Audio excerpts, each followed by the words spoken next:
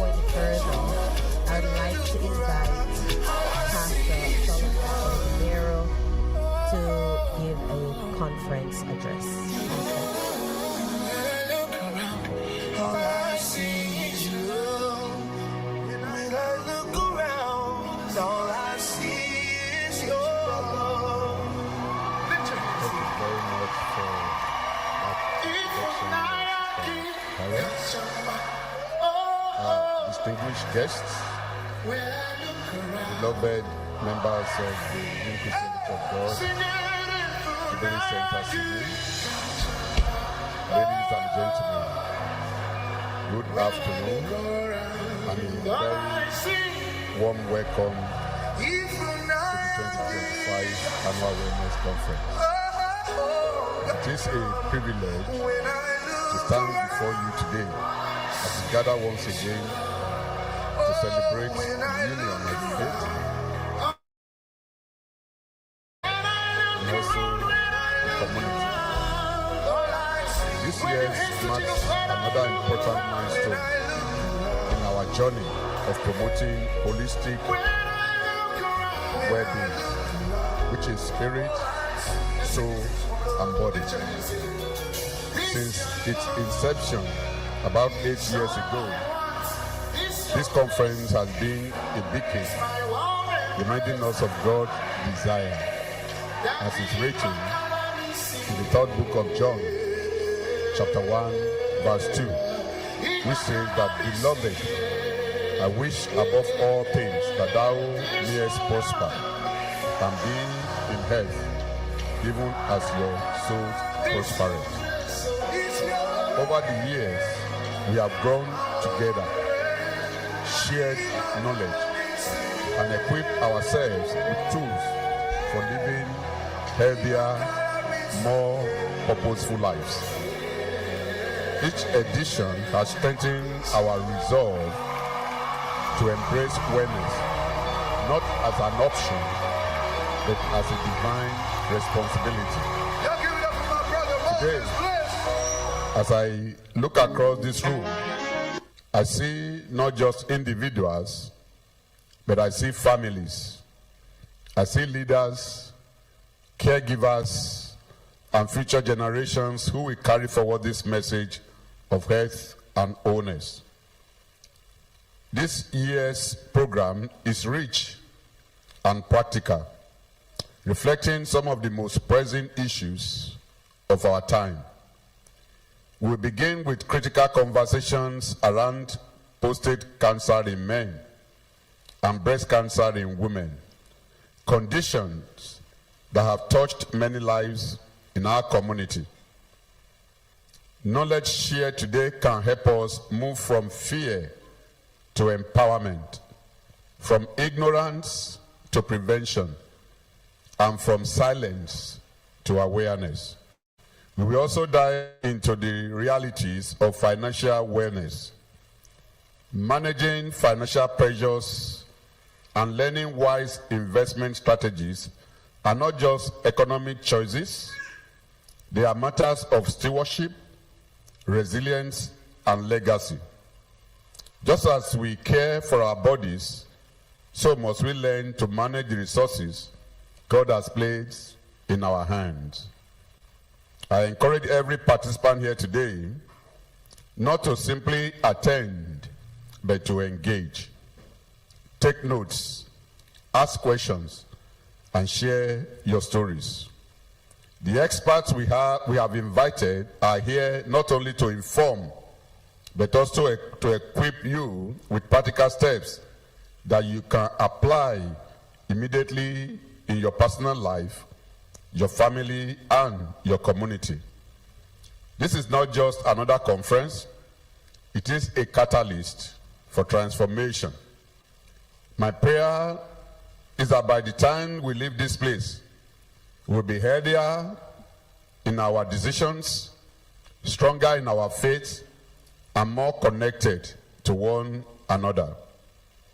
I want to thank our organizers, facilitators, speakers, and volunteers who have worked tirelessly to make this year's program a reality. Your sacrifice and service are a reminder that wellness is not achieved in isolation, it is nurtured in community.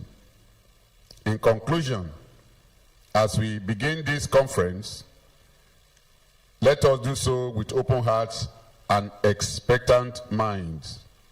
Let us embrace the wisdom that will be shared, the fellowship that will be enjoyed, and the faith that binds us together. May this year's annual Wellness Conference be a source of healing, enlightenment, and inspiration. And may each of us live here not only better informed, but also more determined to live the abundant life Christ has promised. Thank you, and God bless you all.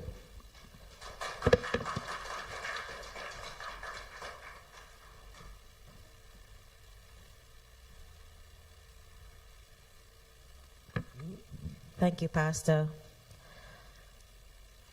I just want to reiterate, the importance of participating and engaging with our speakers today, because we want to explore how to build financial resilience while nurturing generosity, the role of lifestyle in preventing geriatric diseases, navigating health challenges with knowledge and grace, and creating a legacy of wellness, physically, financially, and relationally.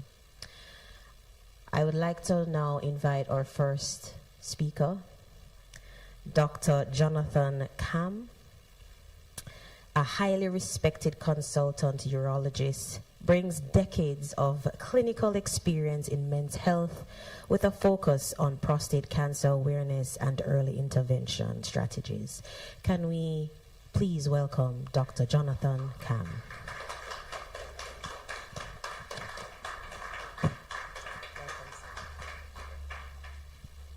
Good morning, and thank you very much to the organizers. Thank you to my friend Femi, and thank you for welcoming to your congregation to talk about prostate cancer, which is a very common problem that affects men once they become usually older than 40.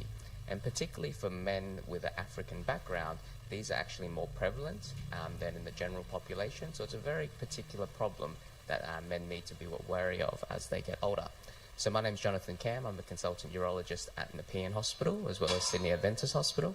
I'm a senior clinical lecturer at Sydney University, and I do work with Femi as well out in Nepean. So thank you very much, Femi, as well for inviting me today. So what we're going to talk about today is... Increasingly, prostate cancer and prostate problems are becoming more and more aware in the general community. So, President Biden was recently diagnosed with metastatic prostate cancer earlier this year. And then also locally, Barnaby Joyce had prostate cancer, and he had his prostate removed earlier this year as well. And then Prince Charles, when I worked in London for the last 2 years, he was also diagnosed with not only benign prostate enlargement, but also bladder cancer. So I think the awareness of these problems is becoming more and more so. Traditionally, a lot of men, particularly as they get older, they don't like to talk about these things. So when I see a lot of men and I talk to them, I say, look, did your father have prostate problems? Did your father have prostate cancer? And the answer I usually get is, we never talked about these things. Because, men, when they get older, they don't like to talk about their problems. They don't want to share about these problems. But I think now as more and more people are coming forward to say these things, it's important that we all kind of share these experiences so that we can make sure that we all have better health as well. So what we're going to cover today is a little bit about what the prostate is, why it's important in men, and why does it cause so much problems as well as you get older. We're going to cover benign prostate enlargement or benign prostate hypertrophy, which is very common as men get older and the prostate gets larger. We're going to talk about what are the symptoms to look out for, how you get a diagnosis, and what treatments your doctor should be offering you if you suffer from this problem. The other thing we'll cover is also prostate cancer, the importance of screening, when you should see your doctor for this. We're going to talk about how you get a diagnosis, and we're going to talk about the range of treatments available for men.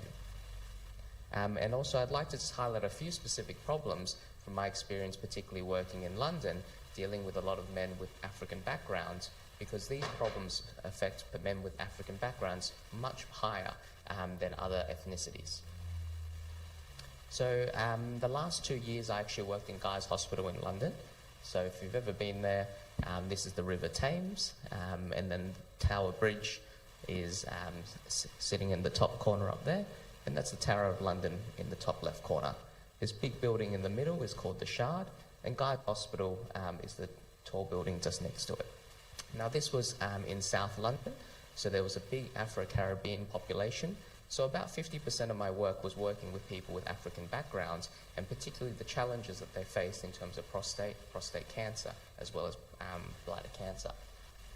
This is where I work now. So on the top left, that's Nepean Hospital, where I work with Femi. This place has the biggest robotics centre in the state, so we do the most robotic prostatectomies or removal of prostate for cancer or kidney cancer for the state. And we also ran the world's first trial on focal, which is on the top right, and it was in the Channel 9 news recently, because it's a new treatment for men with prostate cancer that has much less side effects, and we'll talk about that a bit later as well. And then I also work in the bottom right at the Sydney Adventist Hospital, and both of these treatments are now available there as an alternative. So we're going to talk a little bit about what the prostate does, why it's important, and what the point of the prostate is. So if you look at the urinary system, men are on the left, women are on the right. So you can see that there's actually not much difference initially. The urine is formed in the kidney, it comes down the water pipe, which is called the ureter, and then the urine is stored in the bladder. Once your bladder becomes full, the urine then comes out the water pipe called the urethra, and the only difference between men and women is that the prostate surrounds the urethra in the men. If we have a closer look at this,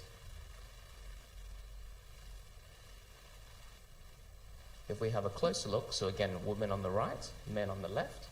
So where the bladder is, the women have a very short urethra or water pipe coming out. It empties into the vaginal area. And for women, it's very close to here, which is the rectum and the back passage. And when women get urinary tract infections, it's the bacteria tracking from the rectum forwards, and that area is very close. So that's why it's very common for women to get urinary tract infections, whereas with men, if we have a look on the other side, this is the bladder here, this is the prostate, and then they've got a very long water pipe coming out the penis, so that's very far away from the rectum. So that's why with men, it's much less common to have urinary tract infections until they get older.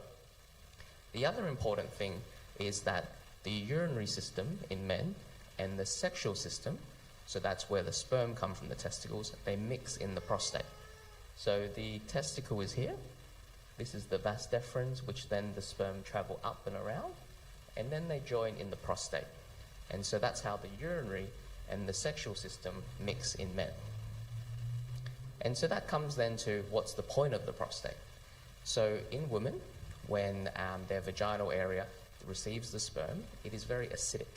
So the sperm cannot survive in this environment, so the prostate adds special fluid to it to make it more alkaline. So the prostate is required to support the sperm in order to stay alive in the female genital tract. Without the prostate, the semen would not survive, and that would mean that you would not be able to procreate. So the prostate is only important when you're trying to conceive and father children. Once you're past your trying to have children, there's actually no point with the prostate, and it only causes problems. So what can go wrong? So on the left, we have what looks like a normal prostate. So we have the bladder here, and the water pipe comes through the prostate. There's two things that can go wrong with the prostate.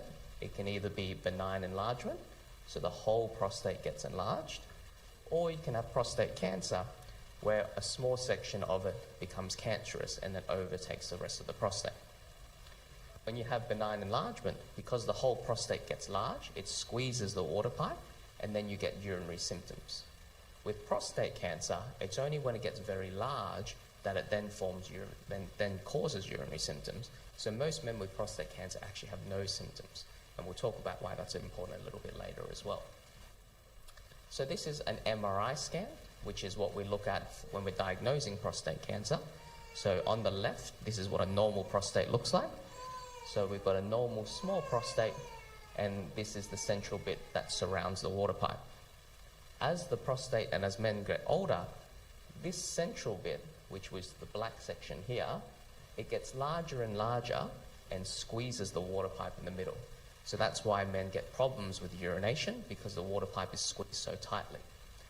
On this screen here, you can still see that this middle section here is enlarged, so this man would likely have urinary symptoms. But this is the black area here that has prostate cancer. So the big difference is that this prostate cancer actually probably would have no symptoms until it grows really large and blocks the water pipe. So most men with prostate cancer, we're trying to diagnose them without any symptoms because we want to be able to cure it. So now we're going to move to talking specifically about benign enlargement. So if we look at benign enlargement, so again, similar to the MRI scan on the left, so the blue thing is the water pipe, which is the urethra.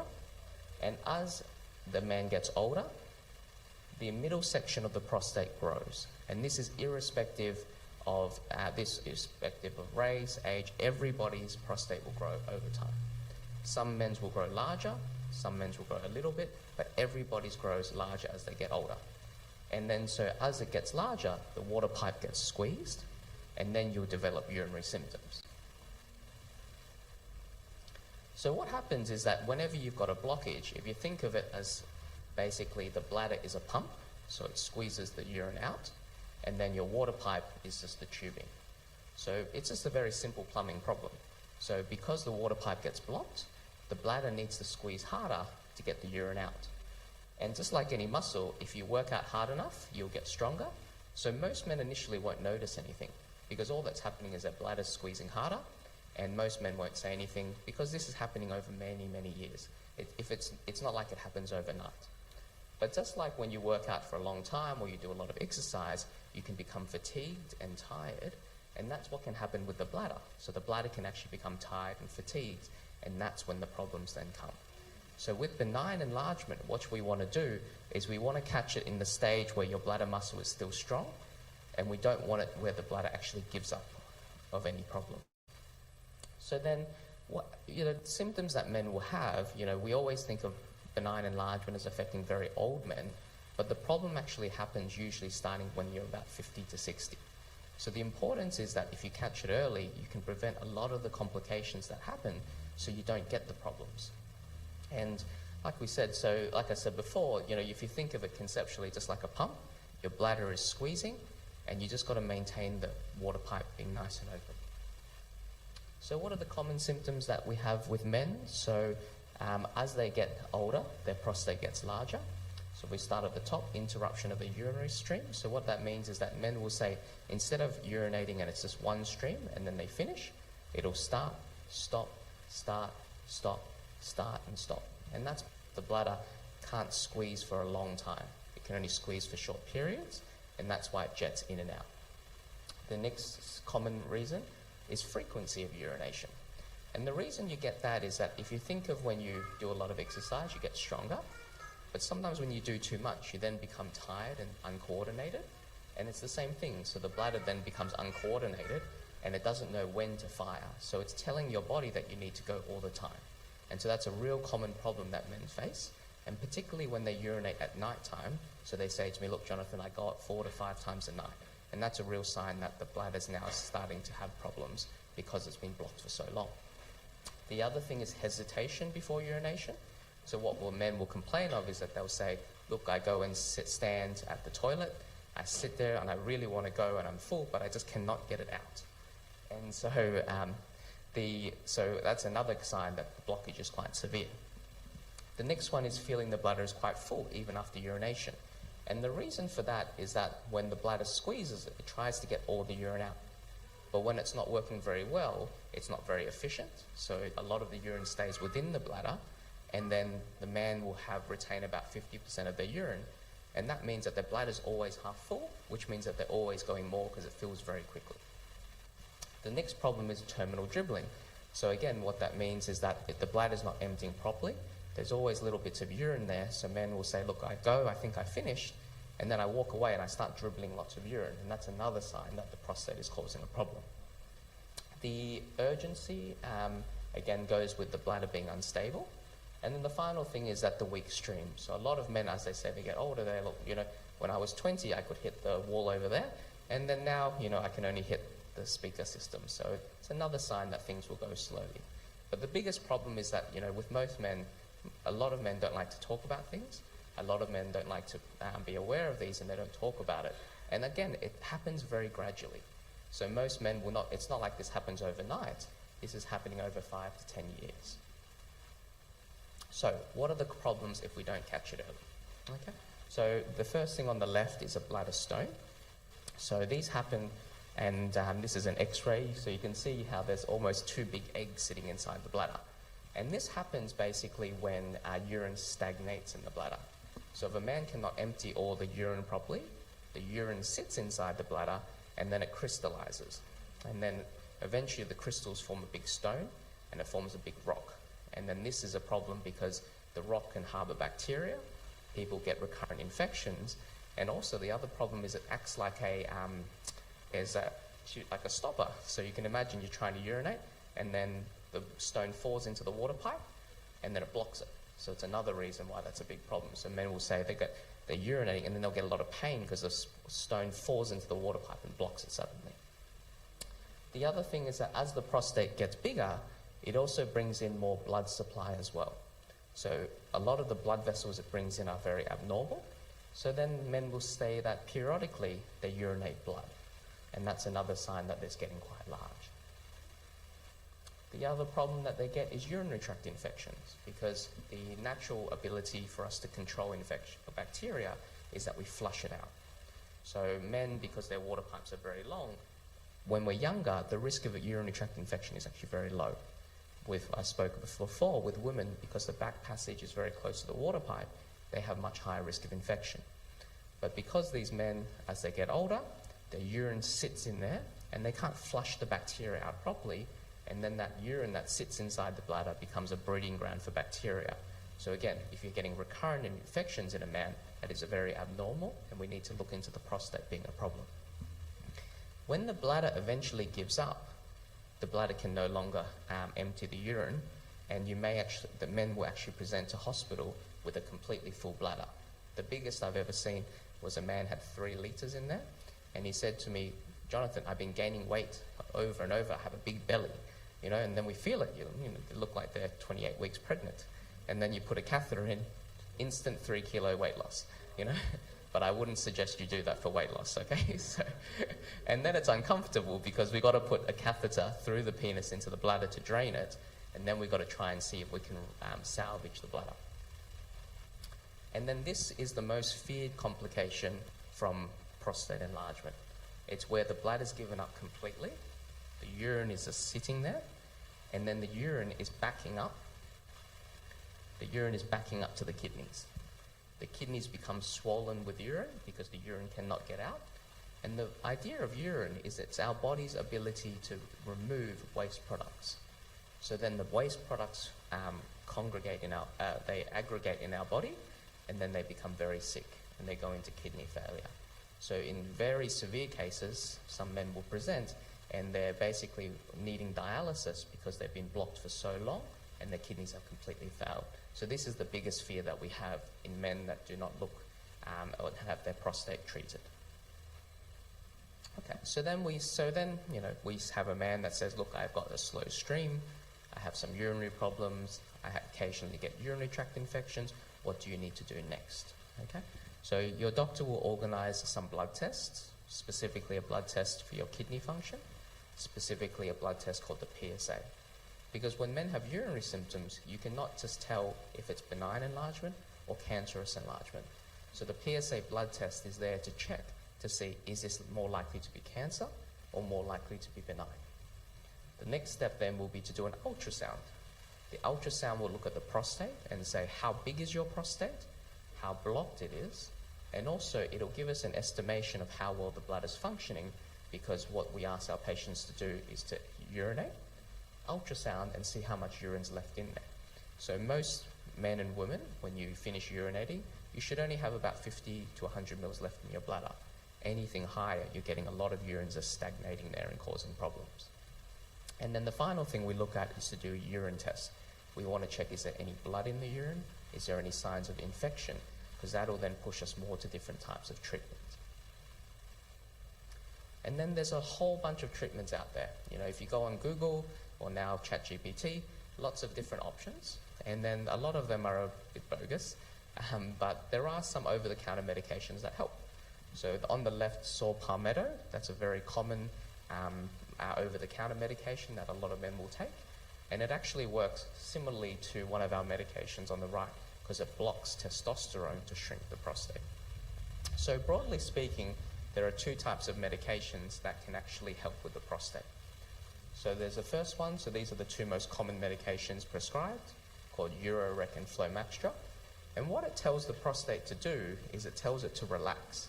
So in the prostate gland, when it's enlarged, it actually squeezes the water pipe.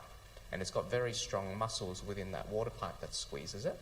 And these medications tell that muscle to relax. So it helps with symptoms, but what it does not do is it does not reverse the enlargement.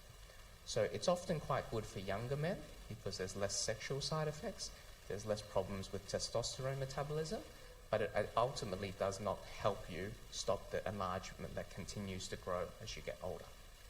So the second group of medications is to do with testosterone metabolism. So testosterone is the male hormone. Every man needs it for their strength, for their vitality, for their libido, and for normal growth of muscle and bones. So these medications block the conversion of testosterone to its stronger form, which acts on the prostate and tells the prostate to grow. So these medications, they don't cut your testosterone completely, they just block the signals to the prostate to grow, so it slowly shrinks over time. The problem is that it takes a long time for these medications to work. So up to 9 months before you get an effect, and it shrinks the prostate by about 30%. So these types of medications, saw palmetto is an over-the-counter medication. Avodart is the medication you can get on from the pharmacy with a script. And they both work in the same way. They block the stronger form of testosterone. It shrinks the prostate, but it takes a long time to work. So that's why there's another medication which combines the two. It tells the relax. You get symptom relief quickly, but you also shrink the prostate over time, and that's called Duodart. So you'll notice, if you talk to a lot of men over 70, a lot of men are on this medication to control their prostate enlargement. And then in some cases, medication is not suitable, so then we have the options for surgery. And conceptually, the surgery is actually fairly straightforward. You put a camera in the water pipe when the man is asleep. We look inside the water pipe to see where the prostate is squeezing the water pipe, and we shave away the prostate that is blocking the water pipe. So instead of being a very narrow water pipe, the water pipe is now wide open. The standard way is to use electrical currents to do so, but there are newer techniques out now using laser, but ultimately it's the same thing. You just want to create a bigger hole in the prostate so there's more space for the urine to go. And generally speaking, with this operation, it's fairly straightforward. It's been done for many years now. You're in the operation takes about 1 hour while you're asleep, and you're in hospital for 2 days afterwards. The thing to know with this operation is that sometimes what happens is if the bladder's been blocked for a very long time, the bladder, once it's unblocked, doesn't know what's happening. And so it gets very confused. And so men may find afterwards their bladder gets a little bit overactive. So men will say, look, Jonathan, I can pee way better. I'm hitting the wall now, but I go all the time. And that's because the bladder is just confused and it's taking time to recover. So if you undergo these surgeries, we expect that the man will take about 3 to 6 months for these symptoms of going very frequently to settle down. The biggest thing that men are always worried about when we talk about this surgery is they ask me, will I be incontinent? Okay, and so with this surgery, the risk of incontinence is exceptionally low, so less than 1 in 10,000. So it's very different to, I'm going to speak about surgery for prostate cancer, where the incontinence risk is much higher. Okay, so that's it for benign enlargement. We're now going to move to prostate cancer. So with prostate cancer, it's the #1 cancer in men, and it's the second biggest killer of men. Lung cancer still remains the first biggest killer. And specifically men of African descent, it's much more common, so nearly 2 times the average risk of the general population. It happens at a younger onset, So most men with prostate cancer happens in their 50s to 70s, but men of African descent, it's usually in their 40s.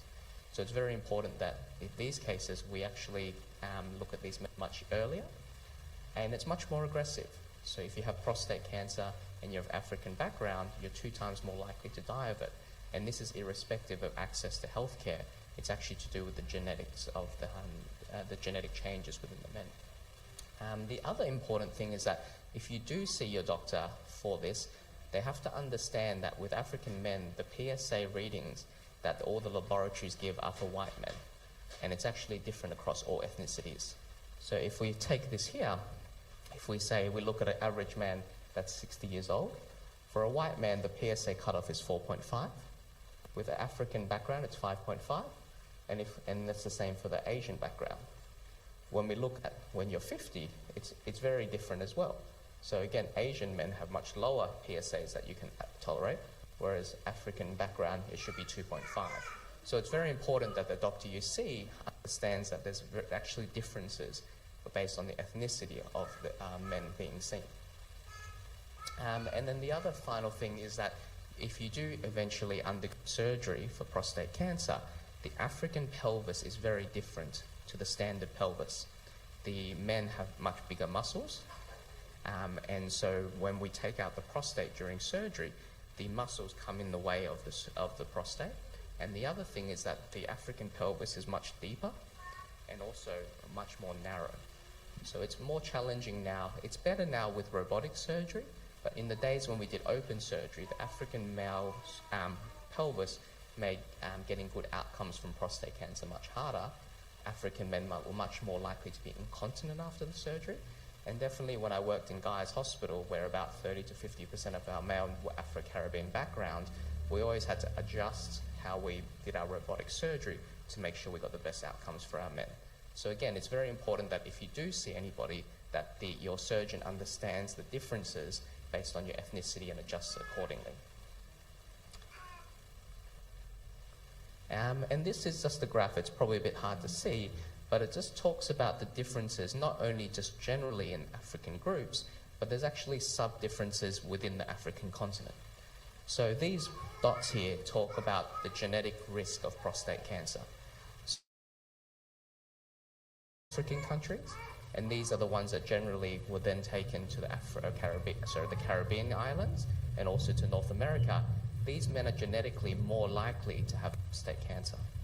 Whereas men from South Africa, these men have a lower genetic risk, but their risk of dying from prostate cancer is actually similar because of their socioeconomic status. And if you have a look on down here, this is talking about the mortality rates from prostate cancer. So the highest is West African and Central Africa, again due to their genetic risk for prostate cancer. And you can see this compared to the North American, it's nearly 3 times as high than the standard population in North America. So in terms of prostate cancer symptoms, the biggest problem with prostate cancer is that there are generally no symptoms until it is too late. So 30 years ago, before PSA screening, by the time men came to us with prostate cancer symptoms, it was already too late to cure them. It was usually spread to the pelvis, spread to the bone, and by then we could only have treatments just to help them. Things have now advanced, so men are now offered screening before they get symptoms. So you may have heard of breast cancer screening for women, where they get mammograms, bowel cancer screening, where they check the back passage for blood. We do the same thing now for men because we're trying to capture this earlier before this causes a problem. And the reason why there's often no symptoms is if we take this and look at this is the normal prostate and this is the urethra. In prostate cancer, it often happens on the periphery of the prostate. So because this is on the outside, it's not squeezing the water pipe. So men often don't have symptoms until it gets more advanced and it takes over the whole prostate or even spreads outside of the prostate. And you can see here, this is another example where the benign enlargement in the middle is squeezing the water pipe, but the cancer is on the outside. So again, it's one of these ones that, you might have symptoms and they might say, well, actually, this is most likely benign enlargement causing your symptoms, but that doesn't mean you can't have prostate cancer at the same time. So it's important, that's why we do the PSA blood test, we make sure that there is no cancer before we give you medication for enlargement. So how do you pick this up early? So it's all to do with screening. So with the current guidelines in Australia, men should be screened for prostate cancer from when they're 50. They talk about patients with higher risk. So these are patients that have their fathers had prostate cancer, their brothers had prostate cancer, their uncles had prostate cancer. And the other thing is breast cancer, because the genes for breast cancer and prostate cancer are very similar. So if your mother, your sister have breast cancer, that puts you at higher risk of prostate cancer, and you should be screened earlier, usually from 40. And again, it's very important that your doctor understands that the PSA cutoff and your risk of prostate cancer is different based on your ethnicity. And for men of African descent, everybody is at high risk. So your GP should be screening you not from 50, but thinking about it from 40 to 45.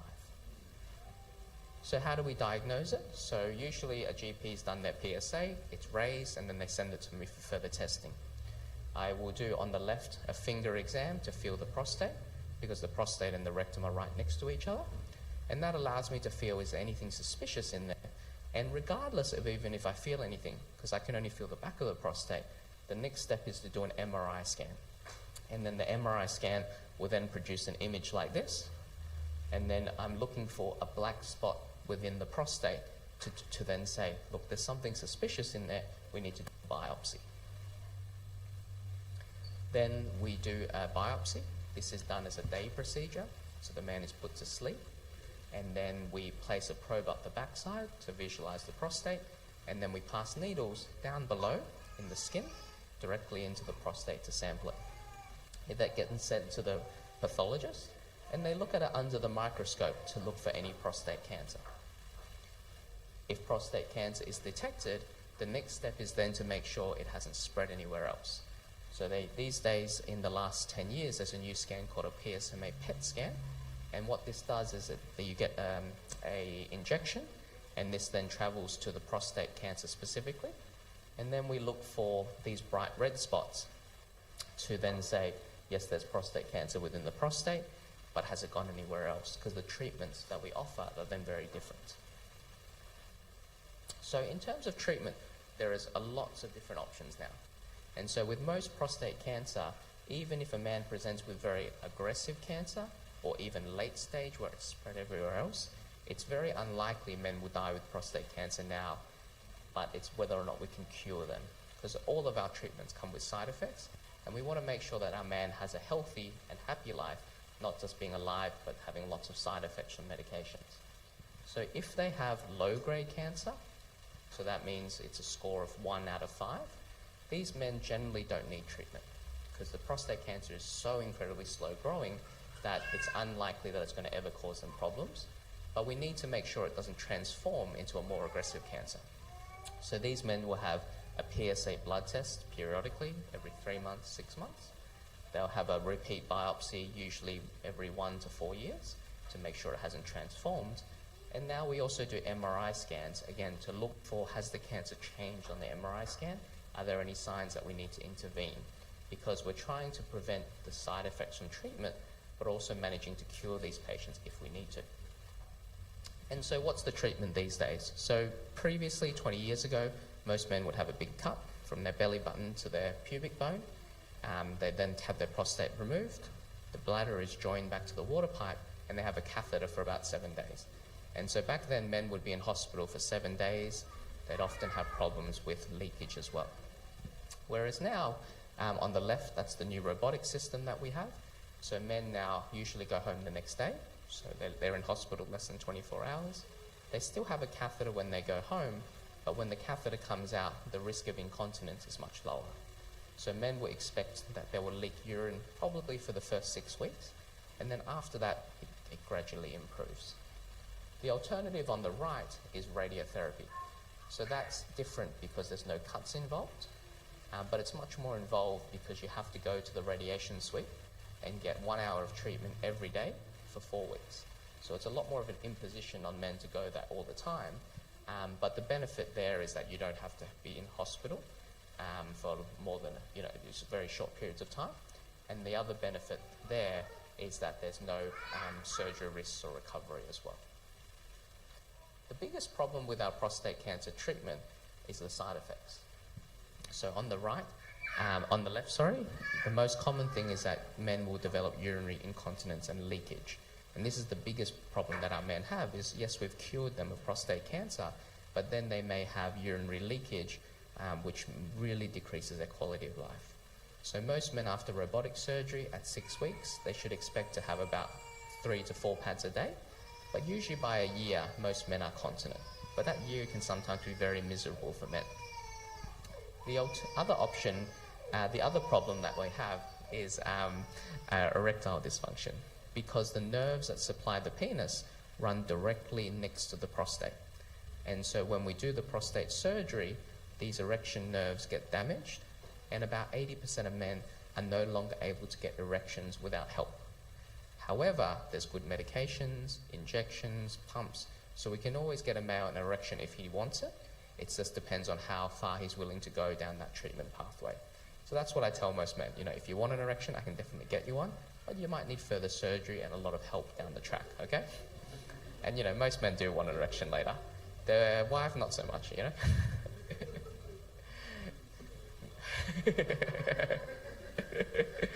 Now, this is the newest kid on the block. So I mentioned I work at Nepean Hospital. So one of our colleagues, Professor Chelly Varrell, developed this laser technology. So again, I mentioned, so incontinence rates for men are about 50% after surgery, and erectile problems about 80%. Now, this is a new treatment that's now available in Sydney. It's much quicker. It takes about an hour. You're in hospital only for that day. And basically, you have a needle which is passed directly into the prostate, and then we use a laser to burn that area of the prostate cancer. And this was recently on Channel 9 News as well, and this is now available at a number of hospitals in Sydney. What we do with it is that we do an ultrasound, and we basically look at, this is the prostate here, and then where the lesion is, we then plan our treatments to target that lesion, as well as covering the area around it to make sure we cover all the prostate cancer. During the operation, we get this 3D model, and it helps us plan to work out exactly where to put the needle in order to cover the whole prostate cancer, but preserving most of the prostate gland.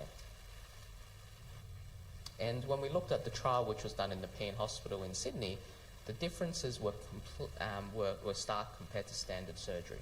So I mentioned for incontinence after robotic surgery, it's about 50%. Only 1% of men got incontinence after this treatment. When we talked about erectile problems, so 80% after surgery, whereas it was only 20% after this treatment. And then the treatment failure rate, so 16% of men after this treatment needed something else because the treatment didn't work. But that actually means about 84% of men didn't need anything else. So it's actually quite a good treatment that we're now investigating. And so that will be becoming more and more prevalent and available in the next coming years. And this is an example of what it looks like once we've done the treatment. So on the left here, this is the prostate gland, and then this is the cancer in yellow.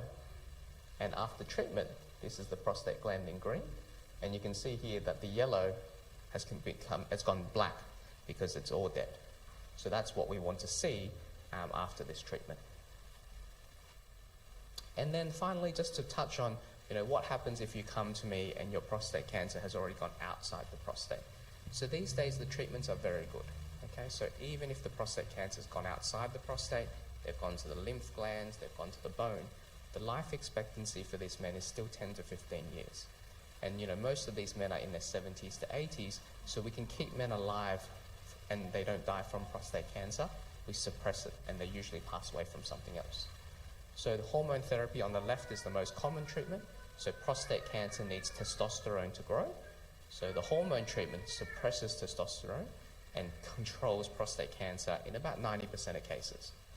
The biggest problem is that men need testosterone as the hormone for vitality, for health. So a lot of these men will actually go through menopause and they'll start complaining of things, and their wife will say, well, I did that 20 years ago. Hot flushes, feeling more irritable. So it's exactly the same. So they just go through menopause, but for men. The other option in the middle is chemotherapy. Not very commonly used, but it is an option for prostate cancer. particularly for when it's spread quite significantly. And then the final one is a new treatment where they put radiotherapy attached to this specific bead, you inject it, and it goes specifically to the prostate cancer cells around the body. And that's a new treatment that's coming out as well, and that's been quite effective. So I think just in summary, so the problem, the point of the prostate is only for childbearing. So once you're over 40, it actually has no real use unless you're trying to have more children, so you can get rid of it with no problems. Benign enlargement, it's the most common cause of symptoms, and what we're trying to prevent is patients getting problems with kidney failure and having to have long-term catheters. In terms of prostate cancer, there's usually no symptoms.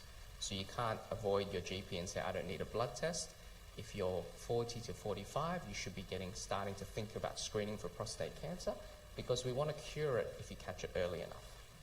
And then specifically with men from an African background, you need to be doing it earlier than the standard guidelines say. So even if you've got no family history, even if no one else has breast cancer or prostate cancer, African men should be thinking about it, doing it from their 40s to 45, not the standard 50-year-old.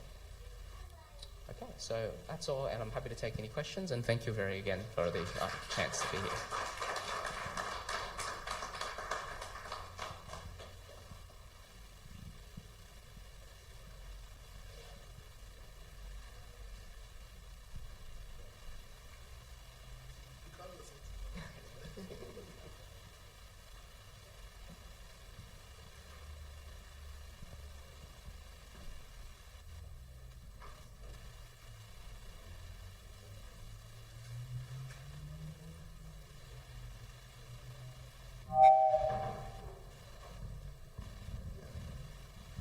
Thank you, Juno, for the powerful presentation. We've learned a lot today, both medical and from scientific point of view. So, this is such a small structure that when it starts the problem, that problem will terminate people's life.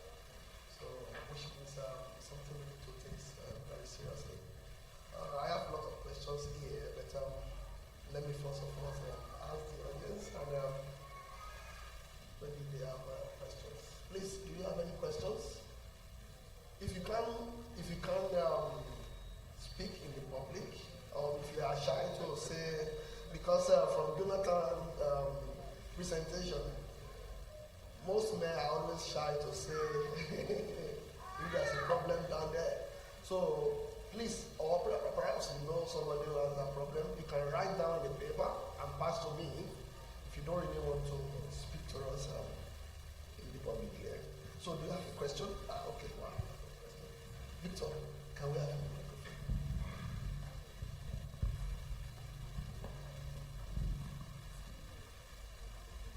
So thank you very much. Though I didn't come earlier, I don't know if you treated it before I came. You said something like men from Africa background should do their check earlier than instead of 50. I'd love to know why. Yeah. So men with African backgrounds, particularly from West African countries, they have a specific group of genes that puts them at higher risk of prostate cancer. And it's also not only prostate cancer, but the more aggressive type of prostate cancer. So the idea is that most men you'll screen from 50, because most men don't develop prostate cancer there. But men from African background, particularly West African backgrounds, their cancers actually come earlier. So about 5 to 10 years earlier. So men with African background should be thinking about prostate cancer screening in their 40s and 45 years because of that genetic risk.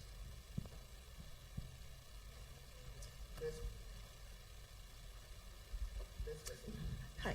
So I wanted to ask something along the lines of what he asked, why it is prevalent in Africans, but you already answered that. And you talked about doing early testing, for the African men. So I was just asking my husband if he's done that PSA test, and he doesn't recall doing it. So just wanted to find out, do these doctors really know that it's something they need to be asking their African patients to do? If they do not, what's the sort of would I say re-education that needs to be done? Yeah. Just so that, because before now, I never knew anything about, getting the test done, and I don't think that he knew that as well. So I feel like the doctors should be the ones to really educate, the African men on the sort of test that needs to get done. Yeah. So the biggest problem was that prostate cancer screening in Australia was actually discouraged up until last year. So in 1990s, when the PSA came out, everyone was getting screened. And then in America and Europe, they did 2 big prostate cancer screening trials of over 40,000 men. And then the European one showed that there was a benefit similar to breast cancer screening. So there was no question to do prostate cancer screening. The Americans did a study as well, but they did a very bad study. But like Americans, they always said that they're the best. So they said to the world, our study's better than the Europeans, everyone believe us, and they showed that there was no difference for prostate cancer screening. But the problem with that trial was actually in that group of men that weren't screened, actually about 80% of them had screening without telling the people in the trial. And so the Americans then came out and said, no one should have screening. Australia blindly followed America and said, no screening. So from 2008 to 2024, the general practitioners were told actively to not screen for prostate cancer. It's only last year that the GP college has changed their mind and said, actually, we need to screen. In the urology group, we've always been saying that you need to screen because of the European data, and so the Australian urology group has always said you should be prostate cancer screening. Now, you mentioned why most of the population, the big problem with Australia, even though we're very multicultural, is that most of us are not very aware of the ethnic differences. Americans are probably a little bit more aware because there's big Hispanic groups, there's African American groups, and when they do their studies, they look at everybody. In Australia, we're just taught that everybody's white, which obviously we're not all white, and all the guidelines come out assuming that we're all white, but that's a big problem. So that's why it's important that your doctor should understand the differences. And even a lot of urologists don't know the differences because they've never worked in that minority group with minority groups of Asians, of Africans. A lot of them just work in Eastern Sydney and all they see is white men, and that's the big problem. So you need to make sure that if you do see somebody, that they understand the differences. Next question.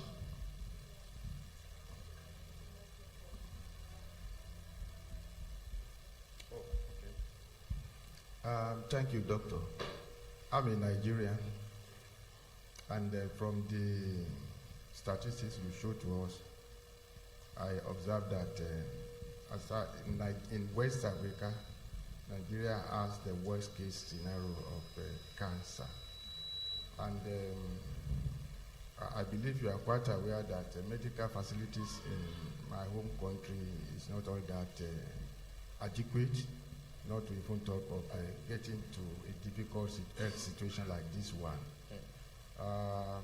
My question now borders on preventive measures that we Nigerians can take so that we don't run into this health challenge, either in terms of nutrition or in terms of what we drink, or in terms of maybe our exposure to sun or whatever that could lead to having cancer, either prostate or breast or whatever.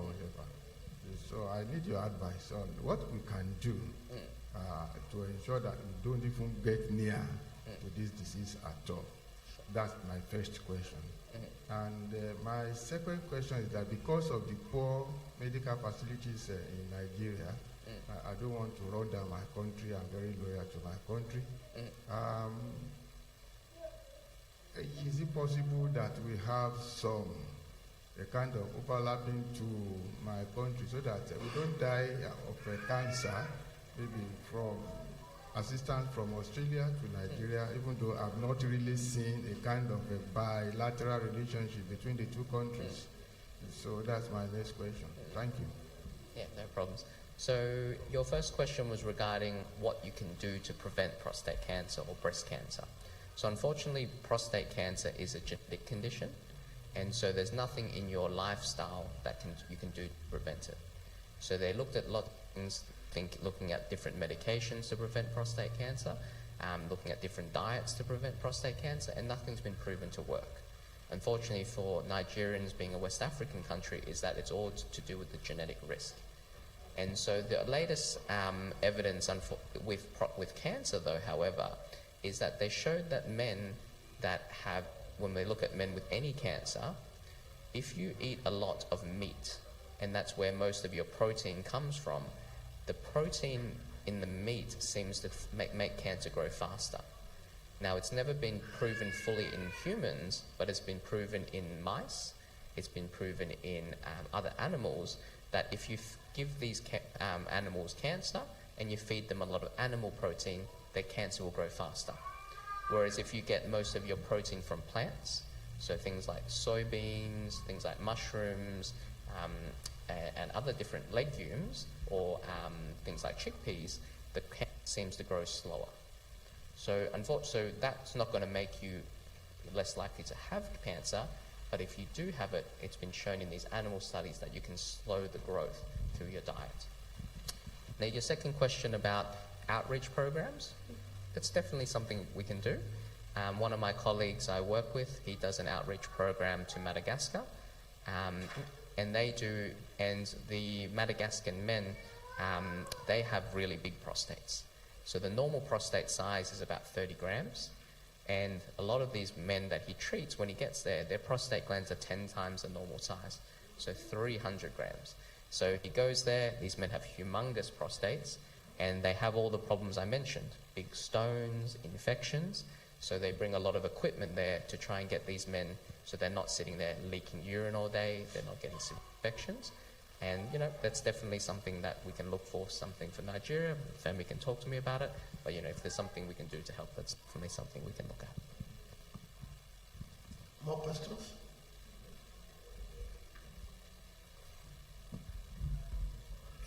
Thank you for that wonderful presentation. Men are generally human beings. We are asked to drink a lot of water, before going to maybe during the day to stay hydrated. And then you stated that the frequency of going to the toilet. If you are going to frequently to the toilet, maybe something is wrong with you. So how do we differentiate? You need to keep yourself hydrated, one, and at the same time you are going frequently. You are going frequently to the toilet. So I'm trying to, because if you drink a lot of water, it's expected that you urinate frequently. So how do we differentiate that? Yeah, so I think, that's a very good question. And so, a lot of people are more aware of the fact that you need to drink more fluid to prevent things like kidney stones, keep your kidney healthy. And so it's usually a change. So if you notice that, you normally go 4 times a day and you suddenly are going 6, 7, 8 times a day, that's the change that we're noticing. Whereas if you say, look, I drink lots of water, I know that when I drink lots, I always go 6 times a day, then, 6 times a day for you is normal, but someone that used to only go 2 times a day, 6 times is abnormal. So what we're specifically looking at is the change in symptoms, and also in relation to the other symptoms. So if your only symptom is frequency, and that's what you've had for the last 20 years, it's probably nothing to worry about. But if it's new, it's getting worse, or you're having those other problems like straining, not being able to get the urine out, then that indicates a problem. Any more questions? So can frequent sex reduce the risk of prostate cancer? Because I've had some men say if they do that a lot of time, it will reduce the risk for them. So is that true? How true is that? Yeah, I tell my wife the same thing, but she doesn't believe me. But yes, that's right. So there was a study that came out, I think it was about 5 years ago, and it was a study that was done by all men. And what they did was that they went and they asked all the men with prostate cancer and an equivalent group of men that didn't have prostate cancer, how much sex did you have when you were younger? And the men that had prostate cancer remembered having less sex. The men without prostate cancer remembered having more sex. So is that truth to say it prevents prostate cancer? It's not 100%. I mean, most men were very happy when the study came out, and then most men then turned to their wife and said, do you want me to have prostate cancer or not? Unfortunately, a lot of wives didn't believe it. So yeah, so that's the thing. So not 100%, but possible. And does it hurt? I think most men would say no.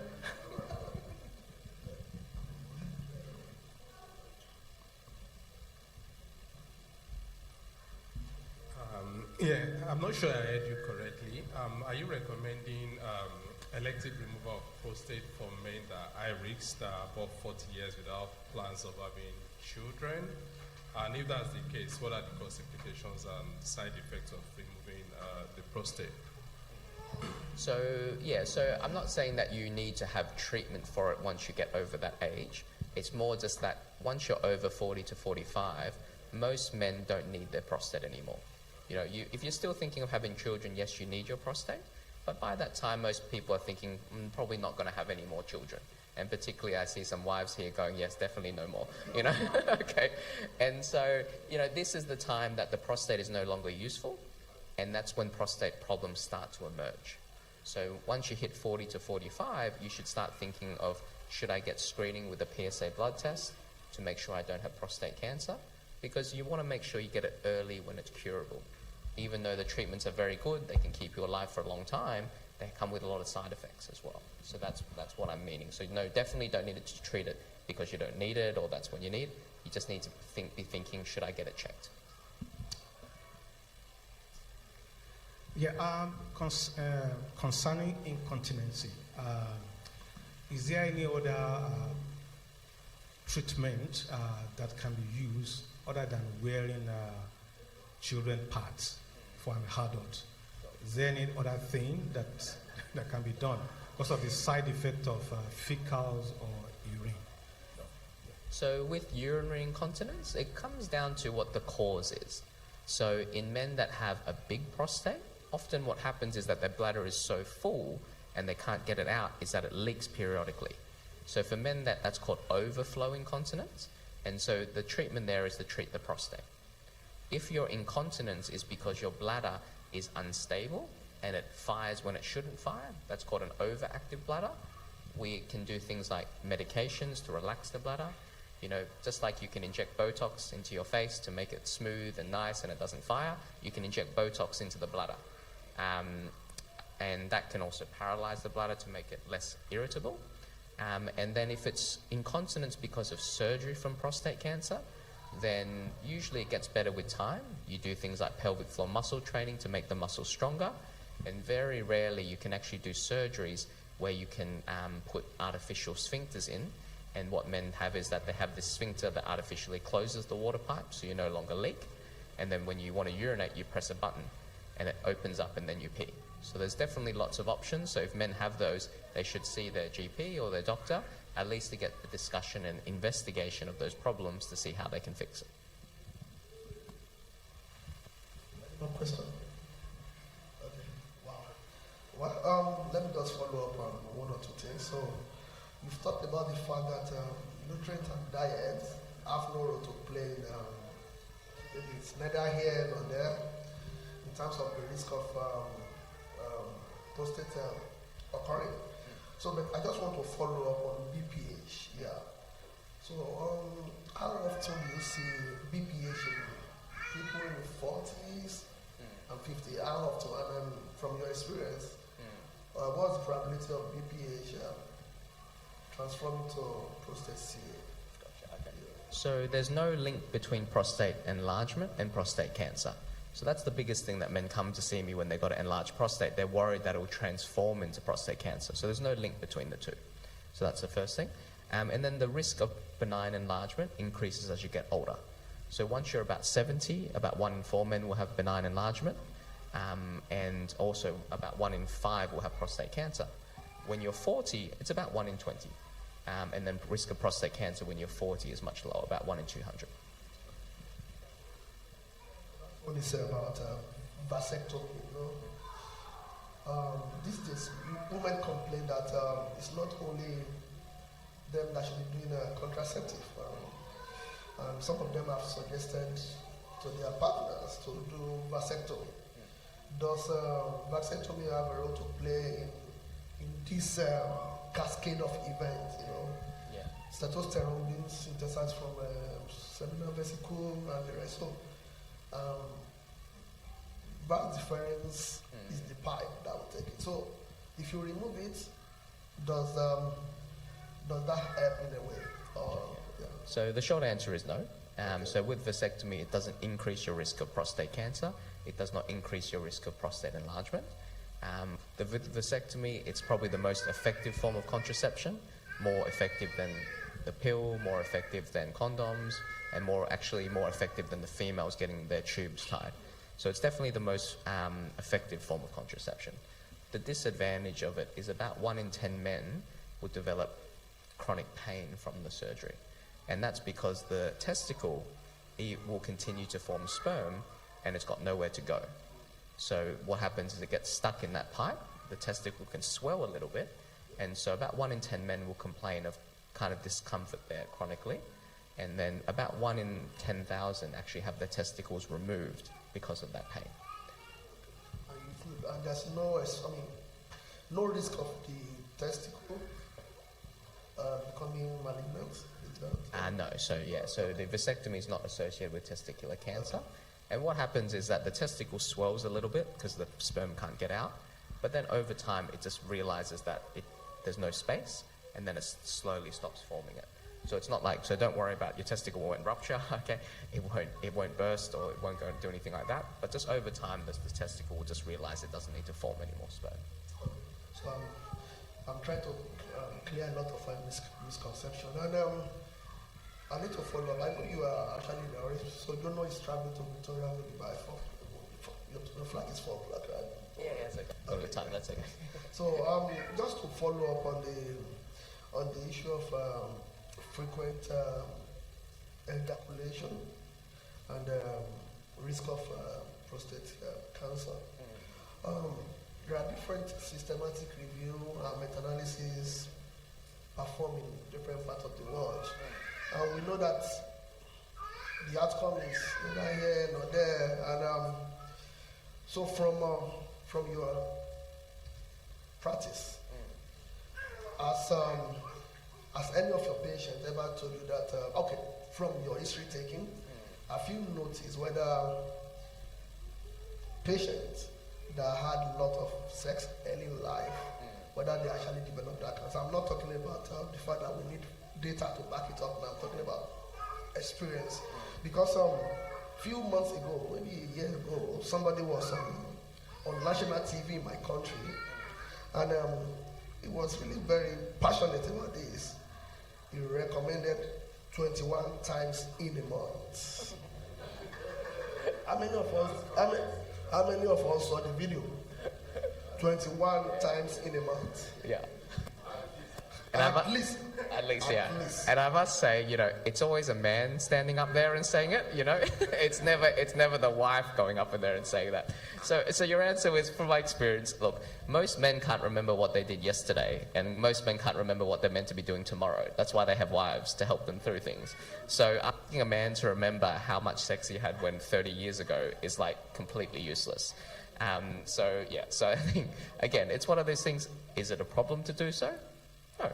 Well, but is it really going to be helpful? It's hard to know. There's definitely, I don't think it's like if you have sex 21 times, you're great, and you do 20 times, no good, So it's one of those things that I think a lot of this is just potentially men spreading things, but, is it hurtful to do so? No.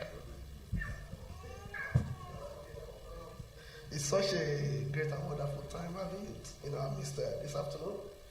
I will call on Sister Tayo, and is a colleague at work and he's very busy, but then out of his busy schedule, he has made effort to come and talk to us today, and I believe we are going on with something tangible, and one of it is the misconception. I know some men might not like that because sometimes I threaten my wife that they've said, even though I'm a daughter, I know it's not true. I know it's not true, but sometimes I know because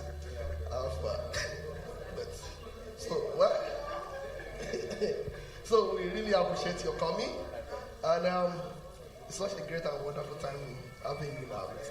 So, Mrs. Okon, we give you some. And Pastor, can you come forward to take a picture with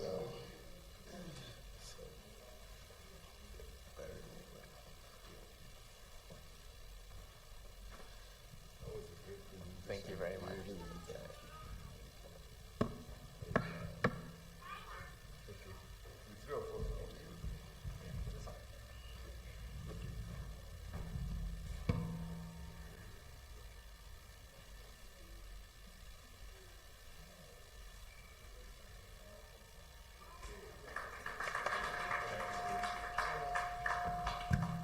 Thank you very much. Okay, take care.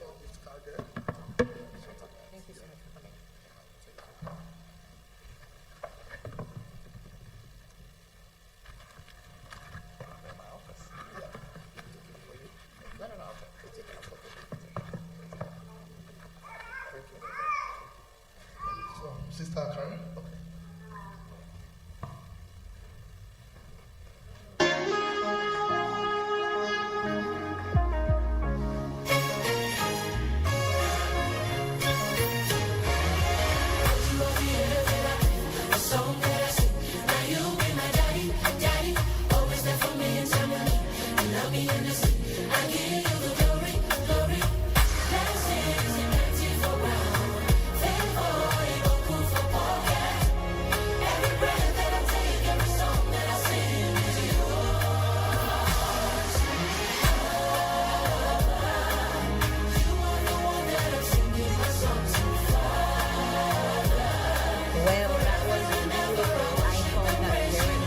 Even though I'm not a man, I found that it was so good to know the importance of men in our background, whether African, Caribbean, that we need to get ourselves checked by the age of 40.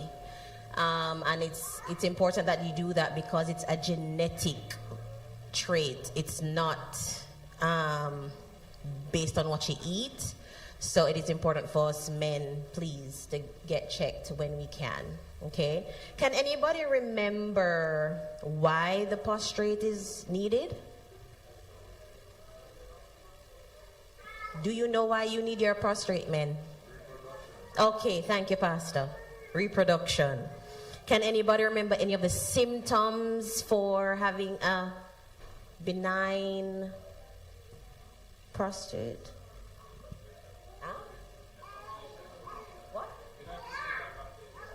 Yeah, what is? Anything else? Frequent urination, anything else?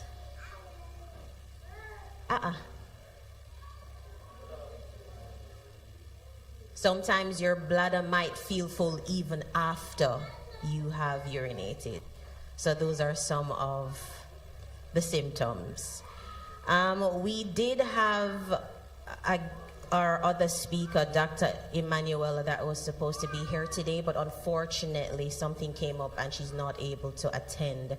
So we've been asked to take a 10-minute break. If you have not gotten your blood pressure checked, your blood sugar, or you've gotten your weight checked, please head outside to my left and get that done.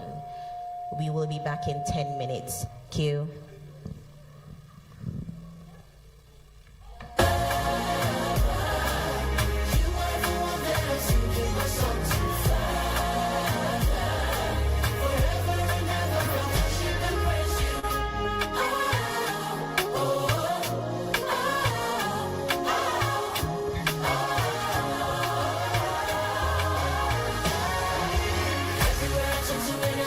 Now only you I know, now you I will follow.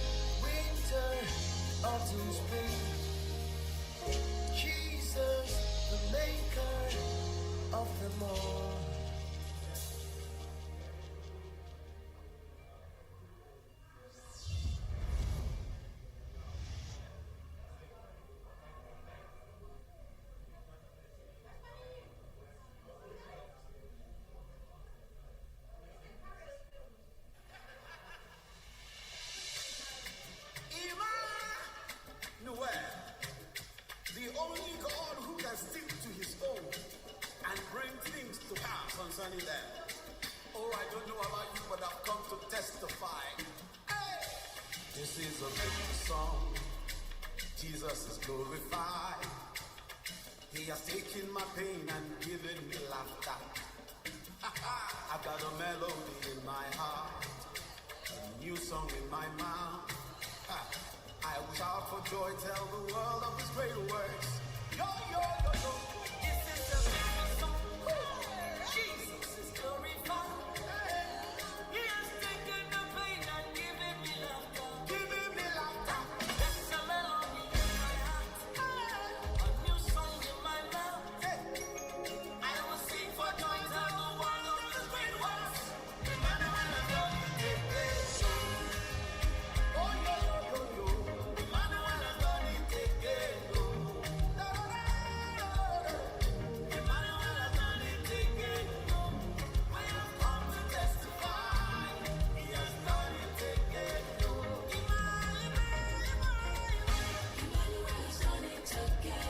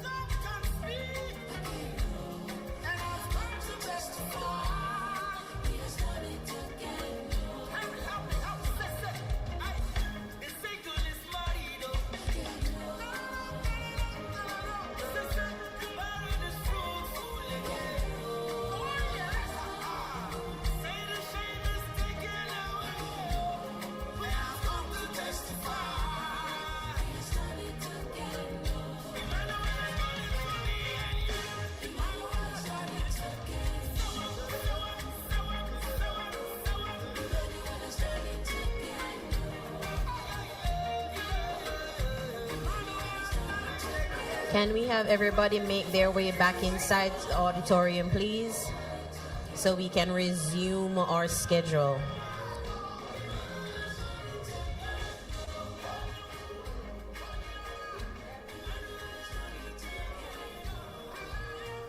For the persons outside who are not getting their blood pressure, blood sugar checked, can you make your way back inside the auditorium?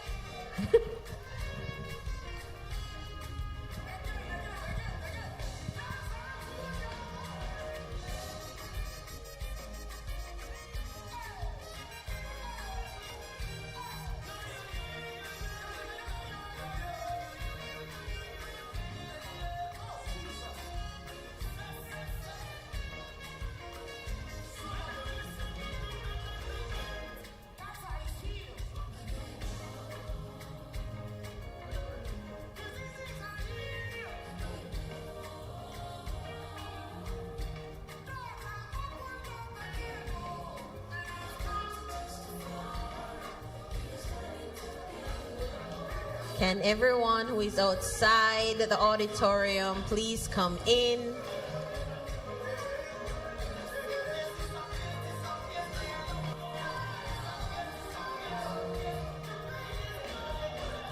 For the persons outside of the auditorium, can we come back inside so that we can resume our program?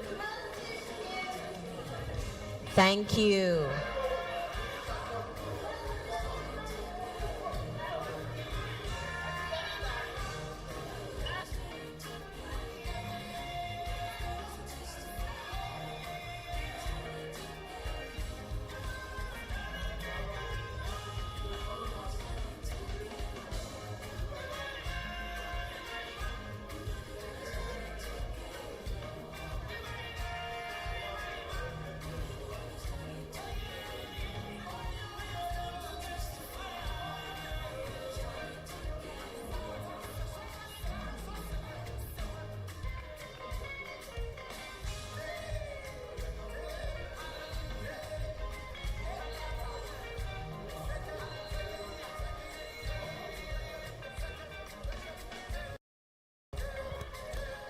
Welcome, welcome back, everyone.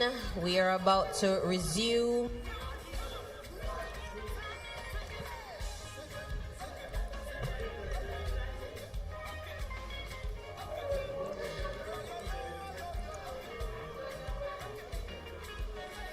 I would like to introduce our next speaker. It's our one and only Mr. Peter Oni. A seasoned finance and energy advisor, he offers deep insights into managing financial pressure, especially in the delicate areas of giving and lending within our families and communities. Can we please put our hands together for Mr. Peter Oni?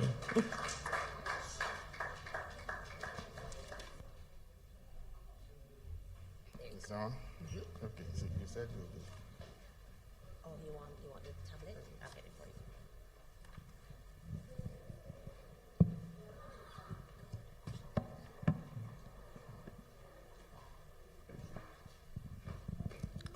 Please, let's have our seat.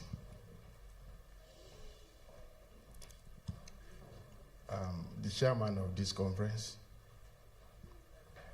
Pastor Solomon Olugbemiro.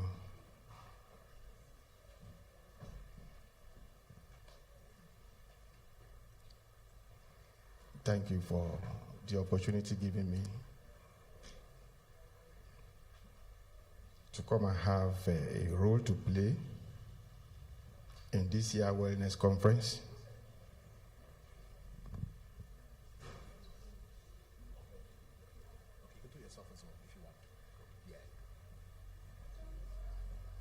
Okay, I think we are set now. I want to appreciate the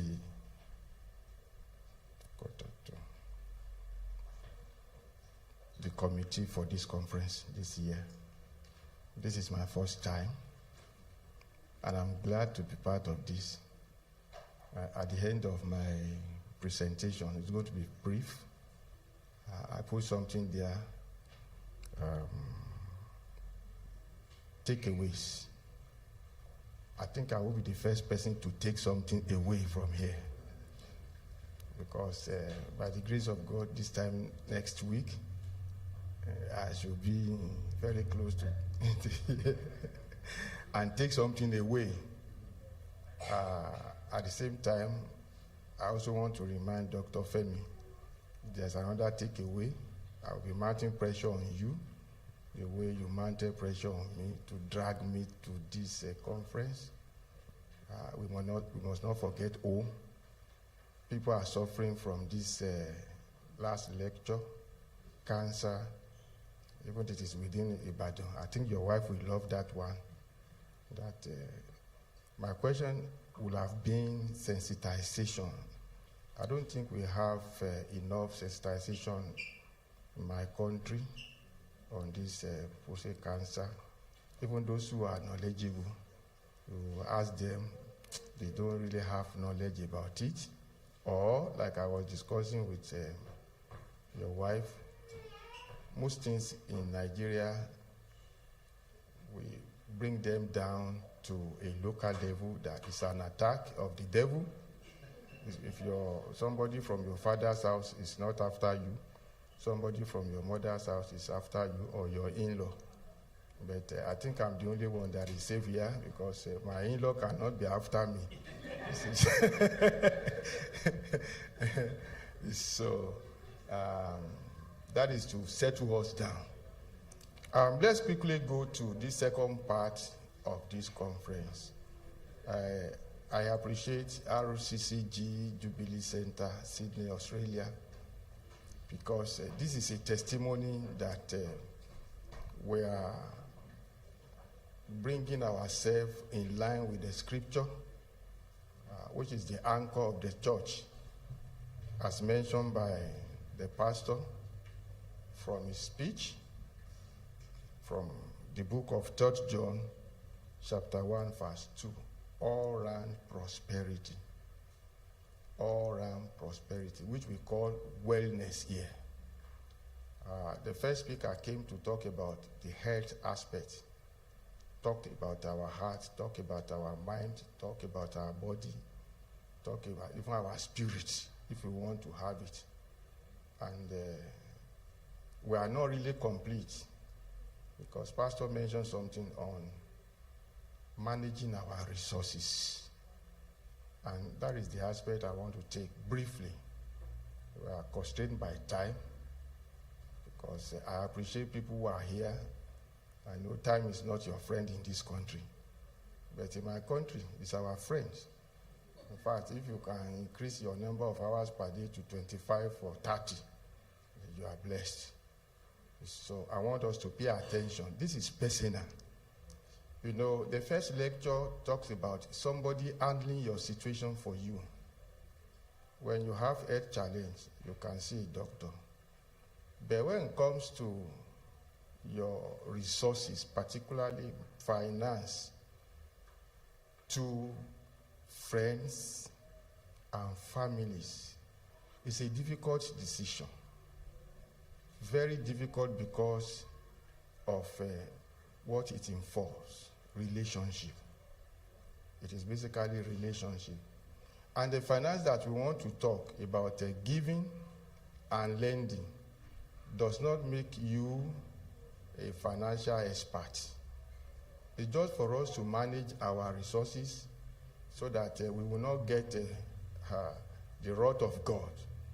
You pray hard to be rich, you have the money, but you fail to manage the money very well.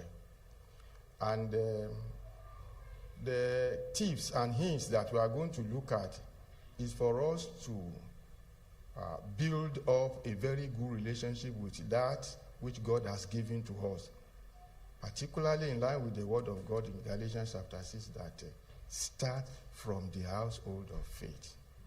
Your household of faith is your family, is your friend. So if you are rich and your family members, they are poor, and you cannot have impact, then you have a challenge. At the same time, if you mismanage your wealth and people around are causing you, you are creating problem for the next generation, even the unborn. You say the child of that man, he was very rich. Unfortunately, the man squandered the money. So we will not be prodigal sons and daughters in Jesus' name. So I've made up my mind not to really go deep down into scriptures on this topic, but I will try as much as possible to let us understand few things. Number one is that this topic, giving and lending, throughout the scriptures from Genesis to Revelation, you find the word giving, and you find the word borrowers, you find the word lenders. May God help us in Jesus' name. Yes, I want us to understand something, that what you don't want, you don't watch. What you don't want, you don't watch. This topic can lead people to poverty.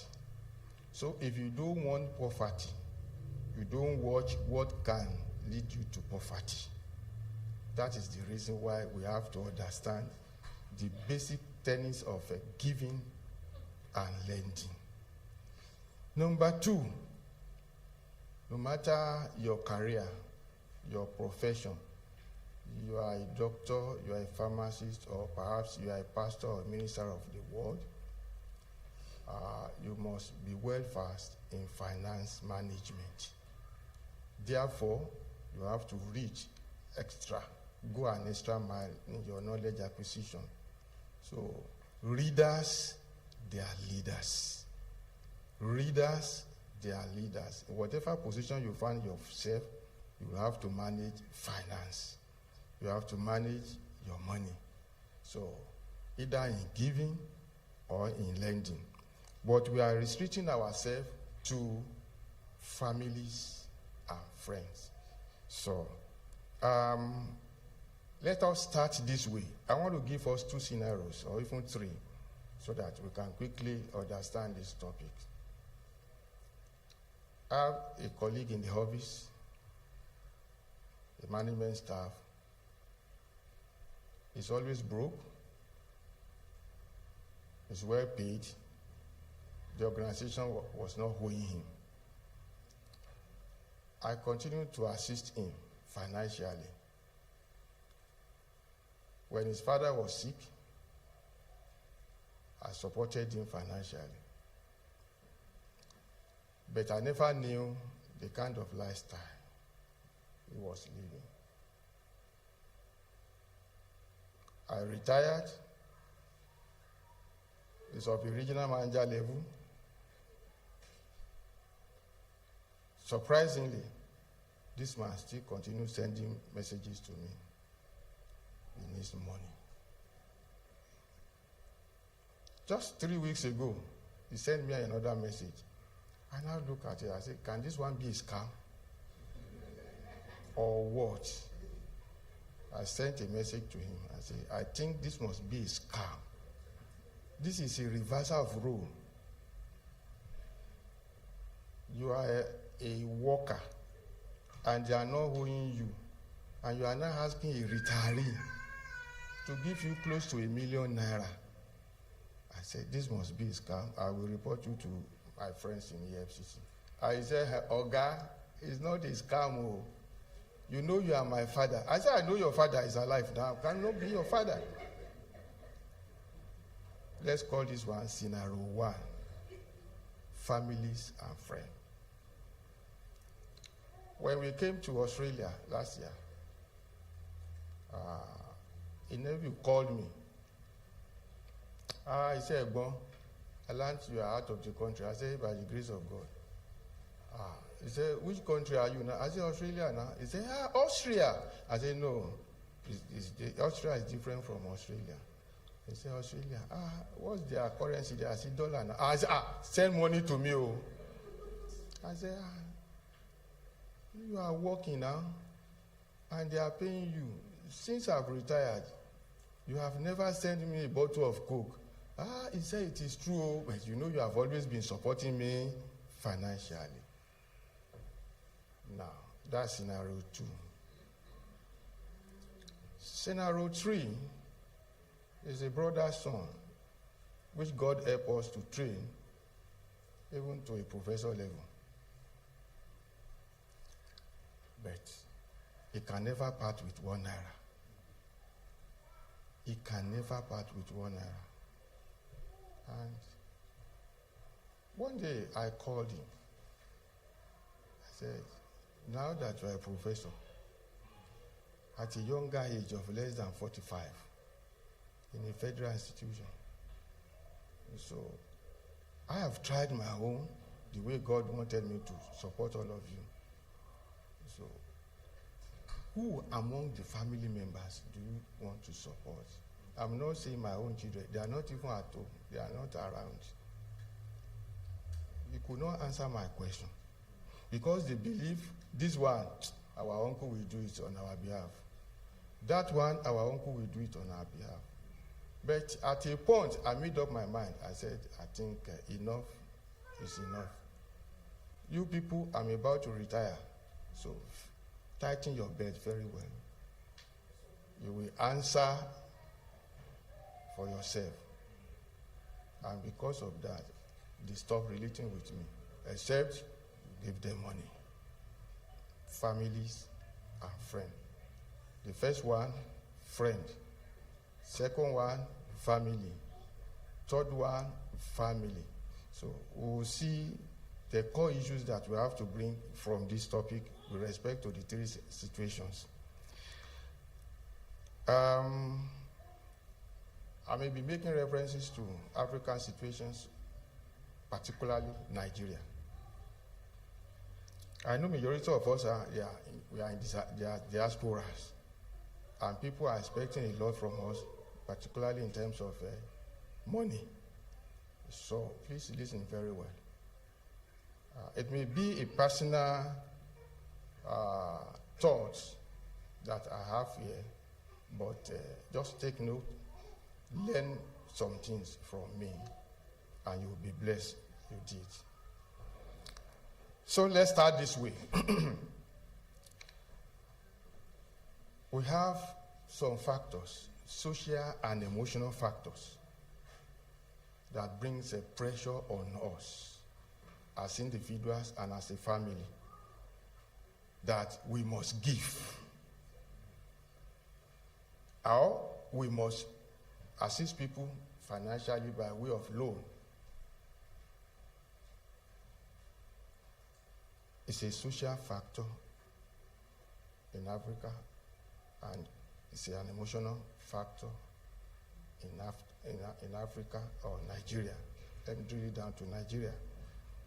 So the pressure is always too much that they will expect you to even go an extra mile, borrow money to settle somebody's problem, which you may not find very easy because you have your own problems.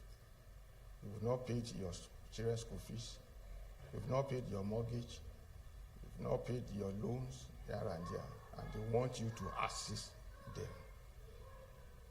Now, the presentation I'm going to make is going to explore how we can go about this thing so that, like the advert, we don't lose our fountains here and there. Personal one, after work, you still do, what do you call it? You run. You do some runs to make enemies.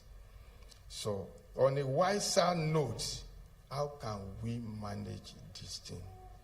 So, financial support must be approached with caution. It must be approached with caution. And the danger therein is that you are the manager to take the decision. I can't take the decision for you. Like the medical doctor that came here, they will look at so many equipments, look at so many drugs, do so many tests so that they discover your problems. But now it is your own problem and you must take your decision wisely. Let's look at the structure of the two terms. They look alike. Giving, lending, they look alike. And there's always pressure. If you don't have the money, hey, borrow me then. Because they are twin brothers or twin sisters. So, we can, now, okay. Sorry. Now, let's look at the structures of the two terms, giving and lending. Now, on factor number one, your expectation when it comes to giving is that you are not expecting the beneficiary to return your money.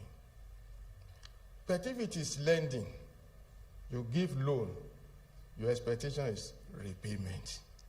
So the management of the two is quite different.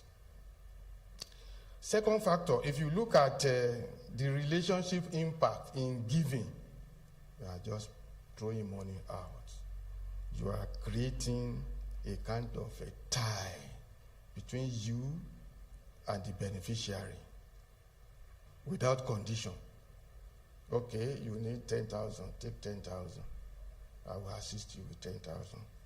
But if it is a loan, you are creating a kind of asset.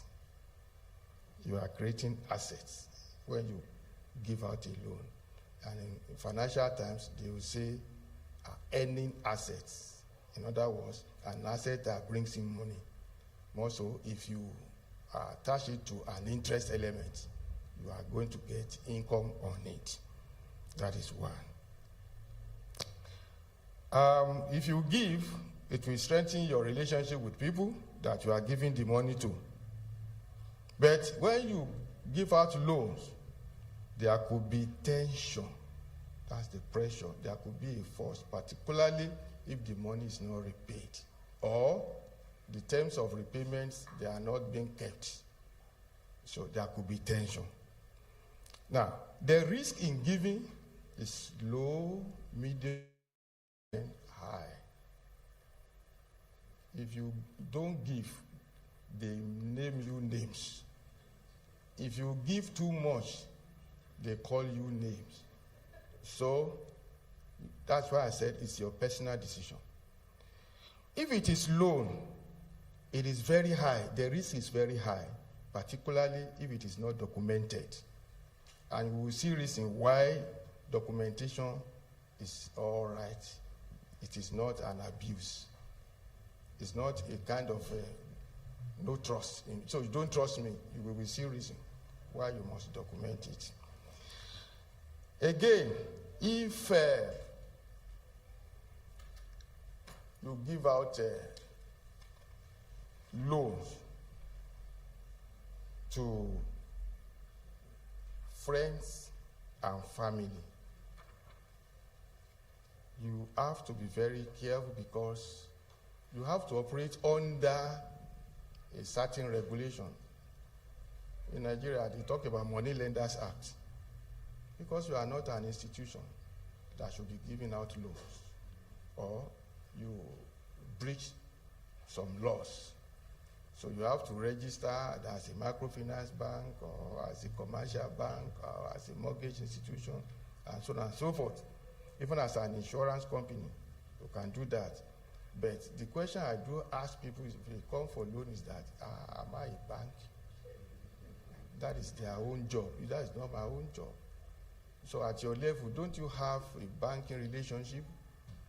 So whether with the small one or the medium one or the big one. So you will see how we can manage their requests.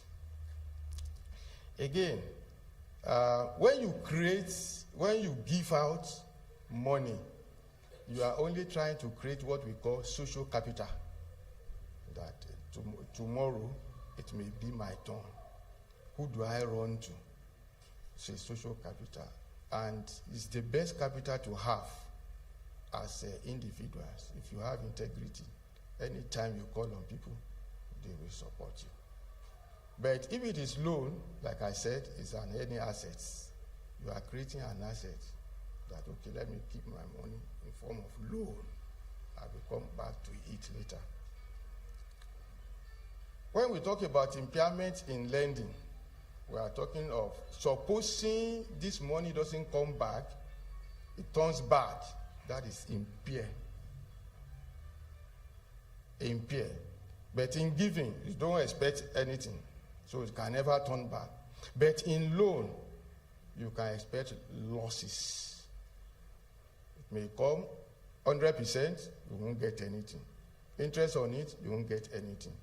But for giving, you are not expecting anything from the beneficiary. Then we can now talk about what about recovery aspect of it. In giving, you don't expect anything.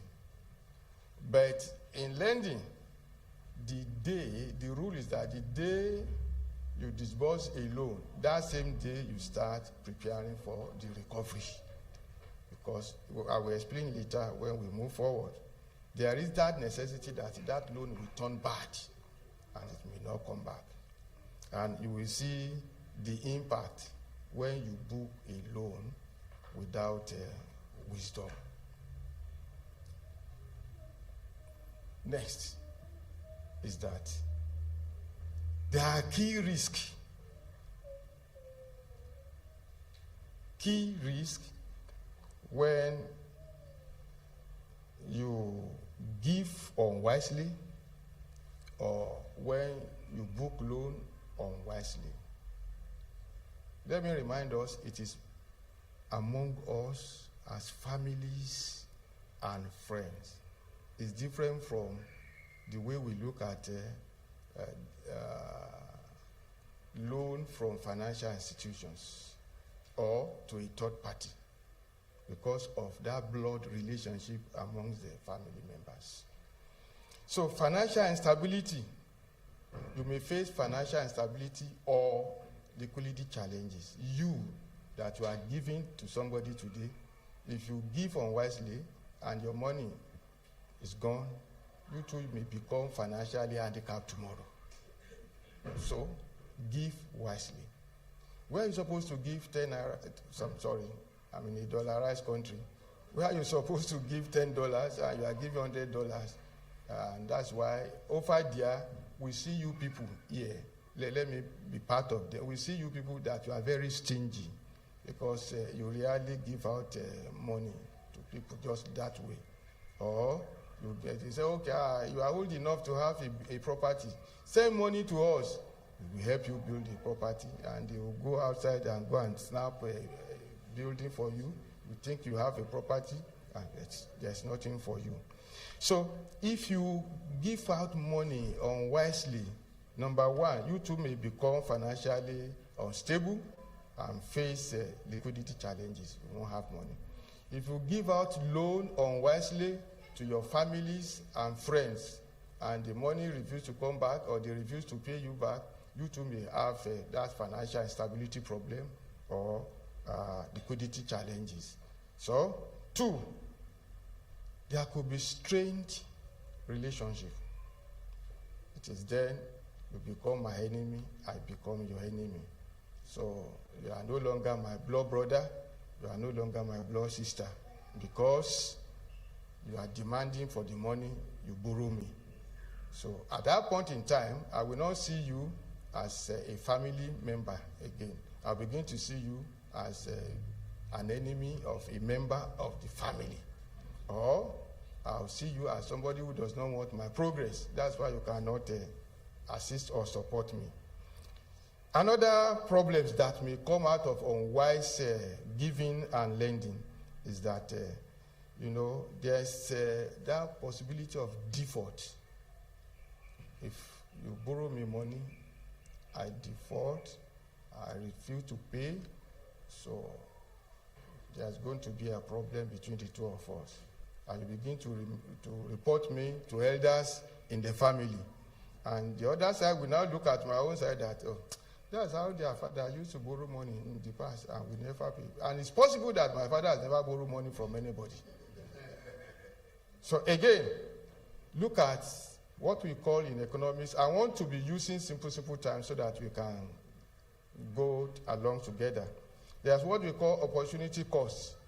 So what you're supposed to have used the money for, and then you give it out to somebody as a financial support, or you give out to somebody as a loan. So you have missed that investment opportunity. Perhaps, maybe you have kept it in your savings account or in a fixed deposit account that they are paying so percentage of and you have equally lost the principal amount, which is your capital, if the borrower refuses to pay you your money back. So, and I want to mention another one, that there could be emotional burden. If I now see you coming now, I'll take another side. This man will ask for that money, and I don't have it. And somebody will now ask me, guys, take this the way. He will say, look, that man that is coming will be troubling me. So I begin to develop a kind of a stress as a borrower. And you, as a lender, you begin to develop a kind of stress because your money is not coming back. That is why you have to apply wisdom before you give out that money. So, cash flow problems can equally come because you have a limit of what you can spend. We will see it later.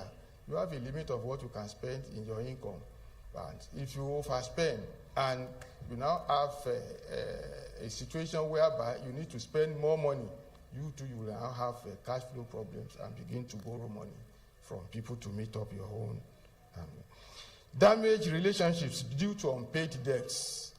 I've tried to explain part of it. If I don't pay my debts, the relationship becomes sour, and we are no longer blood brother, blood sisters. We are no longer relations because of money. Because of money. So, and if you begin to give people money, supporting them financially, you can create in them a kind of pathological laziness. Just like scenario 2, our brother, our uncle will do it for us. Our uncle will pay that money on our behalf. So I have created a little bit of laziness. Laziness may not necessarily be that person does not want to work. Like I mentioned a professor for you. a lazy man cannot become a professor. So, okay.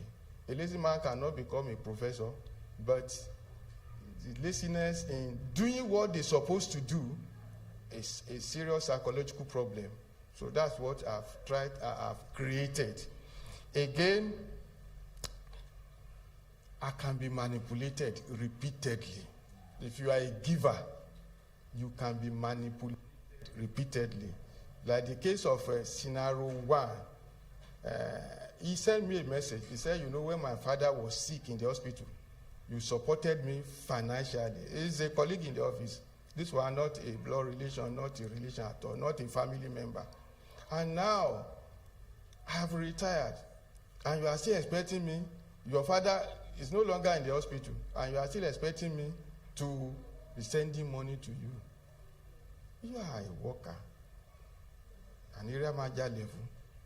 So I have created something in him, and he's now trying to manipulate me repeatedly that anytime I call on Mr. Peter, he will give me money. Anytime I call on Mr. Peter, he will send me money. I don't have additional source of income than my pension now. So we have to do a lot of things. When we move forward, we will see that one. Now, what are the principles for healthy financial boundaries? You know, we live among them. We cannot but support them, but not every request that come our way we should attend to. Well, maybe it's the saying of our Lord Jesus Christ that the poor ones will continue to be among us. May you and I not become part of the poor ones, because we need to manage our resources very well. So we have to decline requests respectfully and firmly. Look at that scenario 1. I'll be referring to it. I say, okay, not that I cannot give this young man money, but is he financially disciplined? It's not. Because I later discovered that he's only going around drinking and moving with women of easy fashions. I'm sorry for our mothers. And that's why he's not liquid at any point in time. So how do I now turn this request down and say, why reversal of role? You are working, you are earning salary. I'm a retiree. How come I'll be the one to be attending to your finances? So you need to learn how to respectfully decline their requests. Like somebody else, because of our time, I just ask questions. Why do you think I should be the one to assist you on this request? No, we are not, I'm not a bank. I don't have a bank. So I'm not a financial institution. Be the one to give you this money. Your father is alive, your mother is alive, you have brothers, you have sisters. So why must it be among the family members? I should be the one to give you the money. Another one, I asked him that question. I said, look, if you feel I should loan you, can you tell me somebody that I can talk to that? If you fail, that person will serve as a guarantor. So he will pay me my money back, you know. It's my sweat. He said, I don't want people to know I borrow money from you. So you understand. So that one is settled. So the body is off from my neck. So it could be by way of questioning so that you can technically and respectfully decline their request. Now, number 3, separate emotions from financial decisions. Your emotions should be managed in such a way that you will not be manipulated. Some people can run down to you and begin to weep, particularly women. They know how to weep. They will begin to weep and tell you stories of what they are facing and so on and so forth, and that you are God and you must attend to them for that request. They can manipulate you. So emotionally you will feel, I must support this person. Whereas it's not the basis. the basis is you must know why are you supporting that person, either by way of giving or by way of lending. So separate your emotions from financial decisions. It's your decision. It's nobody's decision. It's your decision. 4, unless it is a true emergency, like life, somebody in hospital. So avoid loans. I'm taking it from both sides because of our time. Avoid loans. Why? You yourself should build financial discipline. Build financial discipline. If I tell you something, it may look like this man is boasting because we don't know people that we can talk to. You know people you can talk to. I've never borrowed in my life, even during my school days. I hate it. Unfortunately, God made me to be a financial expert. When I was in the bank, I've seen a lot. Borrowers, individuals, directors, companies, and one aspect of lending that I hate is recovery. It's recovery. So if you are living on loan, you will have so many challenges. So it is better we make up our mind as individuals that let me be financially disciplined. We will see it as we are going. So if you make it a habit of borrowing, your life will be full of stress, pressures, and regrets. I repeat, if you make it a habit of borrowing, your life will be full of stress, pressures, and regrets. Regrets, if you play something for bankers as collateral, if they come to take it, you are using your vehicle. Now they see you by the roadside, you are now trekking. Maybe rain is having its own on you, you will regret. Live a life of financial discipline. Again, loan may steal your peace. Wives, when you see your husband at night, just up, down, breathing, quickly wake him before he develops a very high blood pressure. Maybe he's having a loan that is yet to be paid. So, loan may take your life, may steal your life. So what can you do? You who's a lender, formalize whatever you are giving to people. Even if it's just by way of a message that, okay, reference to our discussion, so, with respect to this and that. Okay, give me your bank account. Transfer the money there. It's part of the documentation. The thing is, if it is, there are small money, it's part of the documentation. Don't say family, it's my family. Oh, it's my friend. Oh, it may not really work because you have to show evidence before the law, before they can assist you to go and get your money back. So, and if it is something that is so large, you need to create a kind of a letter that between the two of us. Oh, Dr. Femi, you need $2 million from me. Okay, this is, and put the terms and conditions there. So, Dr. Femi, okay, the amount I borrow you, 6 months. The interest I will collect on it because it's my fund that you are using. And then if there's going to be a guarantor or collateral, you must be mentioned in that letter. So that tomorrow, Dr. Femi will not come back and say, me borrow money from you. You hold me. Show me evidence, because that's the first part. You must formalize it. So, then, where you cannot really do that one, you must consider alternative, because we are talking about managing the relationship, vis-a-vis managing our resources. So, you can consider alternative instead of lending. You consider support in other ways. You can support that person. Since it's your family member, oh, okay, you are in school, and then they've not paid your school fees. You want me to loan you? Okay, what can I do now? Okay, let me introduce you to your lecturer. He's my friend. Your lecturer will give me a kind of free training for you on that thing. You have done one part of his needs. Or you can assist to pay some expenses. For example, in the family, people are yet to pay for their WAEC, that is Nigeria, or NECO. You can say, how much is WAEC, how much is NECO for? You can assist them to pay that one. Or you can share resources. So, the government is saying that all exams will be done on CBT now. And you don't have computer. Okay, I have one.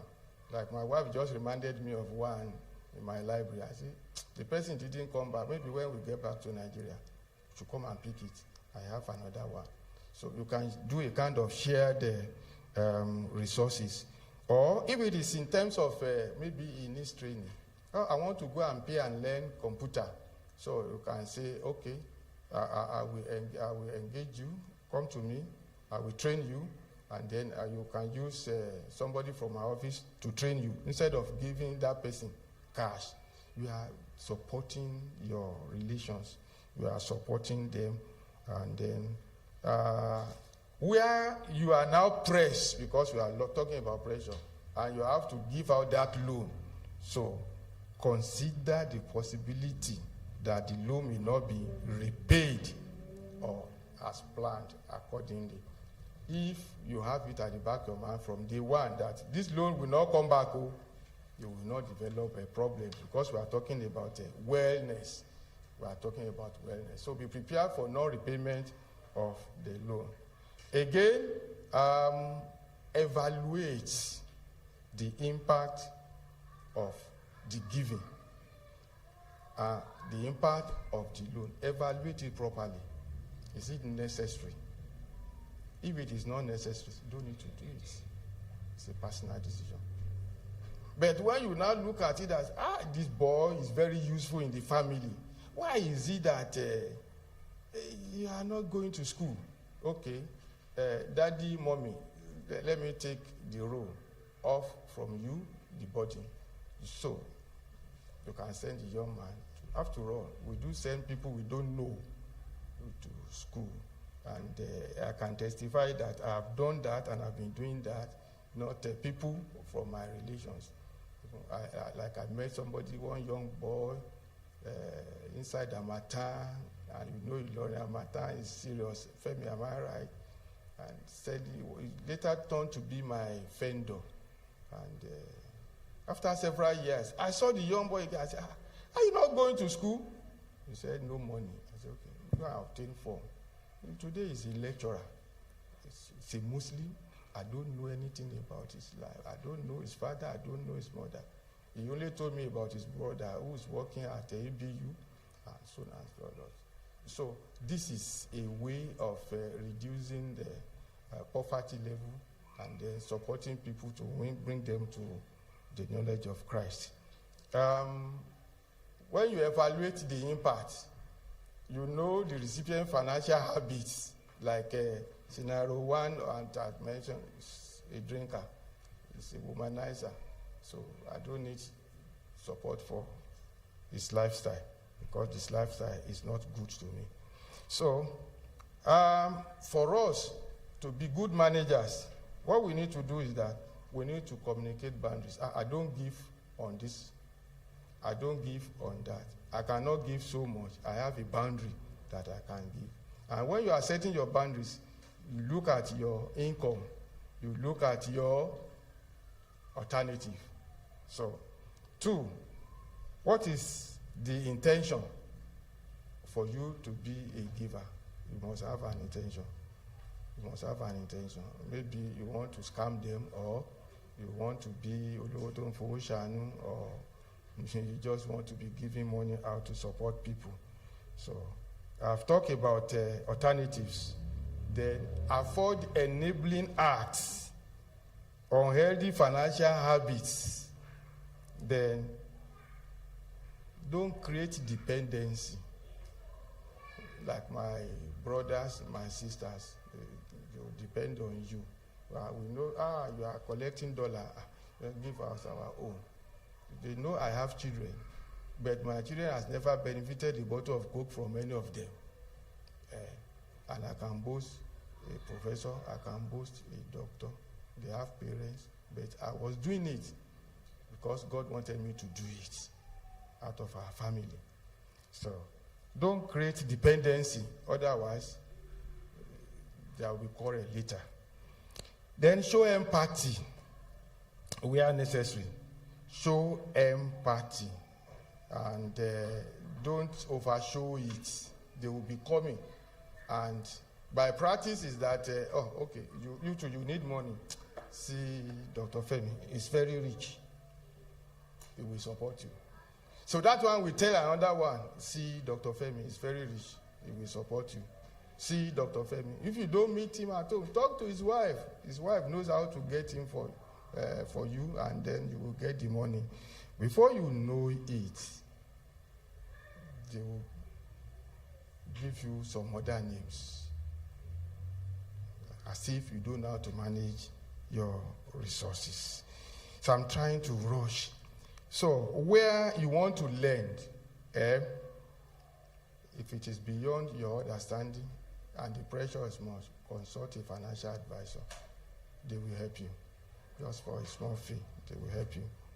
And where it goes to, you want your loan to be secured, consult a legal practitioner. So they will help you prepare the relationship document, the letter, and so on and so forth. However, either in giving or in lending, note two words: trust and integrity. Trust and integrity. If you give money to somebody who is not trustworthy, the money will not come back. If you just dash somebody who is not trustworthy with your money, you won't see a result. I was happy to continue to give that young boy, that Muslim young boy, money because I could see ND1 distinction, ND2 distinction, move to HND distinction, then to the university, and finish the. So he's married with kids and he's a lecturer now. So you have to look at it very well. Will this person spend this money correctly? If not, please remove emotion from it. That is my family member. Your family member can throw you into poverty if care is not taken. So affordability is another aspect of it. Can you afford to lose that money? Don't give money out if you cannot afford to lose it. Don't give money out. So I've mentioned some other areas that we can assist if we want to assist people and we are under pressures. So supposing you have now advanced the loan to your families and friends and they refuse to pay, what can you do? Engage the borrower. Ask for reason why he has not returned your money. That's number one. 2, make a new arrangement for the repayment. Don't quarrel because they are family members and they are your friends. So if it's now becoming more and more difficult, you can now engage a third party as a arbiter to help you resolve and collect the money. What are the takeaways from all these long stories? Support for helping others is noble, but self-sustainability is essential. Can you sustain it if they are coming repeatedly? 2, giving and lending should never come from pressure. Don't say, it was due to pressure, I give. It was due to pressure, I lend. 3, documentation is protection, not distrust. So you don't trust me, I trust you.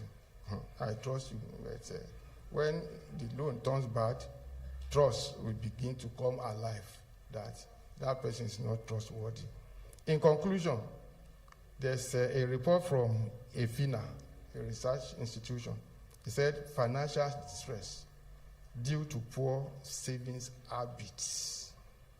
2, impulse spending, just go out and spend anyhow. Income unpredictability, this may not really be here, it could be in my own country. So, all these things has weakened financial health of some of us, and we need to be very careful. So, even when we are lending or we are giving. So, I may want to stop here to allow time for questions. Sorry. So thank you for the opportunity. I want to say.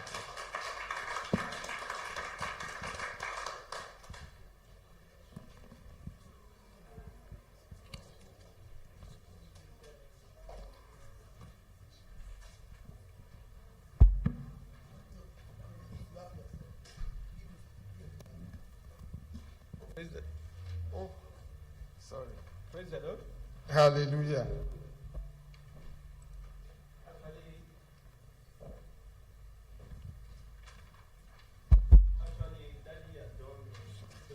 To the topic, and all of us have learned one thing or the other from the topic. And this is the time for the question. I have my own question that I want to ask, but I want everybody to ask their own. So if you have a question, this is the time for you.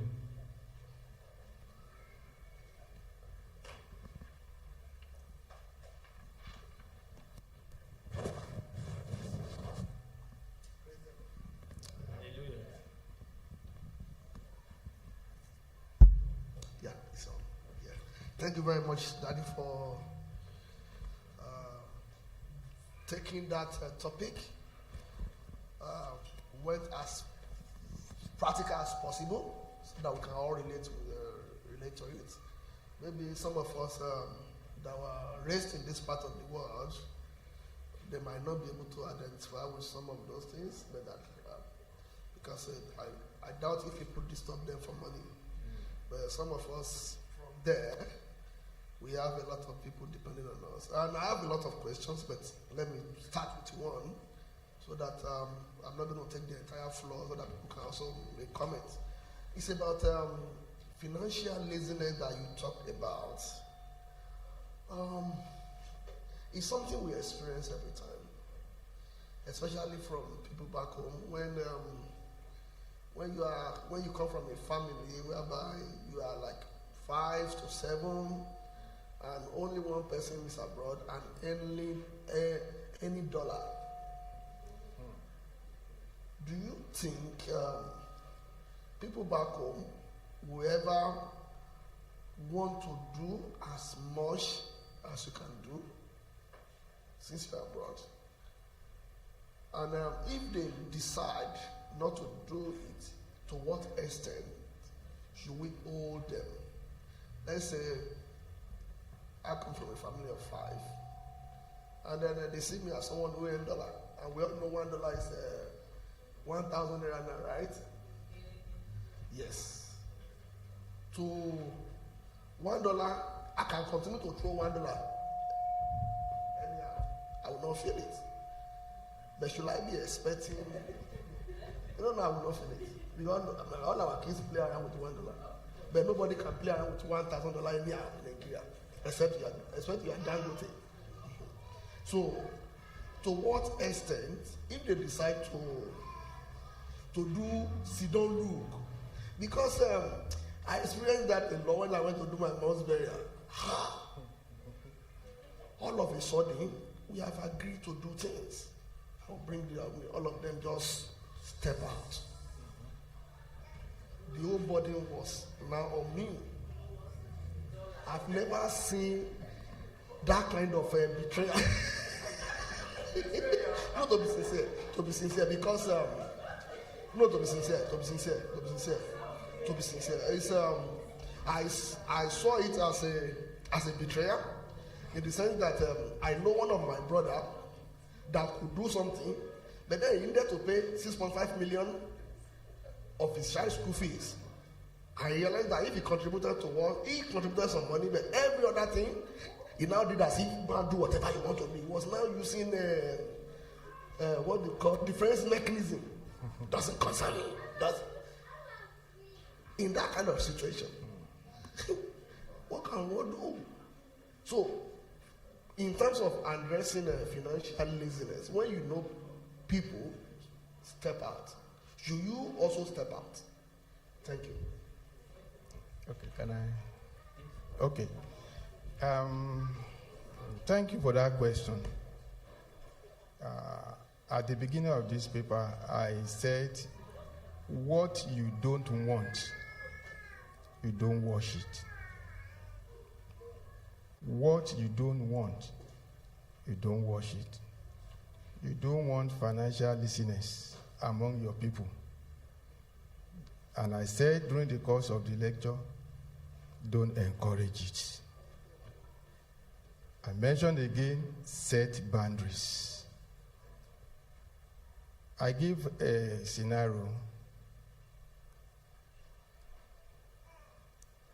and perhaps if I ask you that question, that you have been assisting people all this while. You travel down home from here. How many of them offered you just a tuber of yam that you are welcome, take this one and eat it? You will not get support from them. Their expectation is that you are liquid, you are well off, so let's take our own portion from what you have. It's a mentality. I don't think you can change their mentality. Don't be surprised of another scenario of somebody complaining that he doesn't have money, and then his family members, they are sending money to him from abroad. Only for one of them to come to Nigeria and discover these people have moved from the local area where they were living, and they are now living in Lekki, Fia, Ikeja, in Lagos. So, and maybe before you came to Nigeria, or before you left Nigeria, they had no vehicle. Now they are using Jeep. And they have been complaining to you that they are not rich. They are not rich. It's only you that is rich. That is the mentality that we have. When I assist people and they are sending thank you message to me, I will say, all for God and for humanity. I want you to learn from that. Do what you are convinced within you and what God asks you to do as a Christian. That is why you have to separate emotion from this financial discipline. Don't develop heart attack that, I've been sending money to this man. So this man has built a very big house. He's your colleague, he's your family friend, and things like that. So, in summary, Dr. Femi, separate emotion from what you want to do. I believe you are a Christian and you can ask God to direct you to do whatever you want to do. If they want to, I will end it up this way. If they are saying they don't want to do it and it's beyond your boundary, don't think because of pressure you must go and borrow. I jumped that area. Don't borrow money to satisfy people. You will regret it. Because they know where they are going, and you too should know what you are doing. Thank you. That in that, because I wanted to step out at some point. Luki said, if you step out, we want to do Marty. And then she used the word that you have to do what you need to do. So in a case whereby, if no one does it, what now happens? And you know that you can actually do it. It's just that maybe they are putting you under stress. Pardon? Oh, embrace the shame. Well, I don't know okay, you don't know. Okay, well, the real issue. Okay, but no matter what, if it is a family matter. Yeah, let me say the real issue. issue. I have to say it. If you are the firstborn, wait, if it's a family matter and you are the firstborn, the mentality is that you must carry everything. Okay. So even when you don't have, they will mount pressure on you. You know you are the firstborn. Okay. It could be marriage of somebody, it could be death, burial of somebody. Well, I have faced similar things like that, even though I'm not the firstborn, I'm not the second, I'm not the third. Okay. But the issue is that I always make my point known that, okay, that thing which you want to do, for me, cut me out from the beginning. They know me. They cannot force me to come and do something. Otherwise, let me now go as a believer now. If they force you, you spend that money. They will one day force you to come and spend money for rituals. And if you have encouraged them first, second time, you still need to support them. You say, hey, don't worry, it's our compound God that we want to worship. It's our compound goddess we want to worship. And that will be a failure on your part. So just let them know your own position from day one on issues that may arise just that way. For me, they can't force me. They know. Okay. Let me say the real issue, because thank you for the exposition. I just want to learn not to fall victim next time. Yes. And at the same time. But I'm not saying that the little that you can offer, you don't offer it. Okay. No, offer the little you can offer. But don't, because of emotion or pressure, go beyond your boundary. Okay. So, my mom died. Okay. We live in Akure. We have a house in Akure. And there was an instruction that, don't bury me. No, not my mom. Don't bury my wife in Akure because I'm not going to be staying in Akure. Okay. And we agreed, 5 of us, to do something within 2 months in my village. I already targeted one of my brother, more senior, he earned good salary. And then we did the estimate. They came with the estimate of 32 million. Yes. So they came with 32 million. Okay, go and get cooperative. You go and get all of you. Yeah. And that was the agreement. They've thrown the first money, 4 million. All of them went quiet. And we fixed a date. We put that location as the location for the burial. Okay. The one that was supposed to really put some good money, his wife in Canada, battling school fees. I understand these issues. The one that was supposed to get cooperative, they said because they've gotten some money from cooperative recently, they can't give them a huge amount of money. And there was no understanding that those problems would come. I had to fund the entire thing. Within 2 months to the completion. Okay. It was never my intention. But the date, can we be changing the date of the burial? Otherwise, the instruction that was don't bury my wife somewhere, we would have changed that instruction. So that's why I'm saying that if people step out and then you know that maybe you have something, maybe your own guilty conscience will even be coming to you that you have that money somewhere. Yes. So what should we do?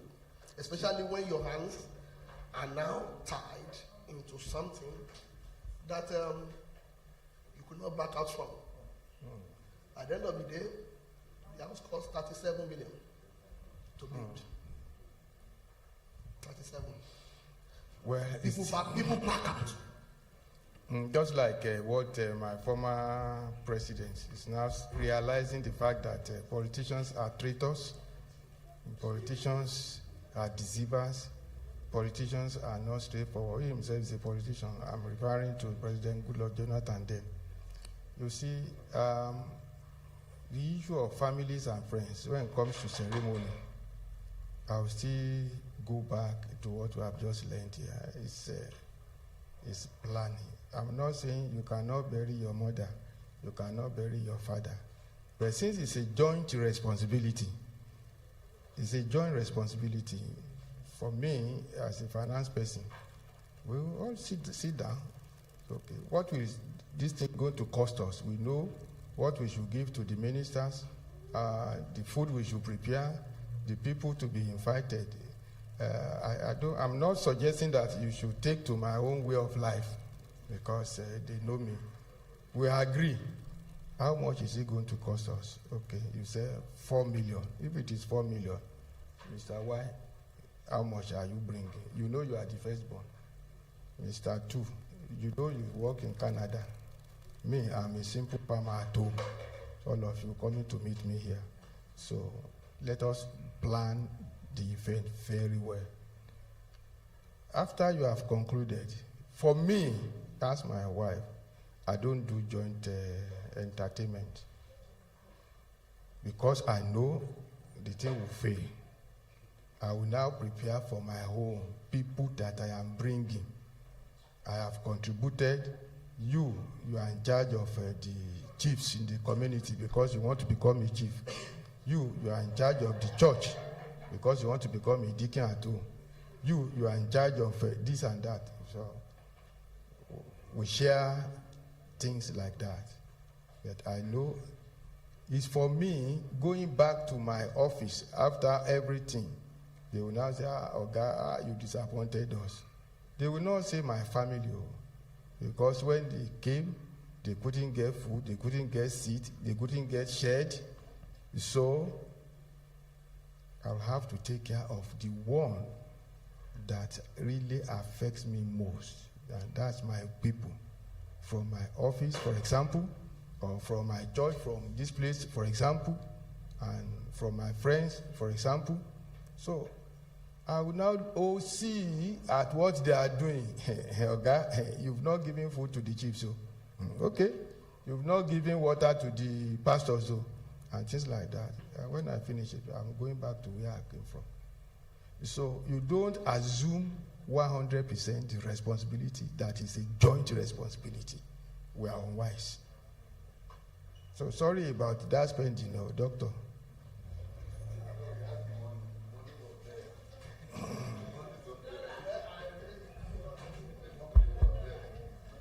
You'll be surprised that those people that are telling you the money is not there, what they will do for their people at the end of the ceremony, you will be shocked. So after the ceremony, yes.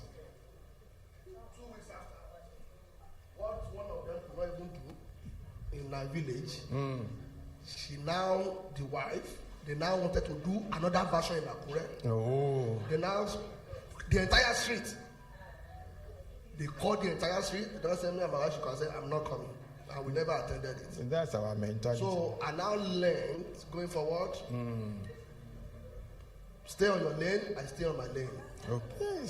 No, but then, in this case that we were together, and then they withdrew. And that was why I was asking, should you also withdraw? Or when you know that nobody would do it, and the shame will be on the entire family.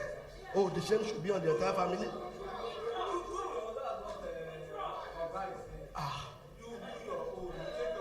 No, but in terms of the building that I told you about, can you withdraw? Oh, you can withdraw? I know.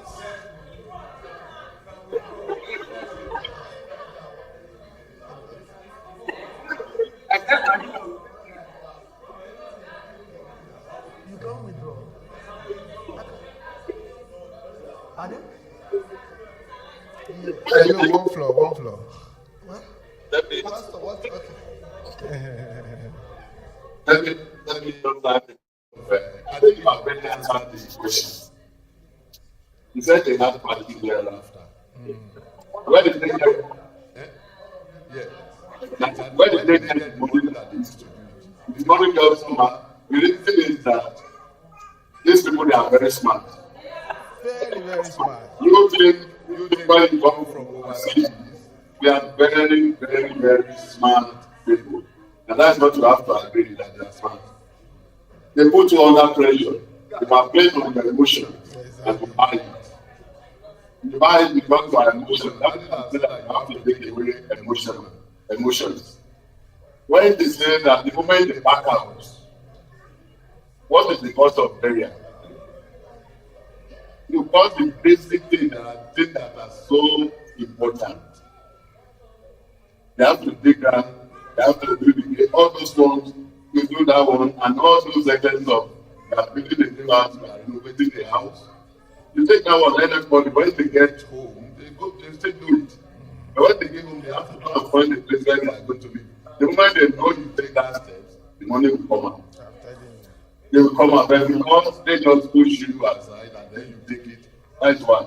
And when you tell them the basic things, the most important things that needed to be done, that is what is going to be done. I have an experience recently, somebody was going to get married, and they said, how much is the cost of the wedding? 5 million naira. Okay, and that's okay. The person that is making this budget, how much are they ready to contribute? They said they will contribute 300,000 naira. Yes, out of 5 million. So we are getting other people are going to get it. They are not saying, oh, this is okay, no problem.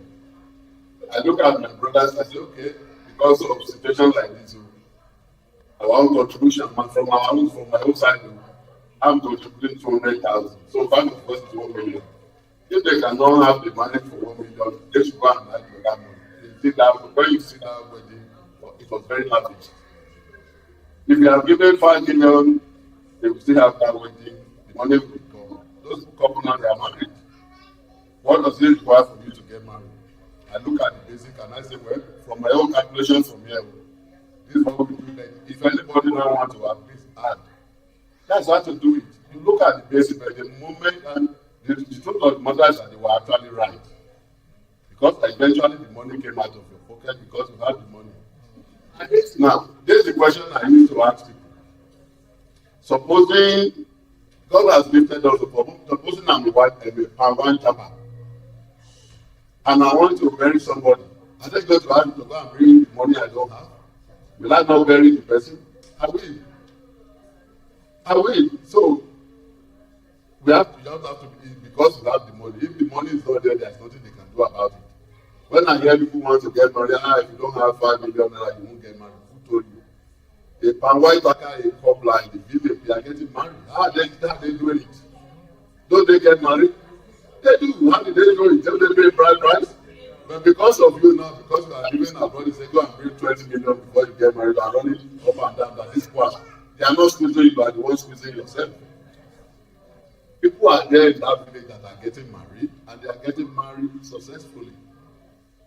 If the money is not there, you will not spend it. So, if you just what you want to do is just to create a class for yourself or to make yourself important, that is all. You are buying emotion. But if you stick to it, I'm not saying you should not do something decent, but you should define your own. Go do your budget yourself and tell them where. Without this, so we don't need to build a new house because even the house you build now in the 3 months or 6 months time, you will lock it up and go away.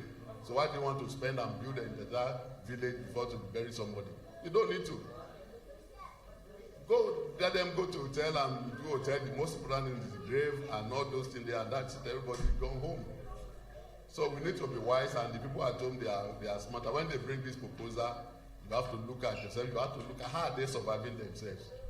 If they don't have this money, are they not surviving? Once you can answer that question, then you can tell it to them, and then your money God will help us the path of wisdom in Jesus' name. Thank you, sir. To round it up, that's your question. People at home, they understand foreign exchange more than you outside. They'll say, let's tell him 10 million naira is what we need. Even though they know it's not more than 5 million naira. They'll say, how much is he bringing? Let him bring just 2 pounds now. It's a lot of money, naira. So that will be sufficient. And by the time he leaves, we will begin to enjoy the remaining money. So it's a mentality. We have poverty-minded mentality. So apply wisdom, and then it will be well with you. Okay, there is somebody. Thank you, sir, for those answers and presentation. I have probably two questions. Okay. The first one has to do with opportunity cost. Right. You have families at home and they are pressuring you, and you need to give money, you need to give this and you give that. And then you see an investment that you want to put your money in. What do you do in that case? What do you do in that case? That's question one. That's question one. Okay, two. The second question is financial laziness that we are talking about. Now, in Nigeria, people will begin to tell you that, look, things have become difficult with this recent new fuel subsidy and everything like that. And going by the rate of unemployment in Nigeria, we know that there's a lot of unemployed youth in Nigeria, unemployment in Nigeria. And you that you are abroad, we know that and sometimes some pensioners are not even paid. They're not even paid their pensions. And you are here in Australia, or they know you are earning dollars, and you are still under that same pressure. What do we do?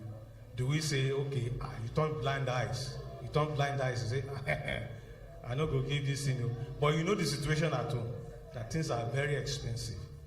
So how do we balance these things out? Because it's reality to me. Praise. Thank you.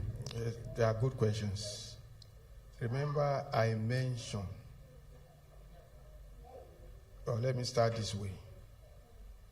The situation at home is not peculiar to your family. My wife is here and my daughter is here. I was a branch manager, first class bank. But how much were they paying us then? This is a verifiable testimony. My wife was a civil servant, but we need to meet up. Then there was nothing like sachet water. But we created sachet water in our house, in our own way. We bought nylon, we fill it with water, we seal it. I thank God, you know me and you. Very early before I go to office, I'll drop it there. We have a shop there for sale. When my wife is ready to, we will go there. We are selling pure as a branch manager, a professional. We were not saying there was no job or the economy was tough. What I'm trying to say is that most people, if our president, the day President Buhari mentioned this thing that we have lazy youth, there was problem. Most Nigerians these days, they don't want to work. And they will tell you one Yoruba proverb, you say, small job, plenty money. Let me see, the eyes will look at you people abroad until you come here or go there, either UK or Canada, is that you don't have problem. And they can tell you 1,000,001 problems, issues. I don't mount pressure on my daughters. I have one here, I have one in UK. So if I don't mount pressure of them to give me money, who else in this world will now mount pressure on them? So they can report to me that, the pressure is too much from engineer so or from Mr. So. No. They will continue to mount that pressure on you until you let them understand the fact that you are not picking dollar on the streets here. You work for it. And when you work for it, your bills are waiting for you. Do they have any bill? They don't pay bill. Let me check. They don't pay bill. So by the time, like a pastor said, you do your analysis very well, you do your planning, you will know that those problems, they are not waiting for you. The problems are waiting for them to have a rethink. What can I do to get out of this body? Doing that, I was preparing for my professional exams too, preparing for my master's, but I I didn't wait for anybody. So nobody can come to me and say, there's burden. I say, which burden? I used to tell them, say, no, I'm not your burden bearer. God is your burden bearer. Tell them that, okay, which church did you go on Sunday? That's the question I asked one of them. He said, church? I said, that's where I'm getting my money. There's somebody there that is giving me money. He said, who's that person? I said, Jesus Christ. He said, wait. The essence of this wellness program is for us to be well physically and in mind. We have to change, like that song played by Victor this morning, that Gales or what we call it. We have to change the system. But if you allow them to manipulate you, they will continue to manipulate you. The one day when you get home, you will discover that those problems they are not existing. They have built houses, they've bought cars, they've sent their children to good schools, and they won't tell you. So, do the little that God has led you to do and close your eyes to it. That's one. Number two is that, like I said, opportunity cost. You have the money, the fund, and you have to manage it so that it continues to grow. Fire income, if you put it in savings account, they'll give you small interest. If you fix it, they will give you a better interest. If you keep it in the treasury bills, that one is secured. And you want to invest in stocks and shares. So you are investing the money for one, income, two, for growth. Do we understand? And you are now saying something is waiting for you. Supposing you don't have that excess fund and something is waiting, will you borrow money to solve that problem? And like I said, don't ever go and borrow money to solve somebody's problem. It's not good. You may regret it. So, but whatever you can do, your excess fund, if you want to assist them, don't throw everything there. Think of what is priority for them. Some people at home, when they are telling you they have problems, it's because they don't prioritize their needs. So you now see they have problem. So, but my brother, I will not advise you to take your whole money and solve somebody's problem. When you solve that one, another problem will still crop up. Invest your money. If you can't invest 100%, invest close to about 90%. It's because we are not in the finance class. I will have done some scenarios for you. If tomorrow, God forbid bad thing, you do not have sufficient funds to be throwing around, they will call you names. God help us. Okay. I don't think... Does anybody have a question? Okay.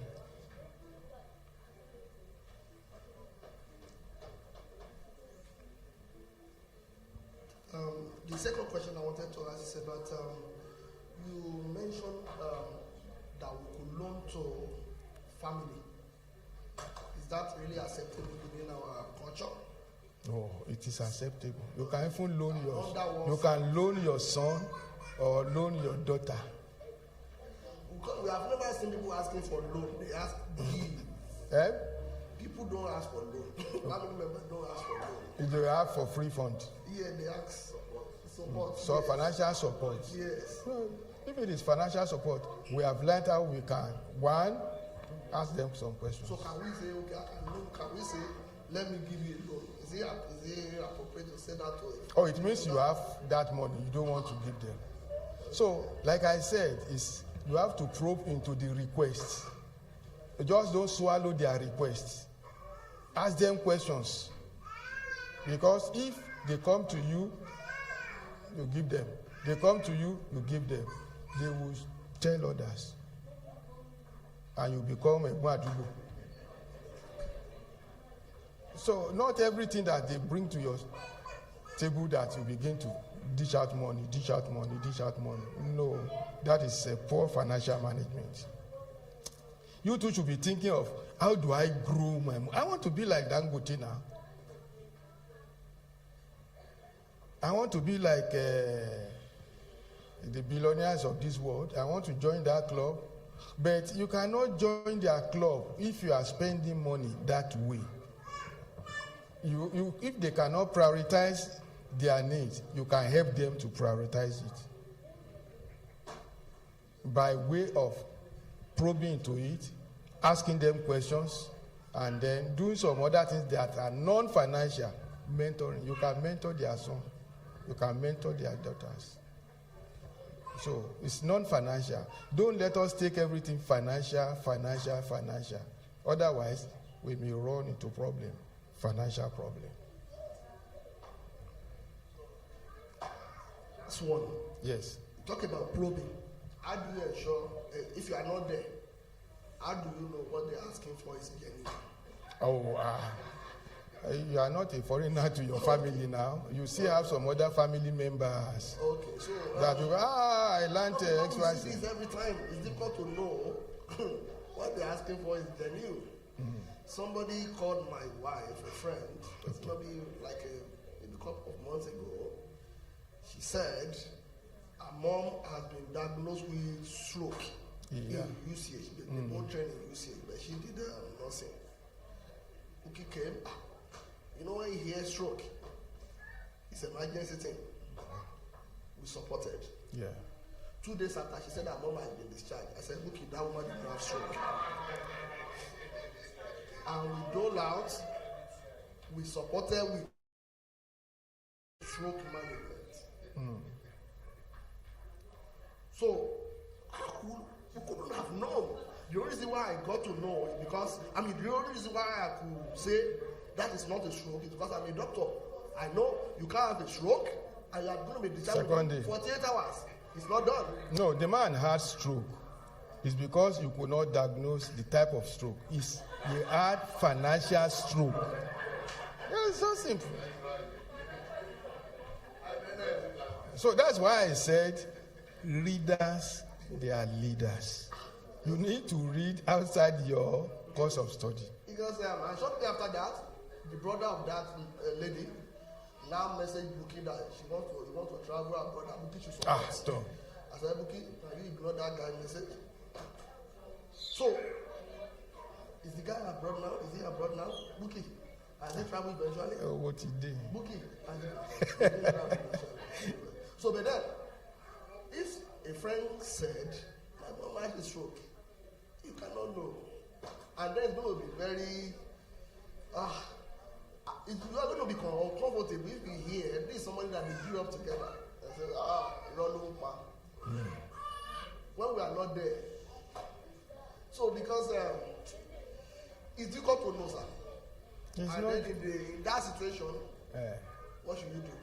No, it's not difficult to know. Coincidentally, these people come from, say, Ibadan Abi. You have people there that can help you. Even from that hospital, I've told somebody, okay, the bill they gave to you, I want to settle it. But, I just said, okay, give me the bill, I will credit the hospital. The bill never came. So we need to be wiser than these people.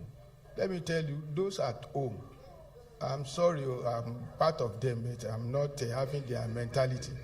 Those at home, the way we see you. I said, scenario 2.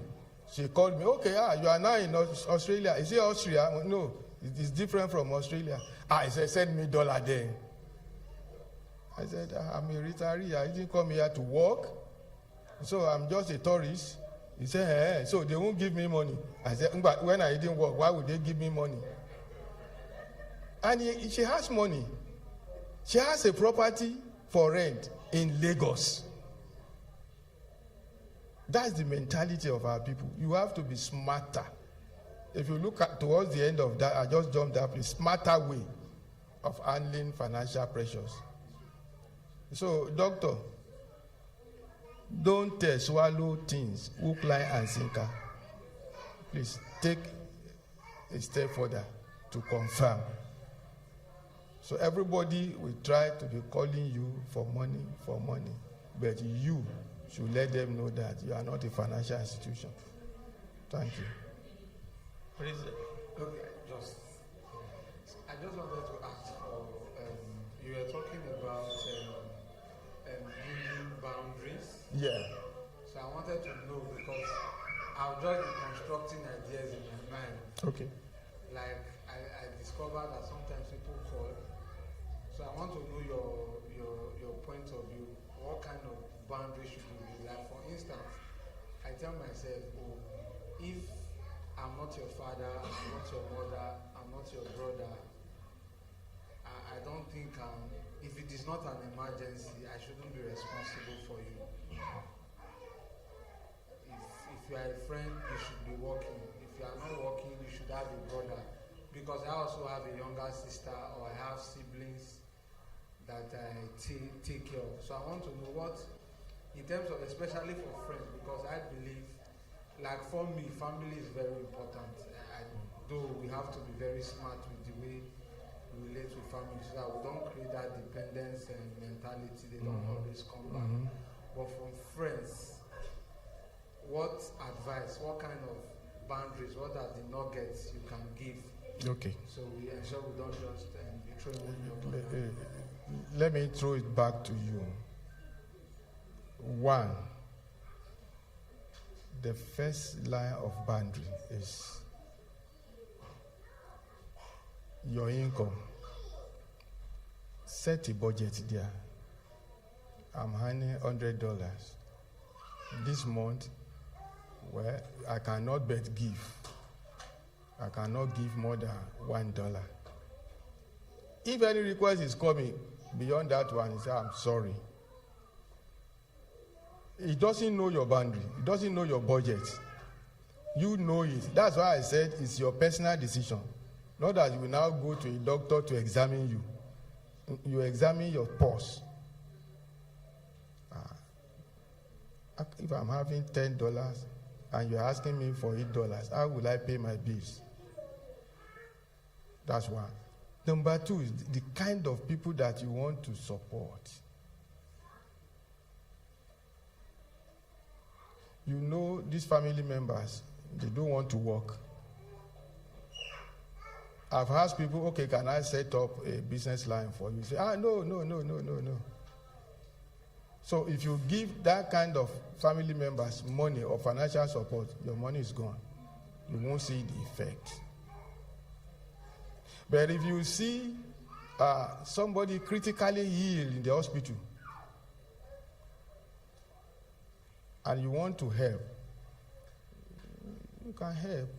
Where you cannot pay the total bill, you can pay part of it. The person must have a father or mother or brother or sister. Share that responsibility. If you continue to carry responsibilities 100%, they will say, okay, if anything is coming, they will still run after you. Do you understand, my brother? Are you satisfied? Okay. Hallelujah. Praise the Lord. Hallelujah. I have my own question. I don't know if I can still if there's time. Question. Okay. I think the problem of helping people, sending money to people, lending money, is there's nothing anybody can do about it. There are some people we still need to help. Yes. But we cannot help everybody. Because there's a popular saying in Nigeria that problem no they finish. That's the popular saying. No they finish. Problem no they finish in Nigeria. And when you travel out, the mentality is that maybe you see the money on the street. Yeah. And you take the money, they can ask you for anything, they expect you to give. And currently, I don't think if everybody knows that some people, because of you in Australia, they are making babies. Mm-hmm. They are making babies because you are in Australia. God bless you. Yes. Because they know that I have Brother Femi in Australia. This baby, Brother Femi will take care of this baby. Yes. So that's the truth. I'm with you. So that's the pressure that we have every day.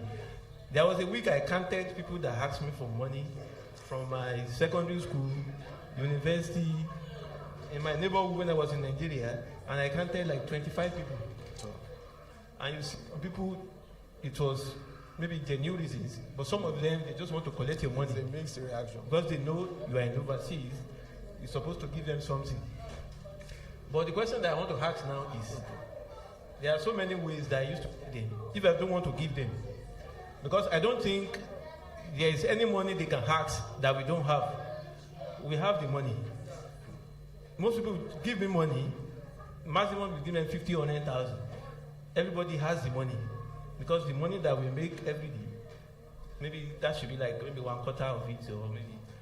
So we can give them, but we cannot be giving all of them. So I want to ask that if someone has money, you have the money, what's the way that you have to tell them that you cannot give them? Because when you tell them, I don't have the money is the most common saying that I don't have the money, but we have the money. But I want to ask if that is a sin. You know I have the money, but I say I don't have the money. Is it a sin to say that one, that I don't, as a Christian, I don't have the money? Is it a sin? You don't need to lie.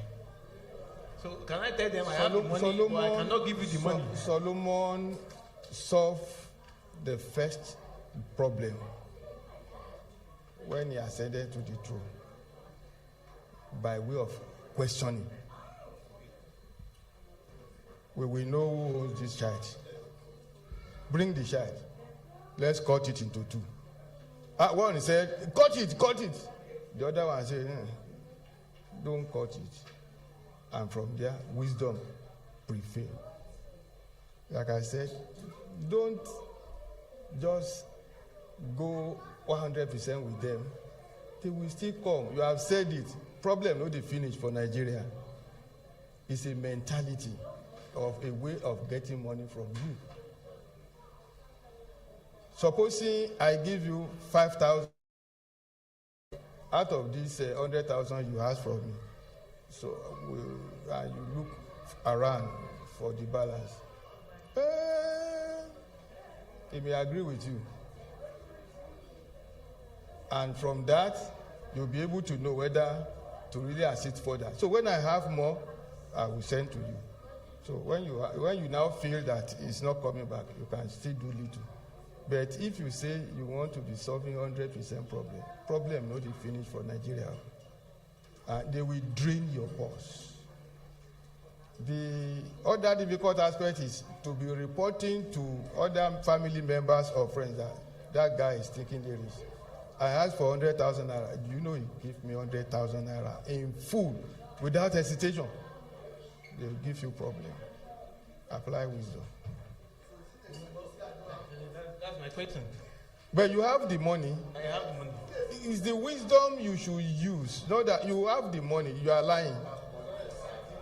But if you don't have money for that, those are the boundaries. Not for that.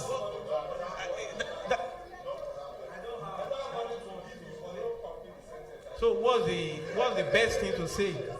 What's the best thing to say? I've given you an example. No, I Use Solomon's wisdom. That okay, if I don't have up to this one.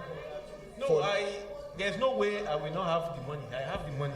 Okay, I will give you a call when I get to Nigeria. No, it's the money they will ask. You have the money. Everybody here, we have the money that they ask. No. I mean, money like I want to eat. Oh, those ones they are minimum, simple, maximum, maybe you send 50,000. They are simple expenses. They are short expenses. Yes, but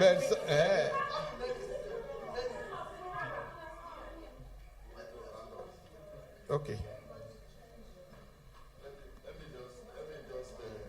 Let me just help you that. Now, really, if you have money that you don't need, please send it to them. Okay. If you don't have any use for the money, please send it to them. And I also have a list of people I can send them their account number that you can also send it to.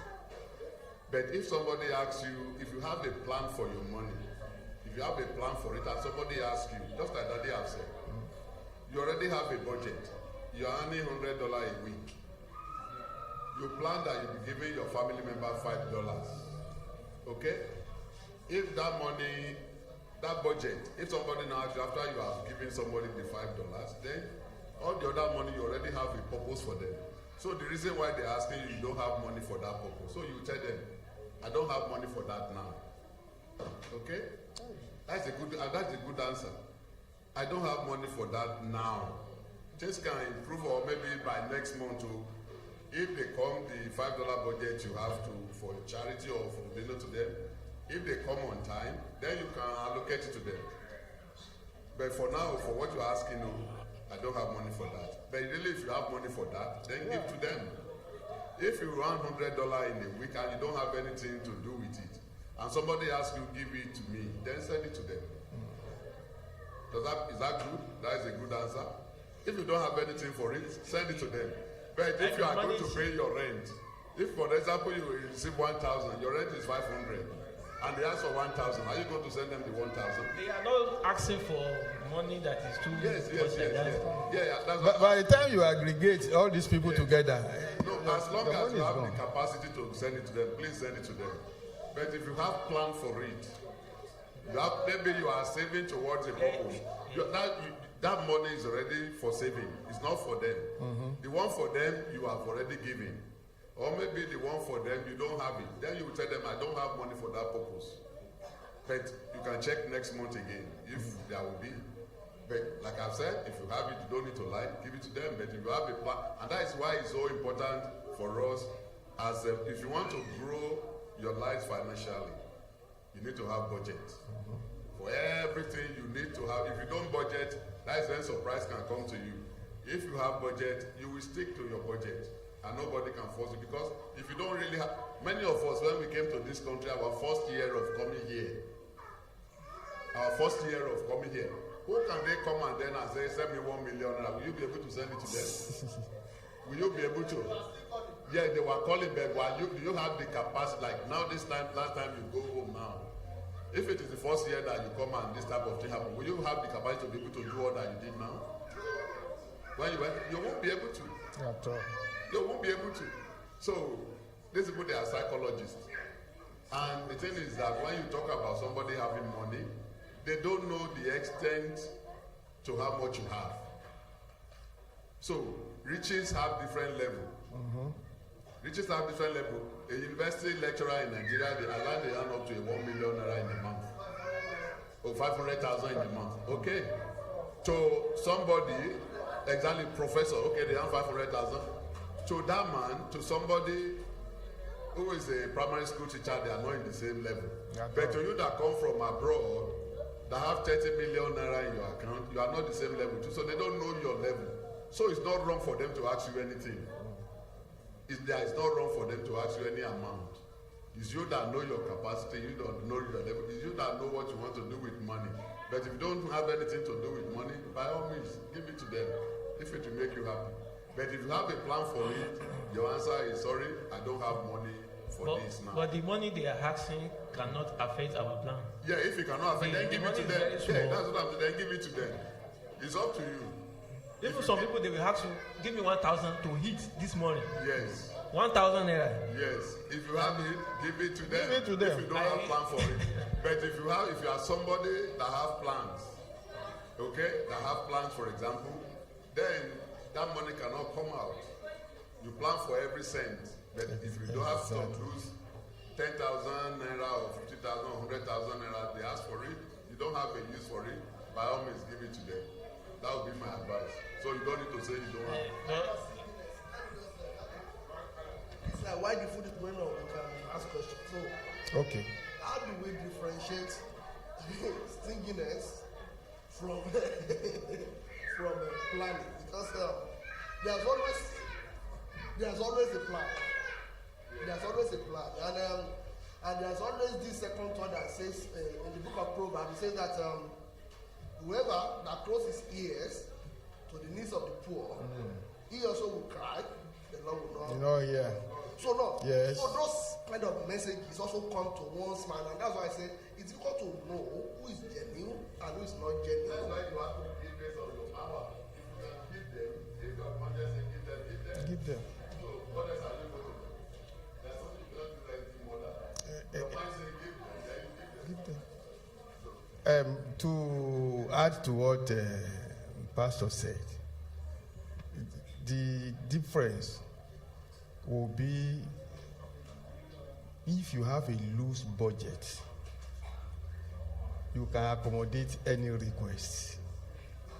It means you have to sit tight and rework your budget. Mind you, if you fail to satisfy your wife or your children because of external requests, you are not a good father, you are not a good husband. Work on your budget, yearly budget, quarterly budget, monthly budget, and review them. You will just discover that there is no space to accommodate all these externalities, because your budget as a young man must be progressive. Oh, you were able to save $10,000 last year. This year, you'll be able to save more than that. Ask me why. The economic realities, they are changing faster than we think. Do you understand? So, if you now say, okay, 10,000 last year, I saved 10,000 2024 to 2023. I will just save 10,000. You will discover that the cost of living is even greater than what you think you are saving. So you should revisit your budget on monthly basis, quarterly basis, yearly basis. Somebody used to tell me he has no money. When we got here, and I called somebody in UK, he said, that person has his son here the last 2 years. Study engineering course because the father is an engineer, but he has no money. There's nothing you do cannot spare you a bottle of Coke to support you. So that is the mentality we have at home. So, but if it is give me money to eat now, this instant hunger that is trying to say he wants to kill you. If you can afford it from your budget, that is why you have to set a budget for giving. That's the other boundary that I was trying to explain.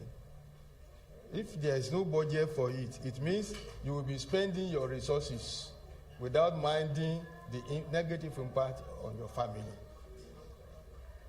But when you set a budget, you will know that it was giving, it was spending or not. So budget is very, very necessary in whatever we do. Budget it. And when you are getting closer to it, you turn down the remaining one politely. Do you understand? Okay. Thank you so much, Mr. Honey. We do appreciate everything that you have shared with us today. I'd just like to invite Deaconess Caroline to come and present your gift.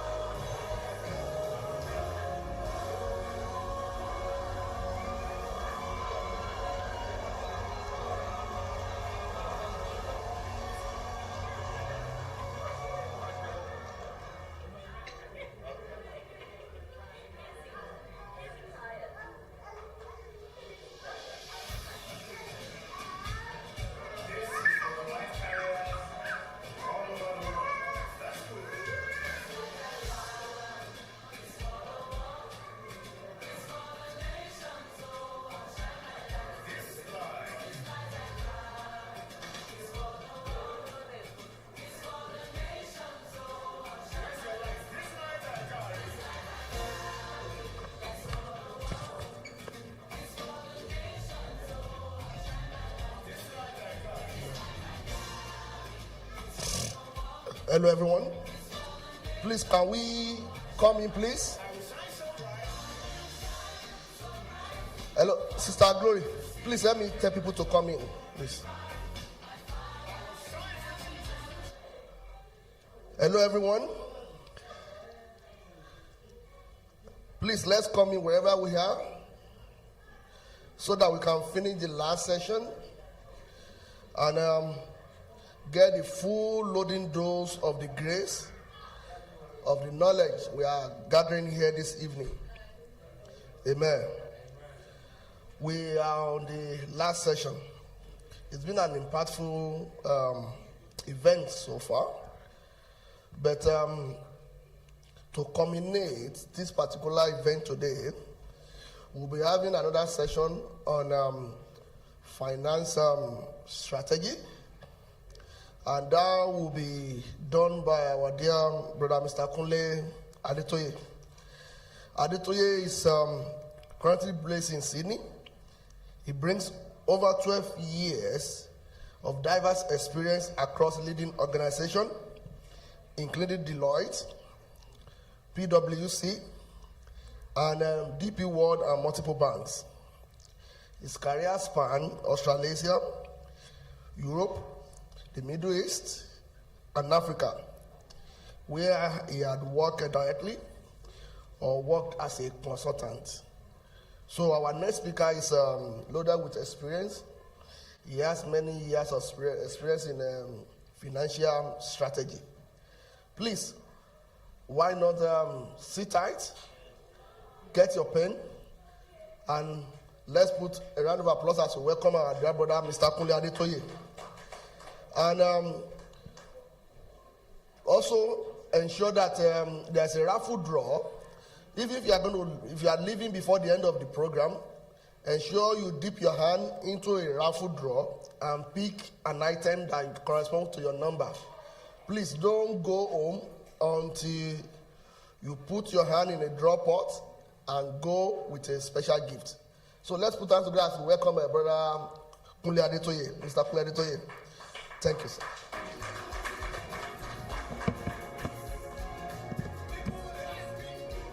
Thank you for having me.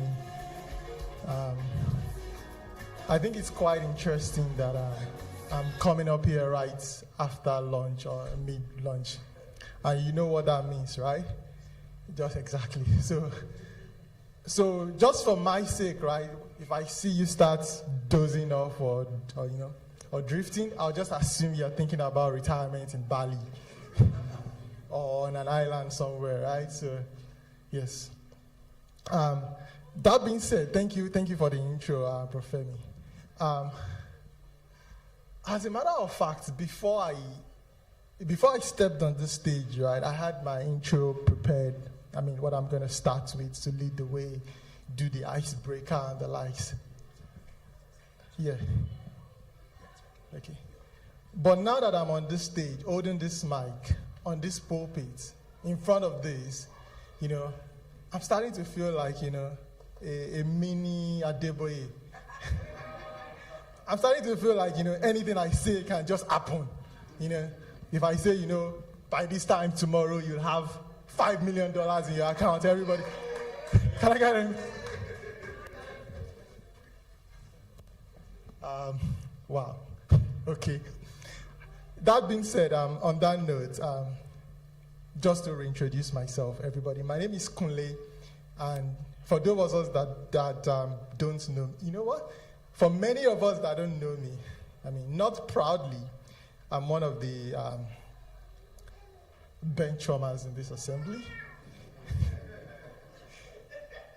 Not proud to say it. I'm sure my mom will shake her head right now. And on that note, I must say I'm grateful for this opportunity. So a big thank you to the pastor, Prof. Femi, and the entire organizing committee for giving me a venue to contribute and talk. And maybe this is the start of big things in the church for me as well. Amen. Amen. So without wasting any more time, right? We're going to be talking about investment strategies for happy retirement, right? So when I was preparing the slides for this sermon. I'm saying sermon deliberately. You can see that I've not used an old person per se, right? So just to again, correct the notion that retirement is not for old people. So, how many of us here think retirement is for old people, or how many of us have thought about retirement to start with? Yeah. Okay.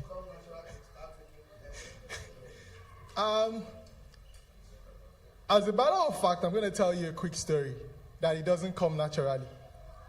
The first time I thought about retirement in my life so far was, I think I was in my third year of working then back home in Nigeria. And I was working for Deloitte back then. And I was supposed to go on the project to Adamawa State, Numan. And that's been the first and only time so far in my life that I've been on a private jet, right? So it was Dangote's private jet. For those of us that don't know, Dangote is, one of the richest dudes around. So it was supposed to be a colleague of mine from Zimbabwe and myself, and Dangote himself and a few other people. So when we got there, I realized for some reason they said he wasn't coming anymore because for some reason he forgot that he was supposed to talk to his daughter later that day or something. So that the jet should take us down there and come back later, and he would join us a couple of hours later. And for the first time, I remember vividly, I can say, wow, how much freedom this guy must have, right? And that leads me to that's a good segue to what we are here talking about. Retirement generally, it's not about working for as long as you can to you can't anymore. It's just about freedom. The moment you are free to do what you do what you want to do when you can consider yourself maybe not retired, but you have the level of freedom as good as retirement.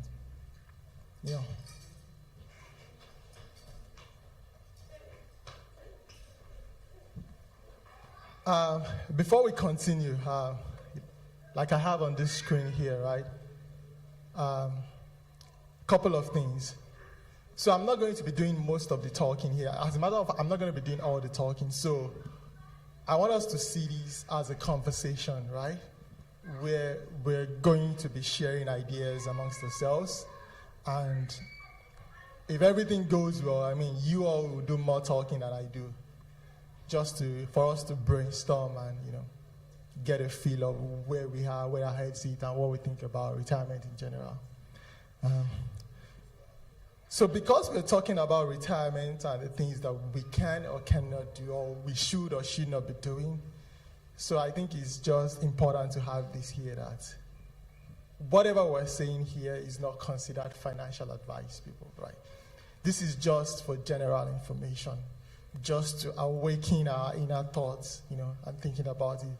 And if you really want to act on anything, or if you only want to take on any positions, it's best to consult a professional. And I'm sure we know how to do that if you want to. And if you don't, you can always walk up to me. I can refer you to a couple of people, financial advisors, if you have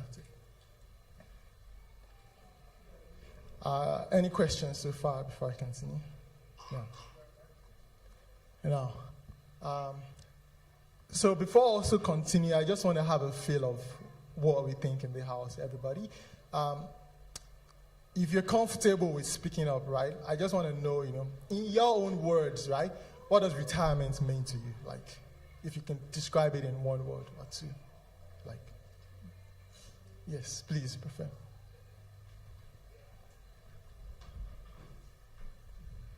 Retirement is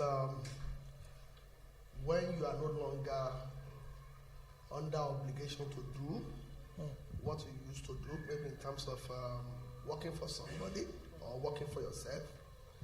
And you wake up, you sleep, you wake up anytime. You still enjoy food. You still enjoy basic needs of life. but you no longer see the need to say, okay, I want to go and be making money for survival. Yes, that's what I did. Spot on, Prof. Not survival. Pretty much, you have the freedom to do what you want, choose what your day would look like, pretty much. Yeah, please, you want to go? I think retirement is enjoying money without actually working for the money.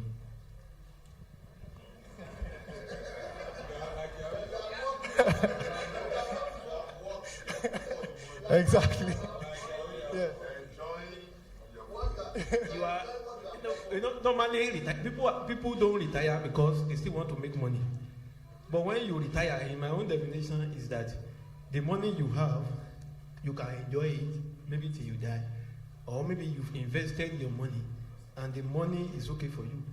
So you don't actually work, but your money is working for you, or the money you've made is sufficient for you. Thank you for the clarification. Yes, that was necessary, important. Yeah. Yeah, just to add to that, I think retirement for me has been is the idea of not financially, how would you call it? You are not under financial stress. You are able to put your hands in your pockets, meet your needs anytime, any day. So meeting your needs anytime, any day is what I call retirement. You are financially, you are financially independent, not on anybody. Your money is working for you and all that. Yeah. Thank you, and I really like that. And I'm going to harp on some of the points you made as we go on in the present.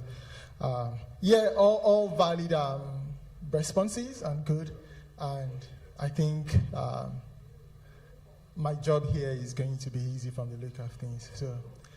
So if we don't mind, again, like I said, this is going to be very interactive here because, like I said, we're having a conversation. So if you don't mind, if you can get out your phones, scan the QR code. There's just a Q&A that I want us to talk about.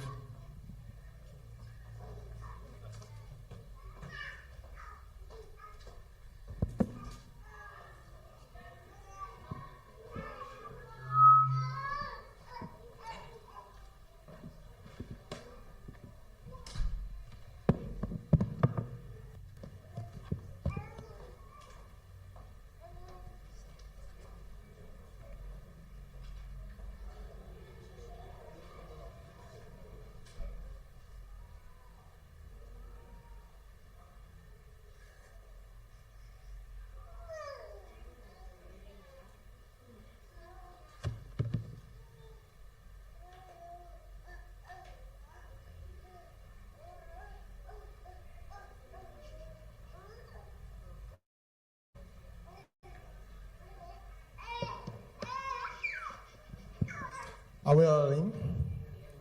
Yes, okay.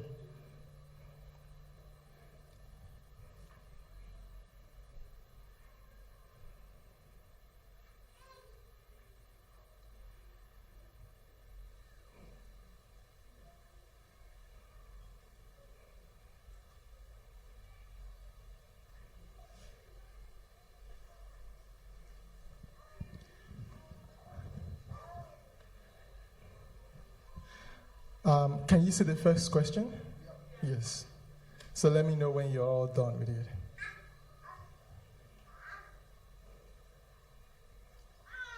All answered?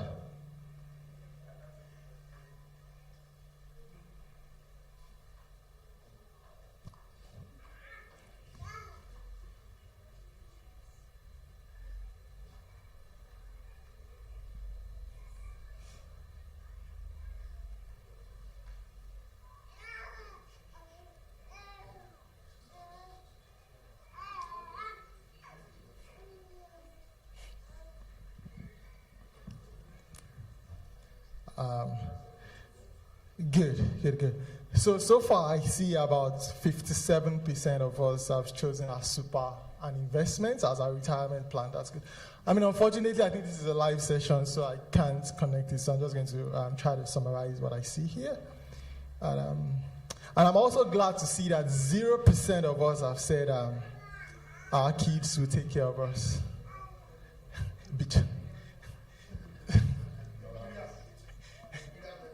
Yeah. So like again, like I said, it looks like my job here is half done already because, like I said, 0% of us. That is impressive. And I think, yeah, some of us want to be chilling in Nigeria as well, or in our home country.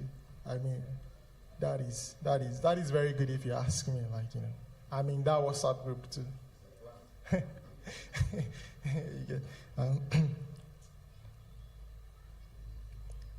Next question.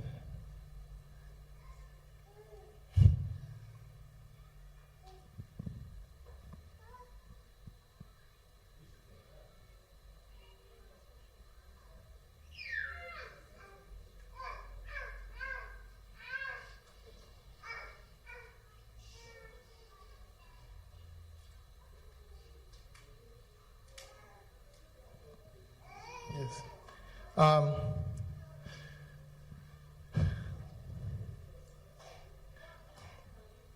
Okay, so I see good answers here. So the majority of us want to retire between 60 and 65. Decent age. Anybody, do we know what the average, the recommended retirement age in Australia is? Huh? Spot on, 67. What do we think of that? Let me know. Let me share your thoughts. Like, do you think that's too old? Do you think that's too early? Do you think that's too... Yeah. Current in Australia, okay? Yes. And speaking of the life expectancy, I think for currently, for women, it's about 85, and for men, it's 81. So long story short, huh? Yes. Life expectancy, yeah. No. Life expectancy. So our women are expected to live longer than our men. I think we all see that around. We don't deceive ourselves anyways. So 60 to 65, well, that's when the majority of us want to retire. Some of us want to work till 70 plus. Maybe because you have your own business or you just love your job. Yep. That's fine. But we also need to be cognizant of the fact that, once you attain a certain age, your earning capacity kind of reduces significantly, unless, you run your own business or you're sort of some, board director somewhere and the likes, just to have that in mind.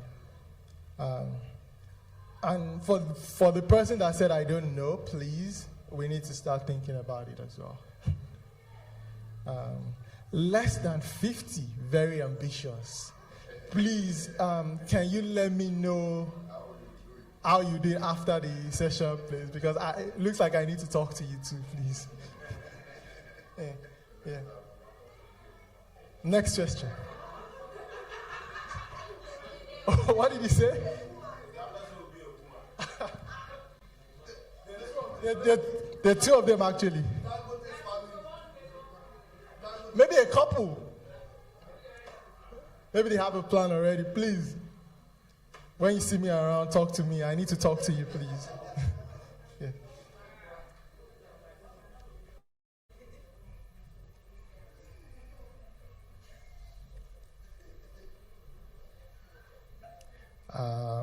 Answers are still coming in. You miraculously get $1 million today. What are you doing?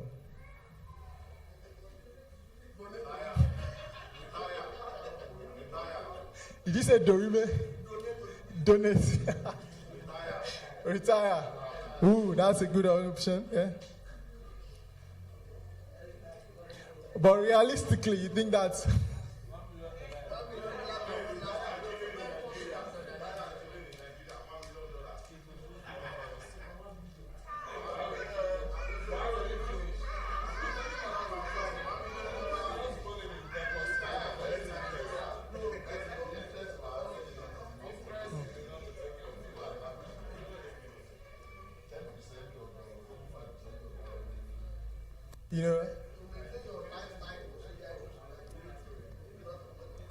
Yeah. So I like the fact that we're talking about this. Yeah. So that's these questions are meant to provoke. Start, thinking about this, because who knows? I started this session by saying, maybe next year everybody's $5 million richer, and most of you said amen. Well, I'm not a pastor, but we'll see. Yes, so I can see everybody has said savings and investments. So wow, everybody. Wow. That's good. So nobody's going to donate anything to the church. Pastor, I'm sorry.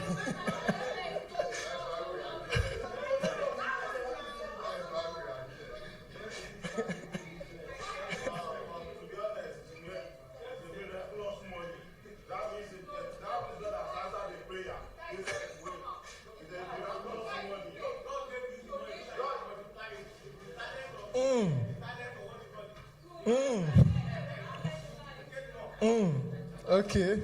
I like the fact how we're all rationalizing our decisions. That's very good. Next question. What would describe your money habits right now, everybody?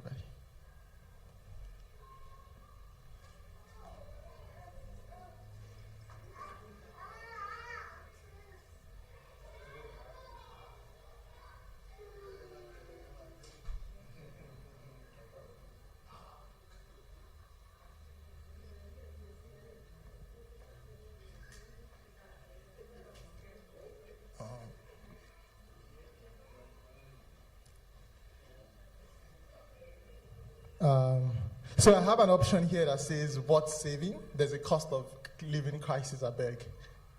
So far, nobody has chosen that option. Now, what this tells me that, whether you choose save first and spend later, or spend first and save later, exactly, there's some sort of saving. So that is some sort of, good foundation or bedrock. As we continue the conversation, maybe you'll decide whether you want to, move from one part of the swing from one part of the pendulum to the other. But yeah, we'll see. Well, I finally got it. One person has said, what's saving?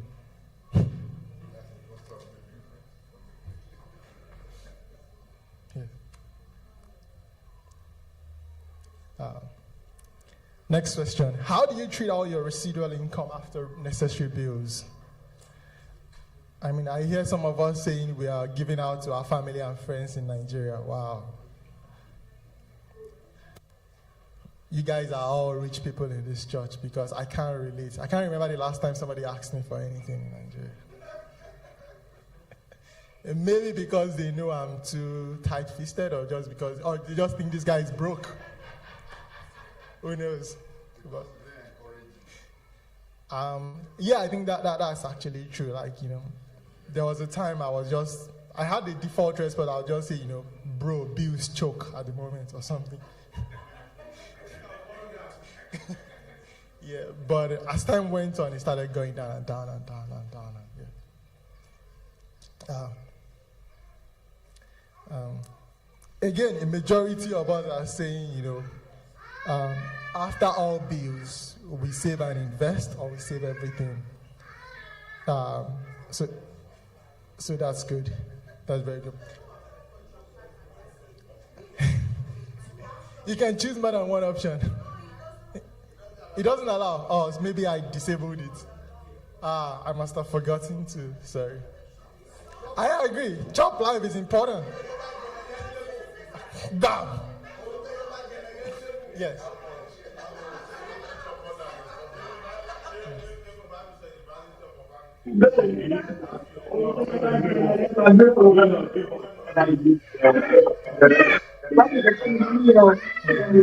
Exactly. And I'll give you a personal story. This is not to say I'm encouraging it.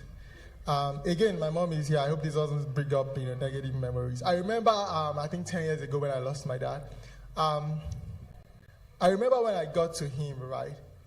I was the one, getting out the money from his pocket.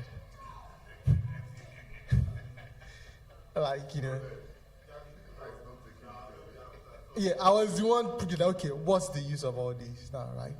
And I remembered something snapped in me, because I was still very early in my career. I'm still early in my career, anyways. I was still very early in my career, that is, and I know back then I was saving some money. I was like, okay, maybe after like 1 or 2 years, I'll go and do my master's abroad, finance it 100%, and see how it goes. And I remember, and I don't think anybody knows, and I remembered, like, after a week or thereabout, something just snapped, and I was just like, so what's the point of doing all this plan and savings when you can just, and that's the end. So I remember back then, again, I think I was like 23 or so, I was staying in a 1-bedroom apartment, and out of the blue, I just went to rent a 3-bedroom apartment, just me, like, I furnished it, top of the range, like chop life. I was just like, you know what? For one of the few times in my, anybody that asked me for money, I was just because again, I was just like, then what's the point if you can't just die tomorrow? But then again, it took a while, but I think, I've reset my thinking, and hopefully back on the radar. And this is just to say, in as much as it's very good to save and invest, chop life is also important, as minimal as you do. And we are going to get to that as we go as well. Yeah. And for us that I said nothing left, some of us said nothing left after bills. Man, I feel you. We're in a cost of living crisis, people. So yeah, God will provide. Yes, I think a few more questions, 3 more. How frequently do you check your super balance? I have the options here, You mean I'm supposed to check? Daily, monthly, quarterly, yearly, or as the Spirit leads?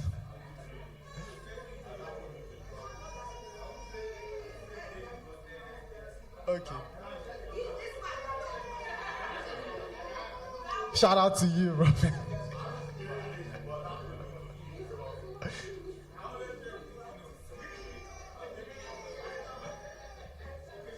Yeah.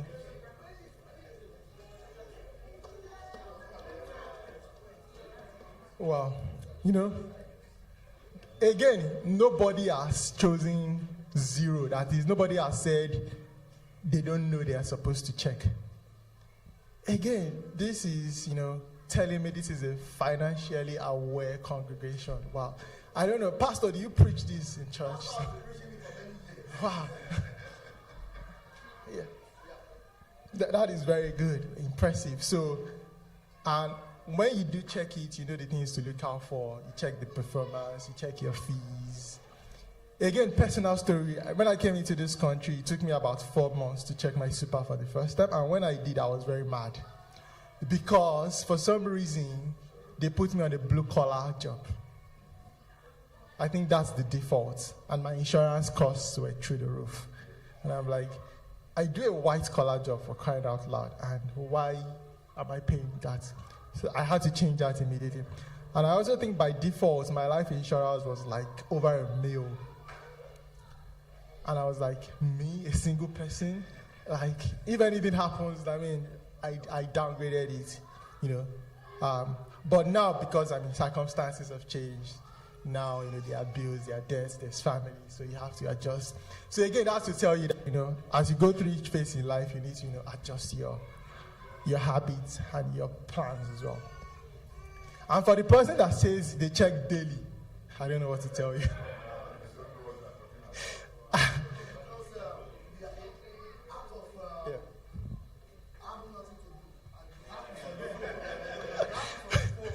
Yeah. You said it's not me, because I don't want to say you have nothing to do. Okay. Yeah. Yeah. Okay. Good.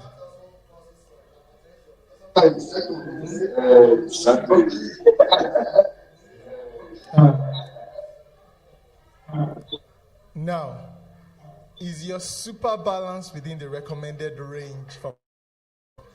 Again, I think I'm just going to try to present the recommended range on the screen now. Or do we all know it already and I don't need because we...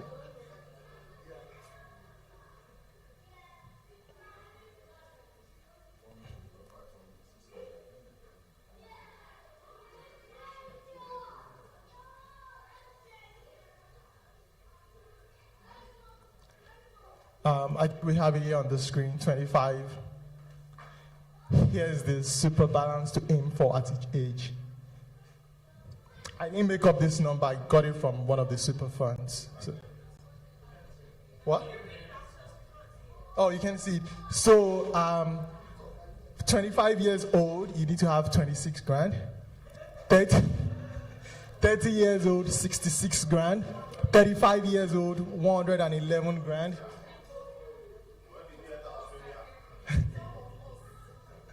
What have I done?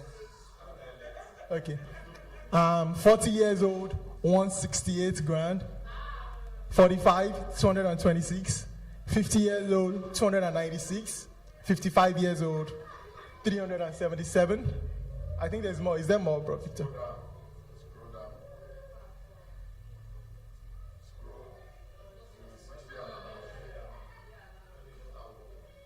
60, by 65, you should have 571 grand.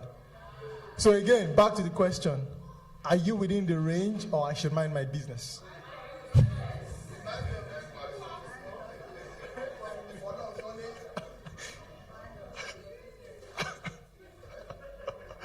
Okay, point taken.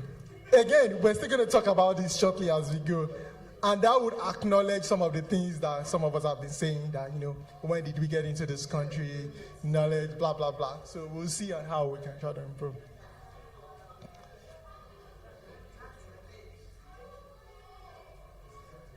But so far, it looks like we have 2 people that are within the range.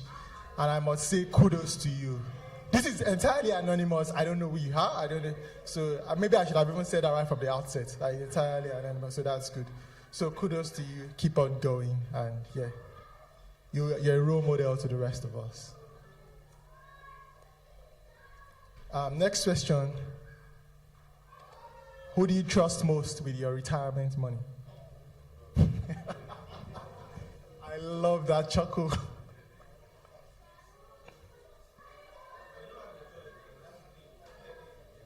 You have a choice, actually. People do SMSFs all the time, self-managed super funds, yeah.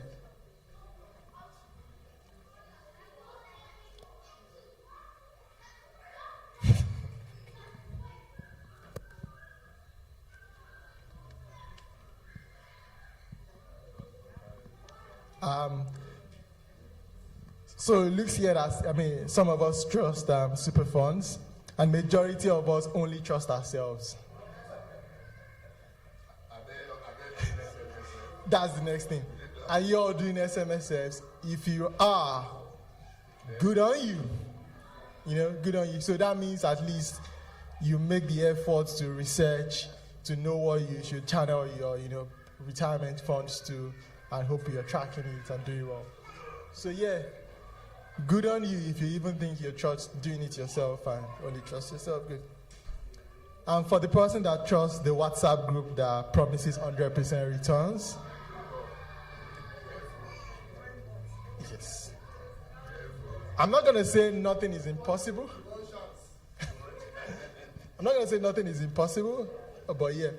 As a matter of fact, for those of us that are Nigerians here, if not for everybody, the stock market in Nigeria in recent times have been really impressive.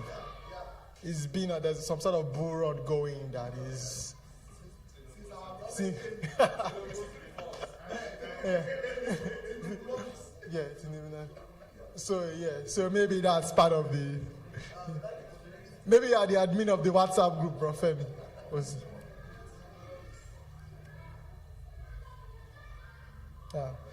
I think 2 more questions. What comes to your mind when you hear about investments?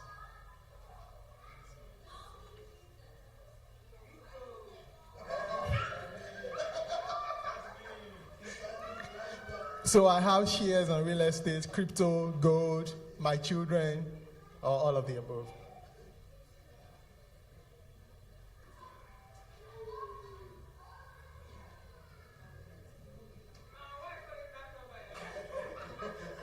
Say that again. I missed that.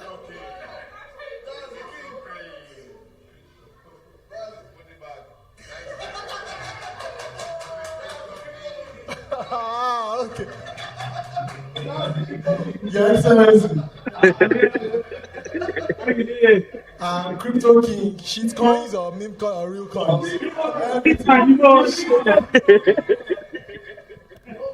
But you know some people will tell you shit coins is where the money is. That's where you get. I mean, not from me, anyways. But yeah, that's it. Yes. So here, I think majority of us say shares and real estate, which is very good. And some of us say all of the above, including our children. Well, maybe that's debatable, but yeah, we'll see. But this is not about, today is not really about, that per se. So, yeah. Again, this would also segue to the next part about how we can diversify, or we should be diversifying our investment, depending on your risk tolerances anyways. Yes. Yes, and that's about it. Thank you all for your participation in the quiz. So now we continue to the rest of the presentation. So I think this has given me an insight into our level of financial awareness, and also given us one or two laughs. And it's very impressive, the level of knowledge and awareness amongst this group. That's very good.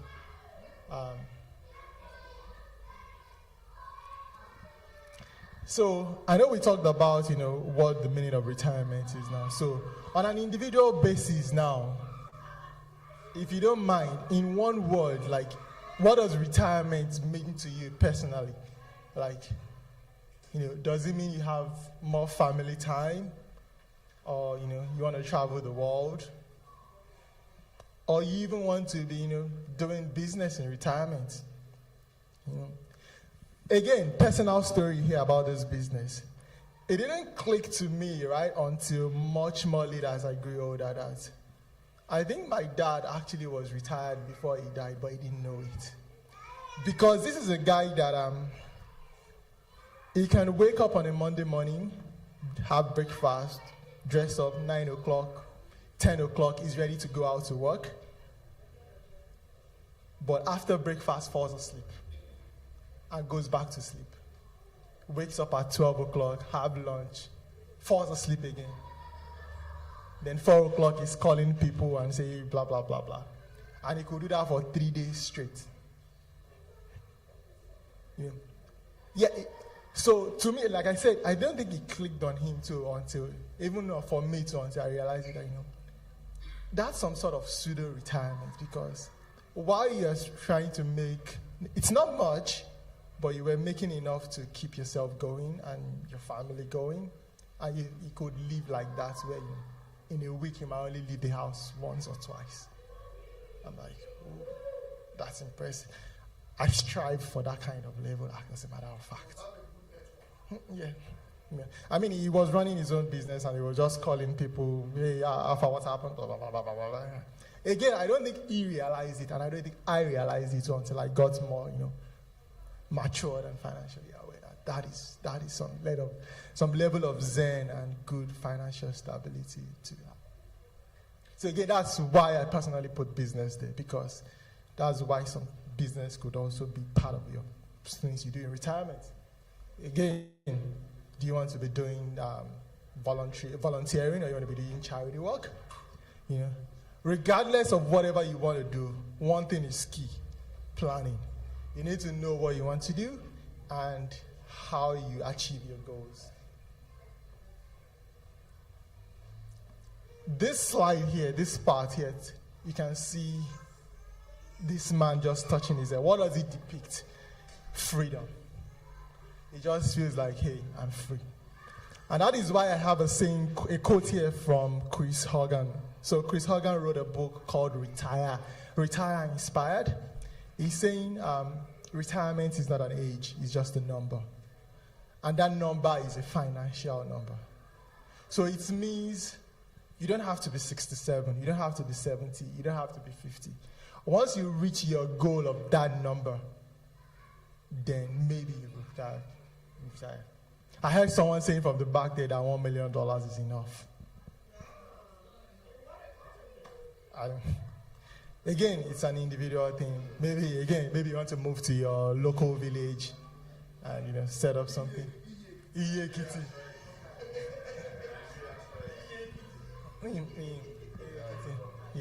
again. So again, it's a personal thing and varies from person to person, right? So if you have 1 million,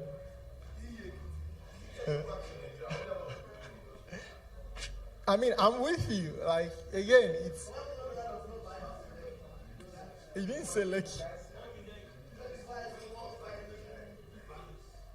No, I think you bias. $1 million is $1 billion. No.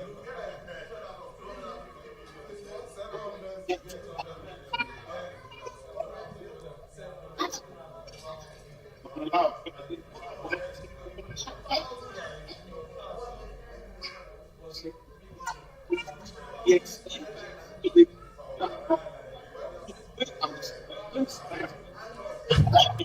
Okay. Looks like we're passionate about this. So in the interest of time, please let's just come back. We can do all the conversion later. Yes. So the previous slide was for us to have a personal, reflection of what retirement means to us and what we'd like to do, and what number will be good for us. 10 mil, 20 mil, 50 mil, 1 mil, whatever works for you. At least we start thinking about it, because if you know what works for you, that is when you would start acting towards it. And in the previous slide I showed earlier about the recommended super for each ages here, I can see, I think for 65 and above, it assumes you should have 571K or thereabout. And again, that assumes you're going to be paid a livable wage of about, I think 4% of the amount every year, depending on your age group anyways, up until you're, I think, 92. Yeah.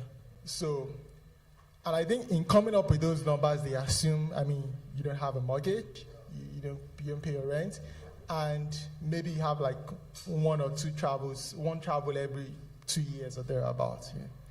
So if you know that is good enough for you, right? Yes, so maybe that is a good guide. And I think it comes to about 80 grand a year, which you would need. Now, but if you know that is not good enough for you, like you want to, travel to Japan every 3 months, you want to go to, Bali, you want to go anywhere, then you need to start acting towards it now. Because maybe from a general state standpoint, there's still time for us. How much time we all have to do this varies, but with the right strategies in place and tolerances, yeah, you can still do it. Building blocks.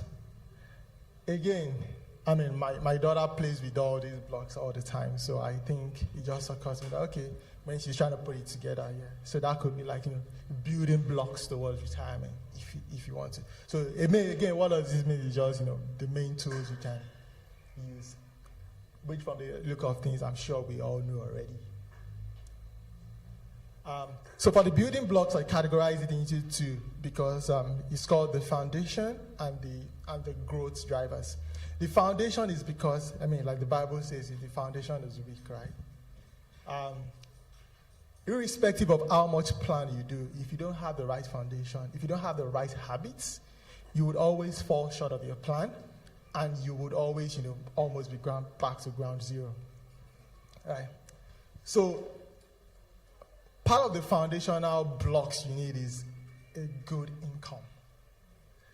Again, like we said earlier, it's somebody that is earning enough now that would even think of retirement or planning or save for retirement. So one of the first things we should try to do is try to maximize your income. If you're working a corporate job, try to upskill, try to get yourself promoted. I know it's easier said than done. Trust me, we're all facing.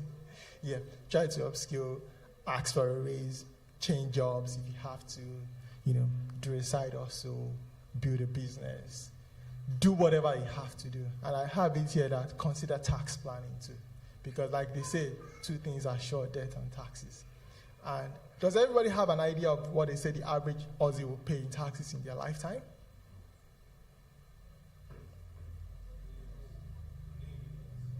Yes, you're spot on. It's almost 2 mil. Yes, it's 1 point something, not exactly 2.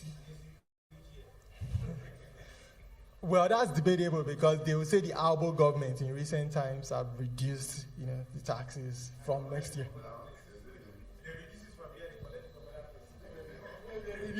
I mean, for the middle income earners, just to say, how they adjusted the.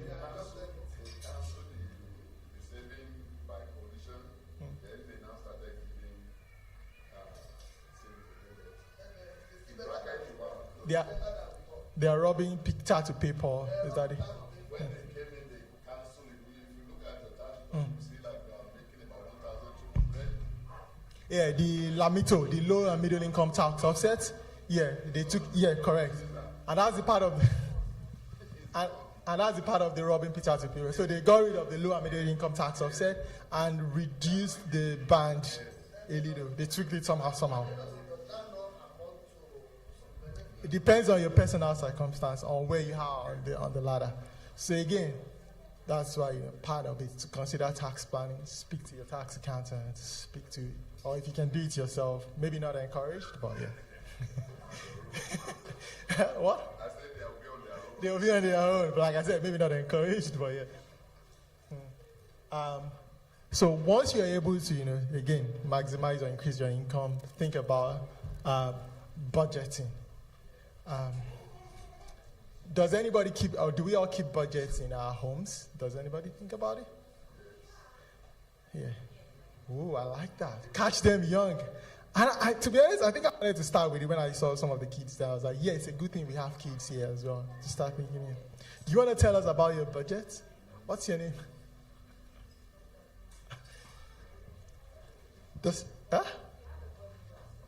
Wow, that is impressive. That is very good.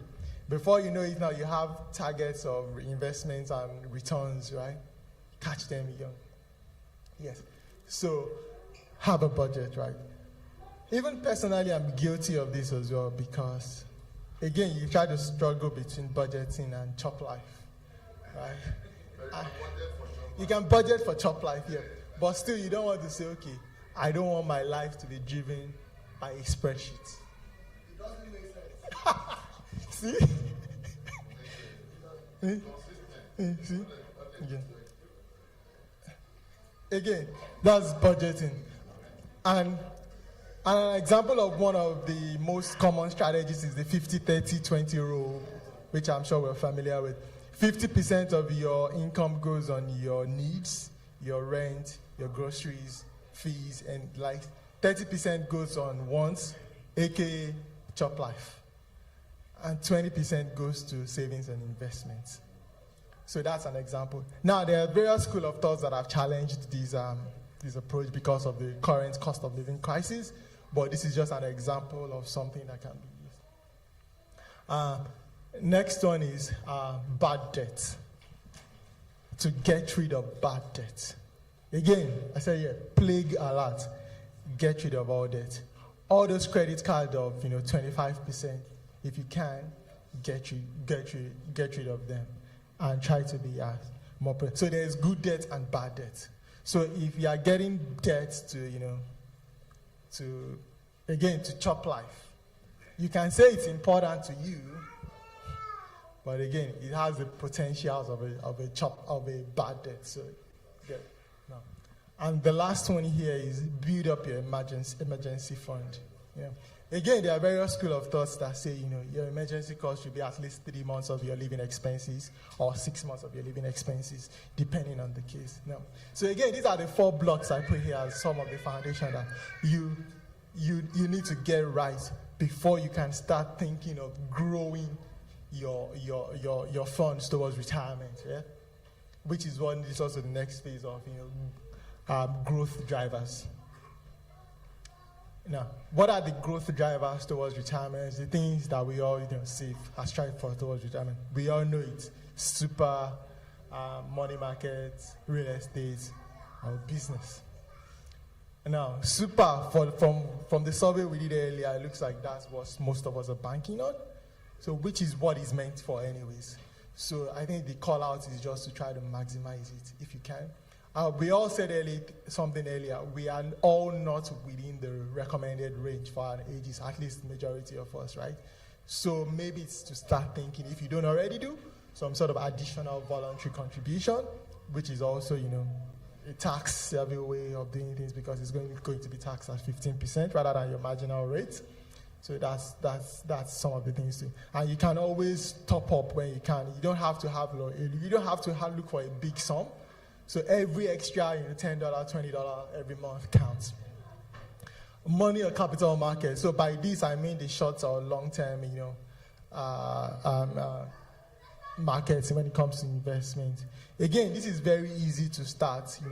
If you are not savvy with, trading, buying and selling shares, there are so many index funds and ETFs that you can use. I mean, the most popular ones are the Vanguard ETFs or IVV, which tracks the top companies in the US, S&P 500 or ASX 200, regardless. So it gives you a slice or in different companies. Again, you can start with $10, $20. And there's the concept called dollar cost averaging, where, if you just automate it, you do it every month or every week, you put $50, $100, whatever you can afford, it adds up over time, which we're going to see as we go. Again, these are not get-rich-quick schemes. It takes time, it takes patience, it takes discipline, And of course, real estate. We all know what everybody here is familiar with some sort of real estate stuff in this country, right?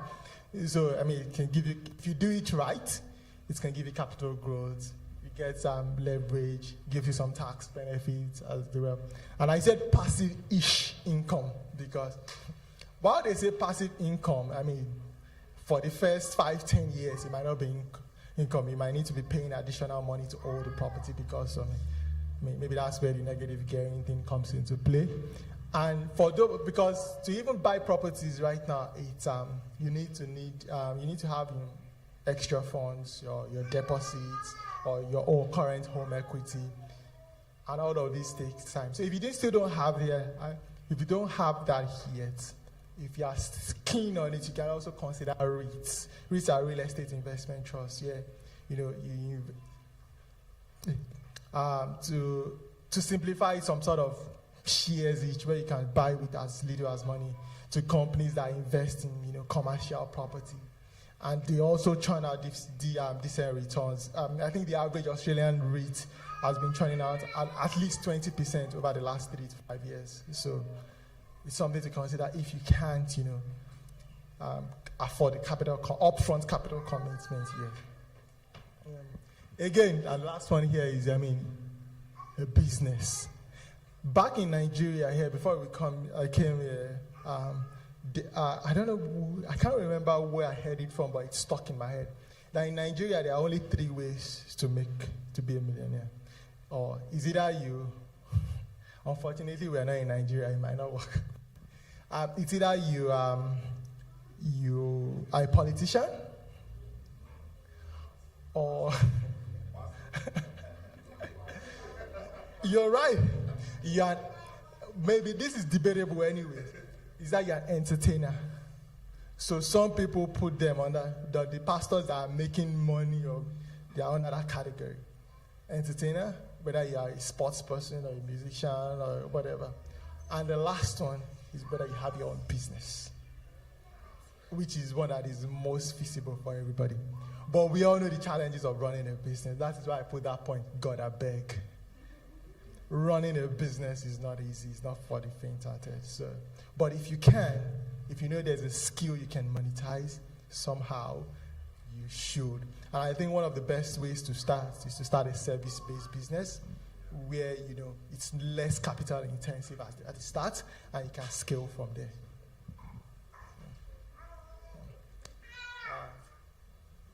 So I'm just going to be rushing now because I think I'm running out of time.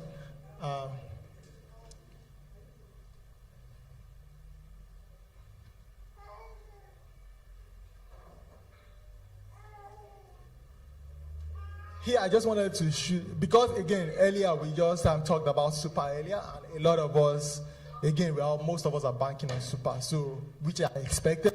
So I just wanted to show some really stats about Australian super, you know, landscape, if we don't already know, you know. So over the last 10 years, the average super portfolio has returned 7 to 8%, which is not bad actually.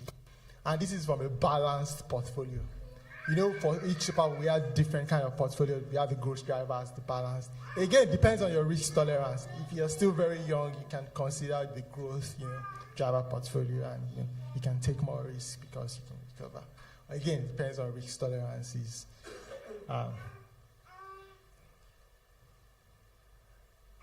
So, according to the Association of Australian Super Funds, AFSA or something like that, yeah, this is the amount each couple needs in retirement. For a couple. And this is what a single needs. And if you look at this single amount, it's kind of consistent with the table I showed earlier that said 571. You know. So these are just things to provoke, you know, our thoughts on how we're faring and how much we need to do in this regard. I think it's very similar to the stats here, because this says only 30% of people have enough super right now. And I think when we did the poll here, it was 20% actually. So again, this is some sort of, you know, a provocative call to action that we all need to act towards that. So for a couple, your living expenses, no mortgage currently. If you're retired, 73K, that's what you need. For a single person, 52 grand. Can you help me adjust the projector? Yeah. Gender gap in super balance. Now, this is for our women here. So we all are aware of gender pay imbalances and the likes. So currently, the average man has 25% more in super than women. So that means even our women are worse off right now. And we know why they are worse off. Number one, of course, the gender pay gap.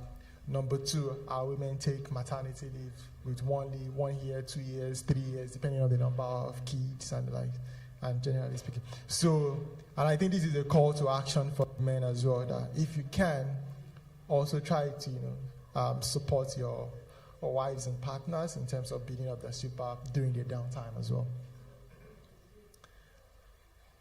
There's a total of 17 billion in unclaimed super right now. Super that is looking for owner now. All of it, everything.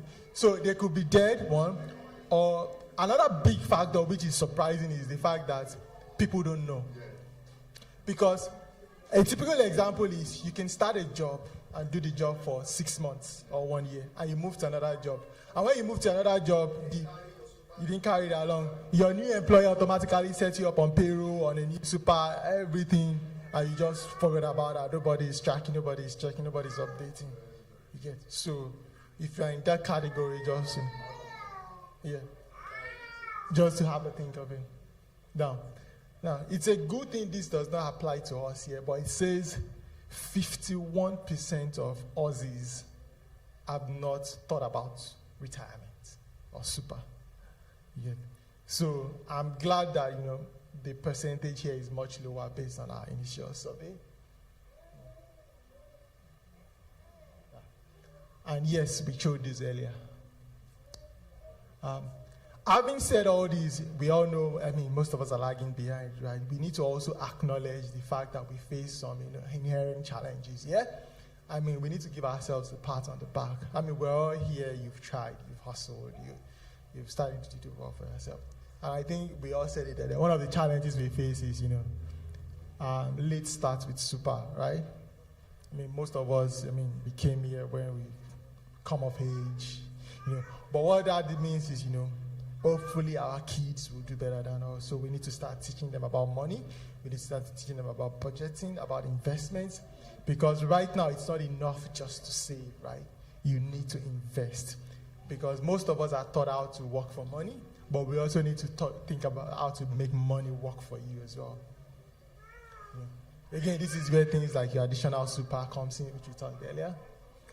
Another challenge, rising cost of living. Things are tough out there. Like, I mean, my personal yardstick, when I came into this country in 2019, I used to buy 3 wicked wings for like $3 something.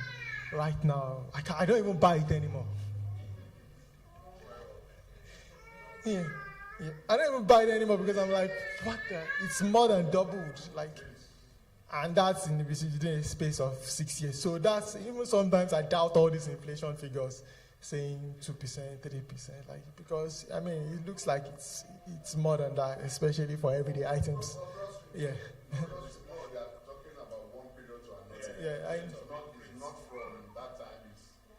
Yeah, but if you analyze it, say, for example, annually 4% for 6 years, it should still be about less than 50%, right? And the prices of things have doubled. I mean, like I said, my 3 wicked wings has doubled. And again, things have doubled. You just might not know. You might buy something of $1 per kg. Now it's $2 or $3. Exactly. That's the thing. So all those little things, they add up as well. So it's also a challenge. And of course, I think that's what we talked about, some sort of black tax. And I think we've talked about it earlier, so there's no point spending too much of time. You know. And another challenge we have is, you know, money management literacy. Yeah. We need to know how to make money work for us. We need to know how to manage our money. And again, it's good that this audience looks like, you know, we're doing better than most from the survey we did earlier. So, and again, depending on your risk tolerances, yeah. I mean, I don't have any skills to give you that, but by a show of hands, do you think, from a risk tolerance perspective, what's your risk tolerance? Anybody, like, are you willing to take very high risks, low risk, medium risk? What would you categorize yourself as, if you don't mind? High risk, yes. Medium, high. Yes.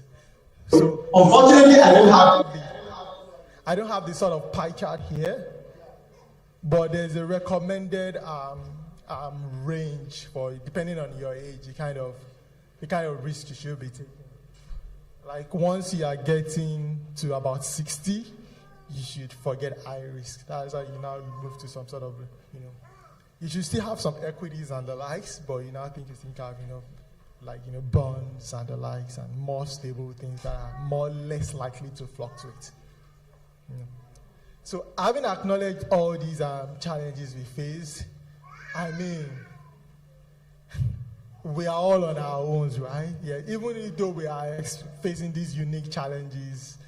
And I think one thing I should have added here is also some sort of unconscious bias that, you know, people of color generally experience, in trying to advance your careers, in trying to get contracts, in trying to, you know, get businesses. Now, the general populace might not know it. They might not even know that that's what they're doing, but that's why it's unconscious. That the sort of unconscious bias is they're working against us. You know, like we say, like, you know, if you are born in Nigeria, first of all, life has given you 1-0. So you need to work extra hard to, you know, try to make up for it as well. But that doesn't mean, I mean, of course, you need to give yourself kudos for how far you've come as well. So, I mean, I joked earlier that all you guys are rich people because you send money home. I'm not joking. You guys are rich.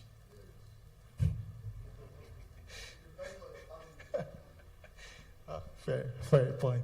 Having acknowledged all the challenges, some of the strategies to consider as you try to, you know, make up for all this, They are like the era says, small steps today, peace of mind tomorrow.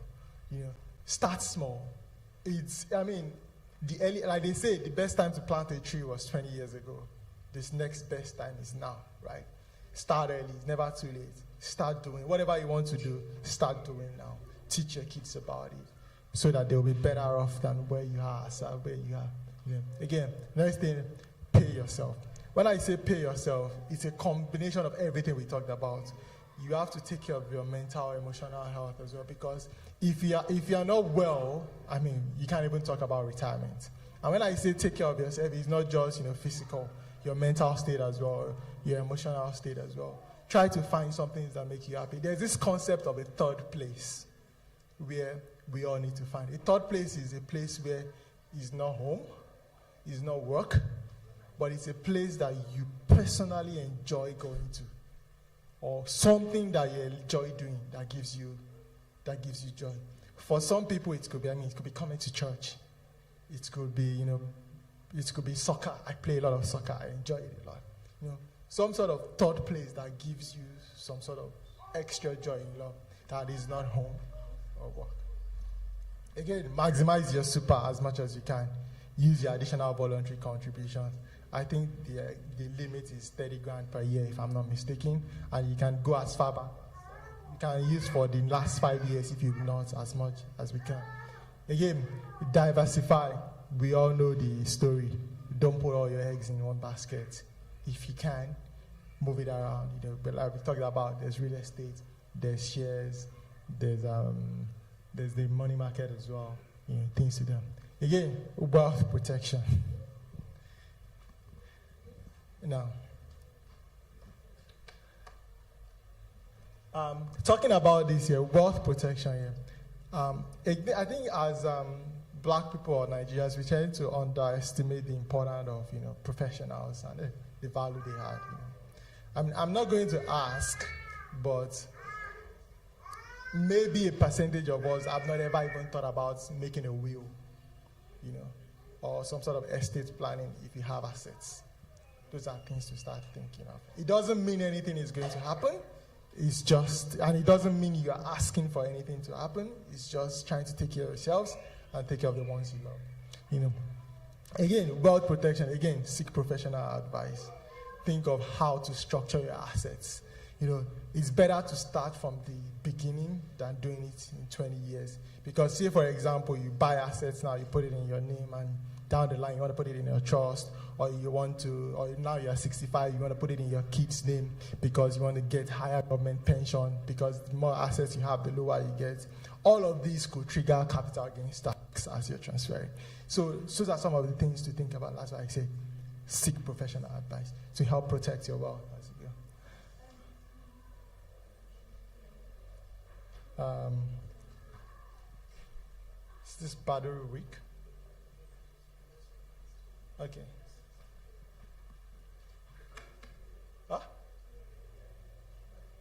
Okay. Now, I think this is the last slide now, so we're almost done.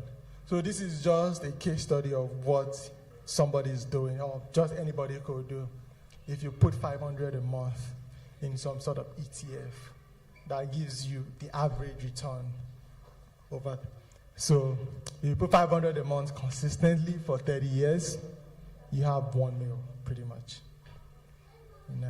Based on, and that's where the magic happens, compounding. 500 per month over 30 years is about 180K. But now it has turned to 1 mil because of the magic of compounding. 500 might be 100 a week, or 120 or 125 a week, depending on how we go. If you can afford, that's why we said start now. Every little counts. Yeah. As we live here, so these are some of the things we can do or just to think about, Again, review your super balance and check your fees. Looks like everybody does that, so that's good. Again, start small. Start now. Start today. Every little step counts. And if you can, talk to a professional. If you want to talk to your tax accountant, go do that. If you want to talk to a financial planner, do that. And you'll be good to know even some of this advice. For example, financial planning could be, you could pay for it through your super, which gives some sort of tax deduction as well. So that's something to think of as well. Quick fire, like I said, in one word, what's your next step after today? I'll leave that to you all to think about, and maybe keep that for yourself. We've been sharing a lot today, so maybe keep that to yourself. And yes, I think that's the end of the presentation. Yeah. Any question? Yeah.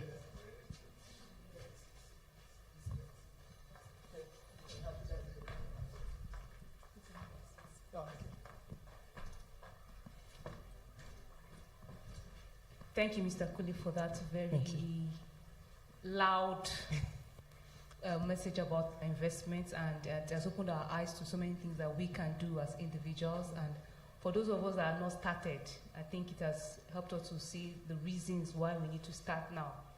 Because starting now is, even though it's late, it's starting now and something can still come out of it. Yep. Thank you very much, sir. Any questions, please? Okay, we have 2 questions. 3. Any other questions? 4? Any other one? Just 4. Please, just 4, because we are running out of time. Okay. Victor, the microphone.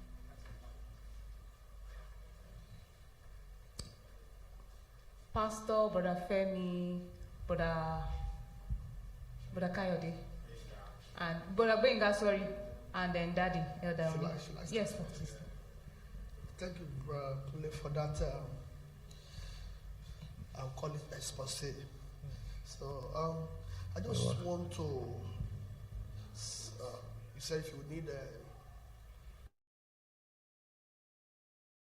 advice, you should seek the advice and not just take what you have presented as gospel truths. I mean, you made a disclaimer, something like that we should. Seek professional advice, yes. So I have 2 questions, but let me start with one. And the first one would be the penultimate slide that you showed, whereby if people put $500 a month for 30 years, turn out to be $1 million. But if you look at it, that's not the reality. And so $500, that's roughly $50,000. Let's go to super now. $50,000 gross income, right? Let's say you keep your super at 10%. I know it's 12%, and for some of us in academic, it's 17%. So let's say it's even 10%. So if we go by this stuff, almost everybody in Australia should be hitting $1 million super. And why is it not so? Because a few things to consider, right? Yeah. We need to understand that the Super Act in Australia was enacted in 1992. So before that, only 32% of Australians were covered or had any sort of super. So it was post 1992 that when the Super Act came in, that is when people started actively contributing towards super. Now, before then, it was voluntary. You know, what employers do. If you like, they put it in super. If you don't like, they put it in super. So it was post 1992, which is about, it's quite a long time, but not the. So if you look at the average age of the working population, these are people that probably were already working in 1992, and up until then they had zero.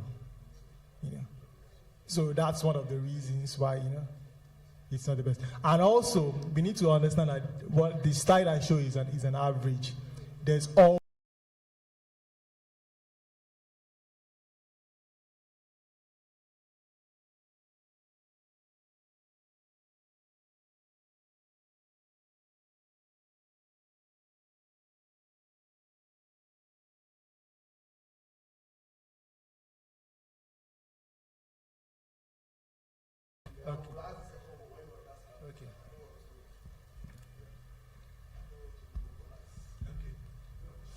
I have 2 questions.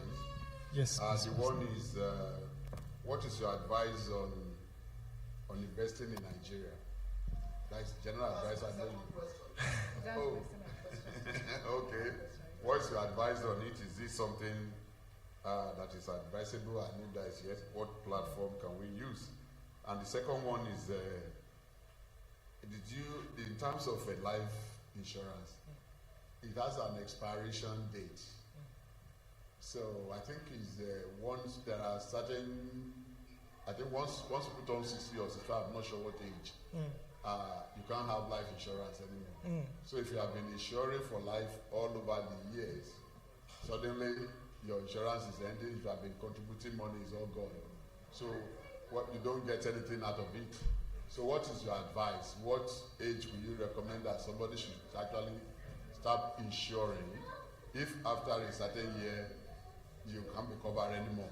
Or if you are going to be covered, I think if you are going to be covered, the amount is just way, the premium is so high. So yeah, you're right. The premium can be so high when after a certain age, which is why, in most cases in Australia now, people do their life insurance through their super funds, which is almost automatic. That as part of as long as you keep working up until 67, you still keep getting life insurance, and even after that, you still keep getting insured based on, because that's part of the fees. Even in the projection of how much you need for each year per super, fees like insurance costs are also part of it. Now, some of the things that you no longer might be getting insurance for could be temporary loss of income, because right now that's part of the things you get insured for. That if you lose your income, you get a percentage of it for a few months, or permanent disability from work. So that's some of the things that might stop, but I think the main one will continue. And also because of how competitive it is right now, a lot of super funds are adding some sort of attraction points for people to stick with them. For example, they say after you get to a certain age, if you get still no claim, we give you a cashback, or we give you some sort of thing every year or something. It might be minimal, but that's some of the things they are doing. But I mean, through super fund, it's still going to be done. Yeah. What was the second question again? The second question was investment. Investment. Yeah. Again, I think it depends on your risk tolerance, right? So if you look at the investing world right now, Nigeria, for example, is considered an emerging world, right? An emerging economy. So, and that is naturally considered risky. And if you look at it in investing terms, the higher the risk, the higher the rewards, yeah. And like Bro Femi would say, since BAT came in, it has been really impressive. I mean, for example, it only just came on my radar to like maybe a year ago to that what is going on. There are some stocks like Transcorp, like Zenith, like MTN that have just skyrocketed out of nowhere. So again, that kind of returns, I don't think you can get it in any developed world right now. You can only get those kind of returns in a developed world for emerging companies, maybe just before the list or something, which is why the big traders, that's how they make their money anyways. Yeah. So investing in Nigeria, of course, you can consider it if you are prepared for the risk associated. In a place of Nigeria, so many things can go wrong. The economy, the people as well, the human factors as well. A lot of things can happen, and it's not just even shares, even real estate. The governor can revoke your CFO. A lot of things can happen. So again, it's just about your risk tolerance, which is why I asked earlier. If you have a high risk and you have something, of course, consider. And if you don't, stick to what you know. And again, if anybody wants to do that, I mean, it's also best to seek financial advice. And in that case, you might not be able to do that here. You have to talk to some sort of financial advisor if we have them in Nigeria. I'm sure we do, but yeah, that's it. Okay, there's one question on the screen. Please take that before we take Elder Oni. No. I just want, since Pastor has my question, so I don't have to go back to it before you anchored on the answer. Yes. So, I wanted to ask something similar to Pastor Bet. Yeah. It's similar, but then in terms of taking advantage of the opportunities over there, people say that money invested in dollar is better than money invested in naira. Let's say, for instance, you have real estate worth 100 million naira in Nigeria, roughly $100,000. So there is this argument that $100,000 investment today here will be better off than a 100 million investment in Nigeria in the next 10 years.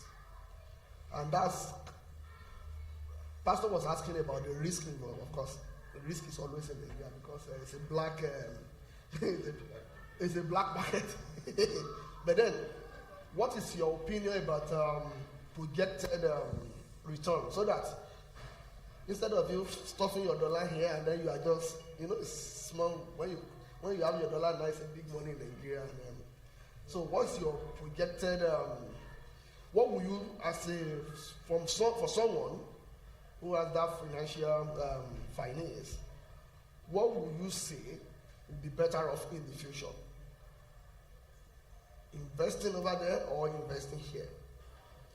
Equivalent amount of money. $100,000, 100 million. So I think one of the rules of investing generally is the fact that you shouldn't invest what you cannot afford to lose.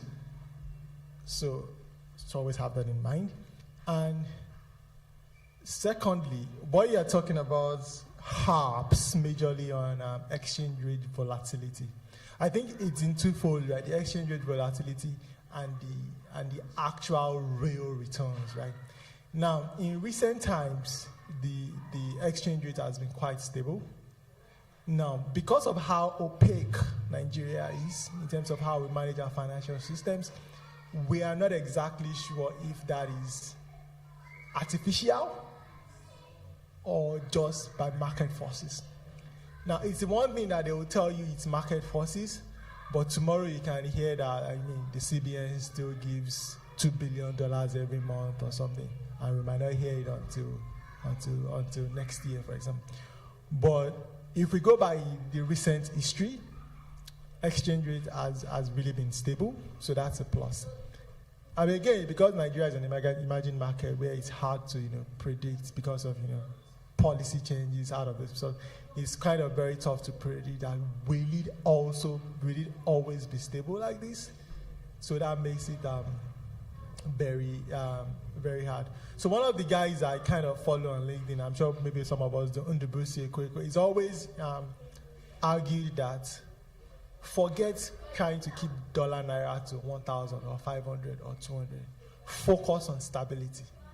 That if investors can be sure that the rate is stable, they can do their projections, they can plan ahead, and that would automatically help FDIs into the country. But if you don't fix volatility, there's not much you can do, right? So in terms of whether to keep your money here or take it there, I think it begs the question all of us have to answer. I don't think there's a straight answer because, like I said, of how opaque the system is. One thing, however, I say is that I know personally of someone that experimented with $10,000 4 months ago, and his money is now 17 mil in less than 6 months. That's 70%. That's ridiculous. And again, exchange rate has been stable within those times, so he's made even way more money in dollar terms. So again, it's just here and there. To be honest, it's very unpredictable and no specific right or wrong right now. Okay, thank you so much. I will take what. Praise the Lord. The question that I want to ask is, I think it's only employees that retire. Successful business owners, they don't retire. So, we have so many billionaires around the world. Even Warren Buffett is it should be 95. He has not retired. And we have Dangote. Dangote should be 70 years. He's the richest black. He has not retired. So I think the money determines when most of us think we will retire. But these people, they are billionaires, but they don't retire. It's not even in their own dictionary. So I want to ask you that, do they actually retire? And when should they retire? Thank you. Number one, I think you'll have to ask them, one. Then secondly, you know, one of the slides I presented earlier talked about, one of the questions we pose to ourselves is, what does retirement mean to you? Right? So, and we had various options there. For some, it's family time. For some, it's travel. For some, it's volunteering. And for some, it's business. You know, one of the options there was business, where even though you are retired, but you are still running a business even as a retiree, kind of. You are just not as actively engaged. Look at that for an example. Like, I think last month or so, he resigned as the chairman of Dangote Cement. You know, so he can afford to do that because, again, maybe that's his own version of retirement, which is why it's a personal thing, right? It varies from person to person, and which is why, I mean, it's a good thing it was one of the options there, that retirement could also mean still keeping being in business.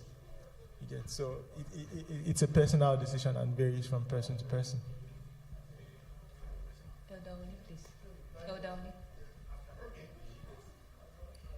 Though some of my questions have been answered, except one or two. Okay. This issue of investment. You may be reading here about Nigeria economy. It's moving, it's buoyant, but there are some basic fundamentals that we may not really know here, but we need to tell ourselves the truth. I'm a professional banker, a finance person. Insiders abuses in all these corporate bodies that you say their shares are increasing. They are increasing. It's a managed thing. We have experienced it 2-3 times in Nigeria when the bubble burst. It is then you will know that these companies, their shares are not worth investing. It will run down to kobo. 2, the FX that we are talking is stable now. Is because we are here to go deep down into the analysis. 1, the FX itself. 2, the monetary policy. How are we managing our monetary sources? 3, the fiscal policy. So, and you will discover that the fiscal policy, the monetary policy, they are not really working together. So it depends on the relationship between the CBN and the Minister of Finance and coordinating economic minister. So if they don't agree, there's no way that all these things that we see. But when you look at the current effects, it's a managed system. Because if the forces of demand and supply, if they are really working, and that's what we really rely on to manage our FX, why are we still injecting additional dollar? When we look at our naira, it's weak. So we cannot compare it with the dollar or the pounds, and then the CPN or the, I'm sorry to say this one, they will not, okay, let us pump dollar into the system so that naira will look stabilized. It's a political float management. So, and if somebody rely on that figure and you push your investment to that direction, you may lose your fund. And the basis of this training is program. Oh, it's okay. The basis of this program is that we don't want anybody to lose his or her fund. So you have answered that question, that for whatever investment that we need to do, please consult a financial advisor, a chartered accountant that knows the nitty-gritty of what you want to do. And if it is moving money from, say, Australia to Nigeria for investment, the question I want to ask that person, even if you have a financial advisor in Nigeria, is that, like I said, readers are leaders. Have you read about the investment outlets before you push your money into it. Some months ago, I think before we left Nigeria, they brought in the issue of crypto, and that's the question I want to ask. And they used one company called CBEX. So, people are naive about crypto. So, I've read about crypto, but I'm yet to really understand the principles behind it.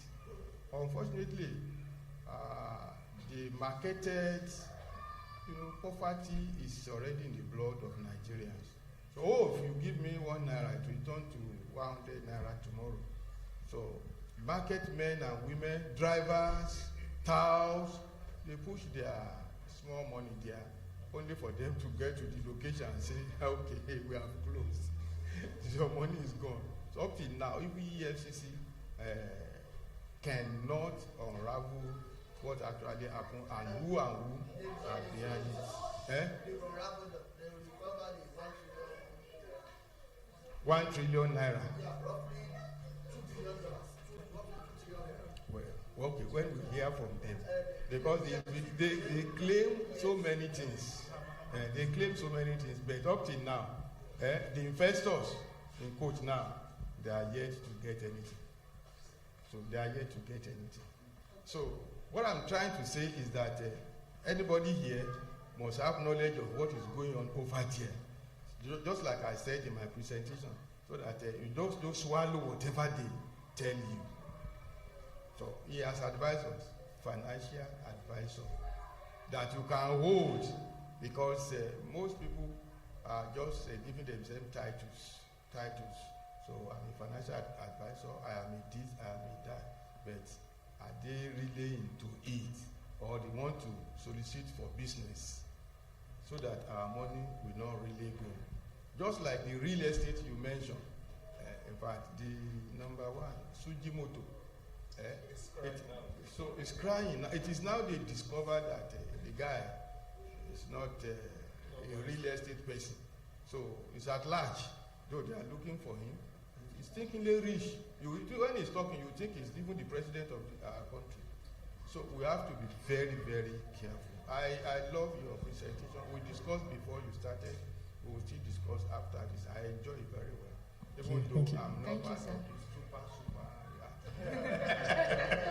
Thank you so much, sir. Daddy would have wished to be part of our super. Victor, can you put a question for Nicola's question? Okay, there's one question on the screen that says, can one invest super in cryptocurrency under SMSF option, or are there restrictions on investment choices? If yes, what's the approach? I think there are general rules on, the kind of investments you can or can't do, even for SMSFs. And that is why, most SMSFs have an administrator, and every year you do an audit and blah, blah, blah, is to make sure that you are operating within the rules as well. Now, whether you can invest in crypto or not, for supers, I know, for example, if you're in the high growth one, like maybe 90% plus are in equities, and I think there's a little percentage here marked for crypto. But I think there are guidelines that stipulate, the percentages that you should allocate to each class of asset that you should not exceed. So if you're running your SMSF, you should talk to your administrator, or you should do it yourself, as a matter of fact, because you are your own manager, right? So definitely limits for each class of investment. Thank you. Okay, but Femi, still have a question? Okay, just two. You have one. That was what I counted. Okay. We just make it quick. Femi and please, I will just round up there, because it's not a question. I just want to speak on the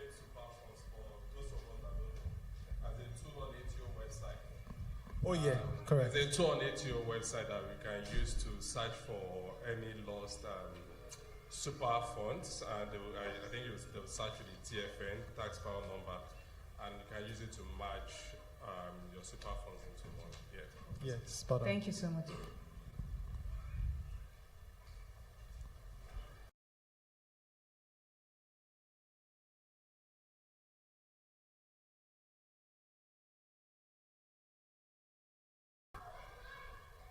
When you look at real estate and you compare it with blockchain technology, especially when you're talking about Bitcoin, there's a projected scenario whereby investing in real estate is declining while Bitcoin is rising.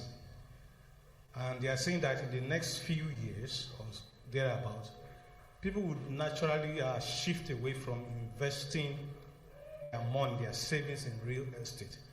Because one, inflation is eating into real estate, but Bitcoin is stable and all that. In your opinion, what do you think, how will I say, what do you think financially, is it the right approach to invest now in real estate based on the projection they are saying? Also consider the fact that the United States is trying to lead in that direction, trying to encourage adoption of blockchain technology.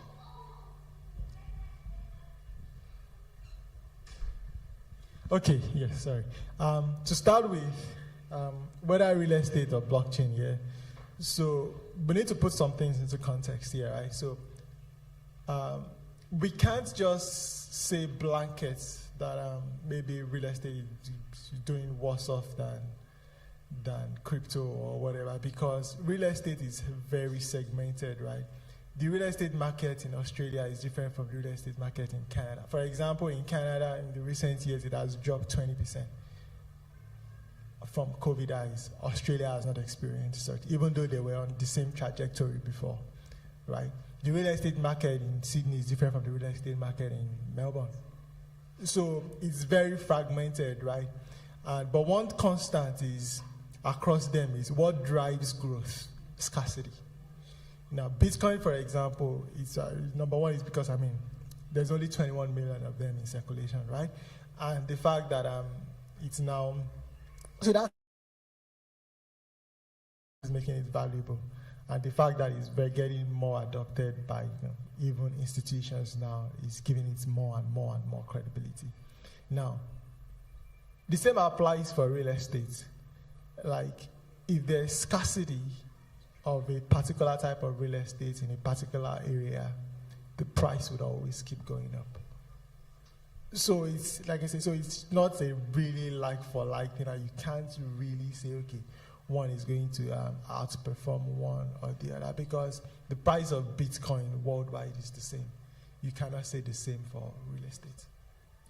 Yeah. And that's as a result of some of these factors. So it's not really, we can't really say that for a fact that, for example, blockchain or crypto, or any type of crypto is going to outperform real estate, because real estate is too fragmented to make that kind of assumption. Yeah. Thank you. Last question, please, Brother Femi. All seen the fact that quite a number of people are far below the super, are far below what it should be. So, in terms of retiring, if your super is very low, will you advise the person to relocate back to Nigeria to retirement? Because a lot of people come to the country very late and they don't earn big. For your super to be big, you have to earn big. So now, what is the hope of those that do not earn big and they came late? Can they actually survive in the country when they retire? Yes, Pastor. There's the government pension, right? But it's not much. So right now, I think for a couple, it's about 1,200 a fortnight, if I'm not mistaken. Yes. Yes. No. Fortnight. $1,200 per fortnight. That's yes. Yes. So what's the super threshold to earn pension? So that it's about income and assets. So if you have a mortgage, if you have a house, and you have assets less than, for a couple, I think it's about 350 grand. So if you have a mortgage and a house, more than mortgage, if you have a house that you own, and you have more than, I think, I'm not sure of the exact amount, about 350 to 400k in assets, you will only get a part pension. So there's this graduated scale, that there's the income threshold and there's the asset threshold. So let's assume the person, let's assume the person does not have mortgage, yes. He doesn't have assets. What is the maximum pension drawable from government? Currently, I think it's about 23 grand a year. That's no money. Anyway. It comes to about 1,200 a fortnight, thereabouts. Okay. Again, because they assume, you don't have a mortgage yet, so it's not, they're seeing some sort of livable wage. If you don't have a mortgage, you have your senior's card to help you get around. Hopefully your core health needs might be taken care of by Medicare if it's not cosmetic. So yeah, they get a lot of seniors. So all of these are considered to get as, but because some of these are taxpayer funded as well. So you put all of this into consideration to arrive at that amount. That's not to say it might cannot survive. That's not to say it might not. Can he survive after retirement? You've seen Africans like that. I'm not talking about the Oyibo's that they don't eat African food, they eat bread. And, because if you eat bread and all these groceries. So that's the thing. The lawmakers. $1 milk. If it's kind of stuff that you drink, bread, $1 bread in the coast, buy here.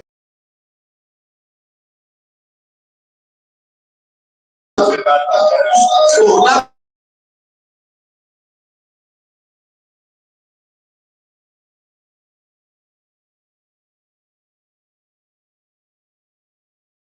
while you're Australian now, so maybe, if more of us start getting into politics and stuff, we can start, changing some of these things, But even the Australians that they were made for, like they complain as well. That's not to say it might not increase with the next administration or something, but that's just where we are at the moment. Okay.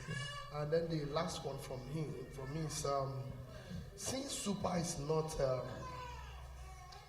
You can't draw it until 60, right? 61 or something like that. So there are some exceptions, but go on. Yeah.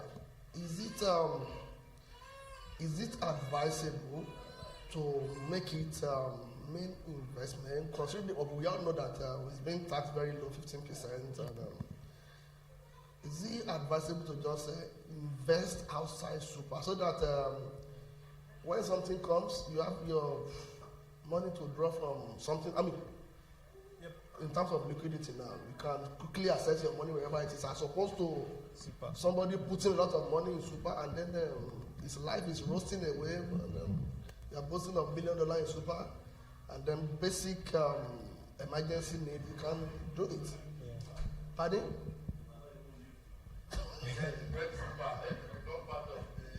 And another angle is that people might not even live to get the super. So now, from we know you have given us your kids. But then the government, they always encourage us to put money in super to save tax or those. But then what we are putting there as extra, shouldn't someone begin to think that let me put this money outside super so that I can get my money anytime and fly, go meet daddy in Ibadan or wherever, shop life and as opposed to system confining me to continue to work. Do you know because your money is stuck there, you want to stay and get that money too? That's an angle. If you can prove that you are leaving Australia permanently, you'll get it. No, I'm talking about later. Later. Okay. Permanent resident or citizen. Yeah. So that's one. Also, even if you're a citizen, for example, if you're also a dual citizen, you can say I'm going to Nigeria permanently, and if you can put documentation in that, in fact, I believe you should be able to get it. If that is the case, that's one. Then secondly, like you said, that liquidity is the main reason why anybody should.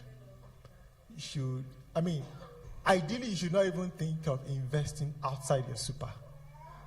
You know, but just because of that liquidity that you can call on it is the only reason why you should even invest outside of super, because you are going to be investing after tax income, which again, if you sell prematurely, you make gains, you pay capital gains tax on again. So it's just, you know, taxing and taxing again as well. So yeah, it is what it is, unfortunately. All right, I want to say thank you so much. Yeah, thank you so much. For everything. Thank you everyone for having Thank me. you for taking us on this. And I want to say thank you to everyone for staying till this very time. I want to invite Pastor, please. Sorry, Sister Buki, Ayeni, and Pastor. Please, could you come on stage? I'm going to present this to that.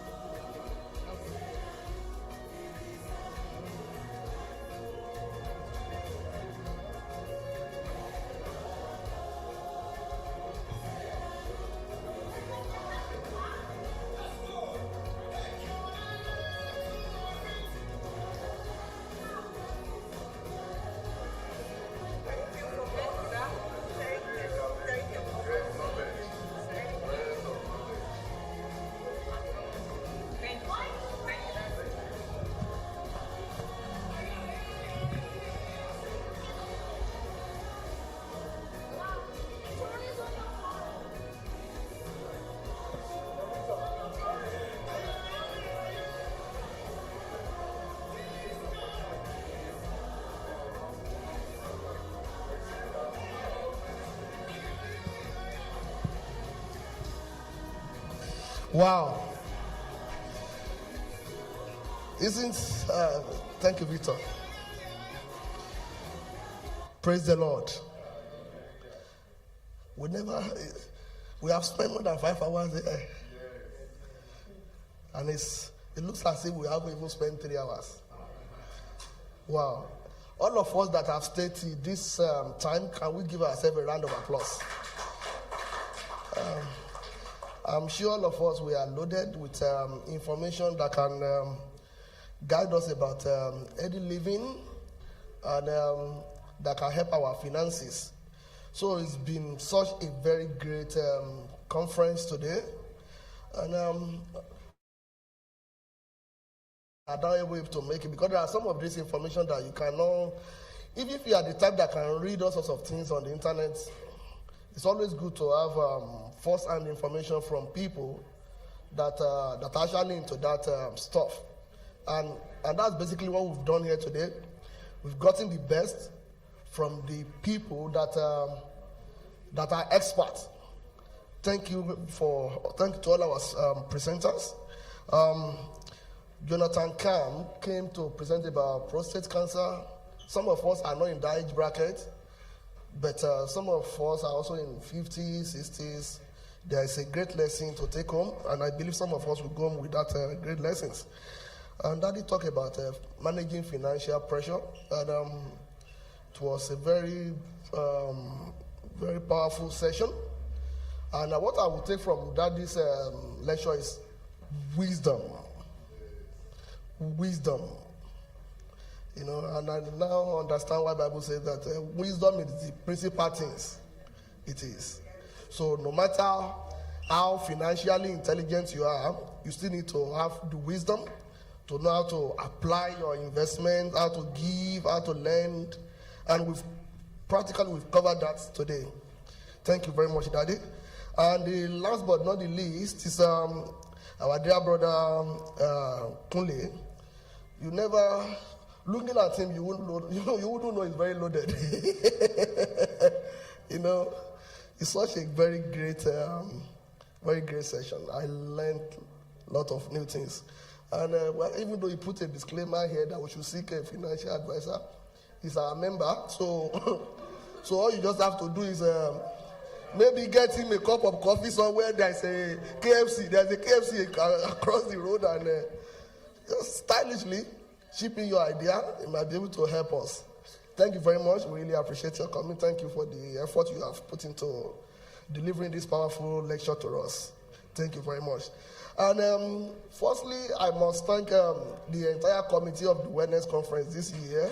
Please, let's give ourselves a round of applause from Sister Alice, Brad Benga, Sister Buki, myself, Sister Tayo, Deaconess Caroline, Sister Bolu Atife, and Sister Karen Doki. And thank you very much. She's not feeling fine today, but then she still makes effort to, she did well. And she also came, Sister Karen came yesterday to do a proper cleaning of this place. And I'm sure we've been seeing a lot of jinx on the Facebook. Sister Alice is the one in charge. I was wondering whether you have worked in that space before. Maybe she really did well.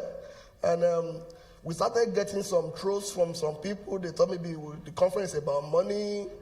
How many of us saw those trolls? Oh, you didn't? Oh, you saw it, right? So you saw. Oh, well, they were trolls. So some frustrated individuals. They think everybody's like them. So they think we just want to bring people to brainwash them. They started saying all sorts of things. So which means our message actually reached the global world. It reached them. So thank you very much for that wonderful delivery. And Sister Bola to feeling fine, she had to leave. And Sister Patience to not feeling fine. Brother Kingsley almost not feeling fine. Well, today is a Wednesday, and we declare Welness into their life. We declare Welness into their life. So thank you, everyone. Thank you for being part of today's gathering. Thank you, Pastor, for supporting this meeting. And we'll continue to get better by the day. Without much ado, we will just we'll call on our mommy to lead us in a closing prayer. But before we do that closing prayer, maybe Buki, what you need to do, there's a raffle draw. Please, it shouldn't take more than 1 minute. You can't be sitting for almost 5 hours without going on with something. So now we have talked about financial strategy. We are talking about awareness. As you are touching that thing, just ask Holy Spirit to guide you to pick something that is very nice. So whatever you pick, note the number, and then CSR people will give you the gift that corresponds to that number. So that's your parting gift for today's conference. Yeah, and for staying, people that left early, that's the luck. So thank you very much. So while that is going on, we will call on our mommy Olugbemiro to close the session. And by the grace of God, we'll be more than this. And to be better next year. Be better next year with your cooperation. If you want us to do anything, please just reach out to me or any member of the CSR committee. If there are topics you want us to touch, we can always put it together against next year. See you again next year. The Lord be with you all.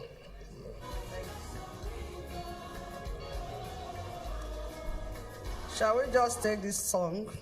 Praise. All the glory must be to our Lord, for He is worthy of our praise.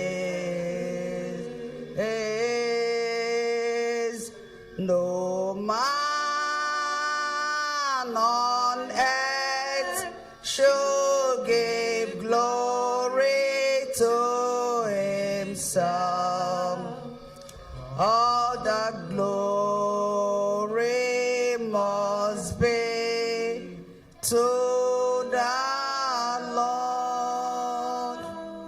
Indeed, all glory must be unto the Almighty God. Let's just worship the Almighty God. Let us ascribe greatness to his name, he that has made it to be successful, He that has made today, O Lord, to be successful. All the speakers, all the guest speakers, they spoke very well, and we have learned so much.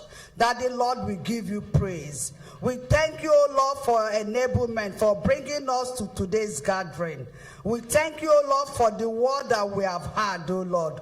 We pray, O Lord, that this word, O Lord, that we put it into action in thy name of Jesus. Mighty Jehovah, we worship you. We thank you for all the organizers of this program, O Lord. May you bless every one of them in the name of Jesus. Mighty Jehovah, we pray, O Lord, that even as we gather here tomorrow, O Lord, that your name alone will be praised, O Lord.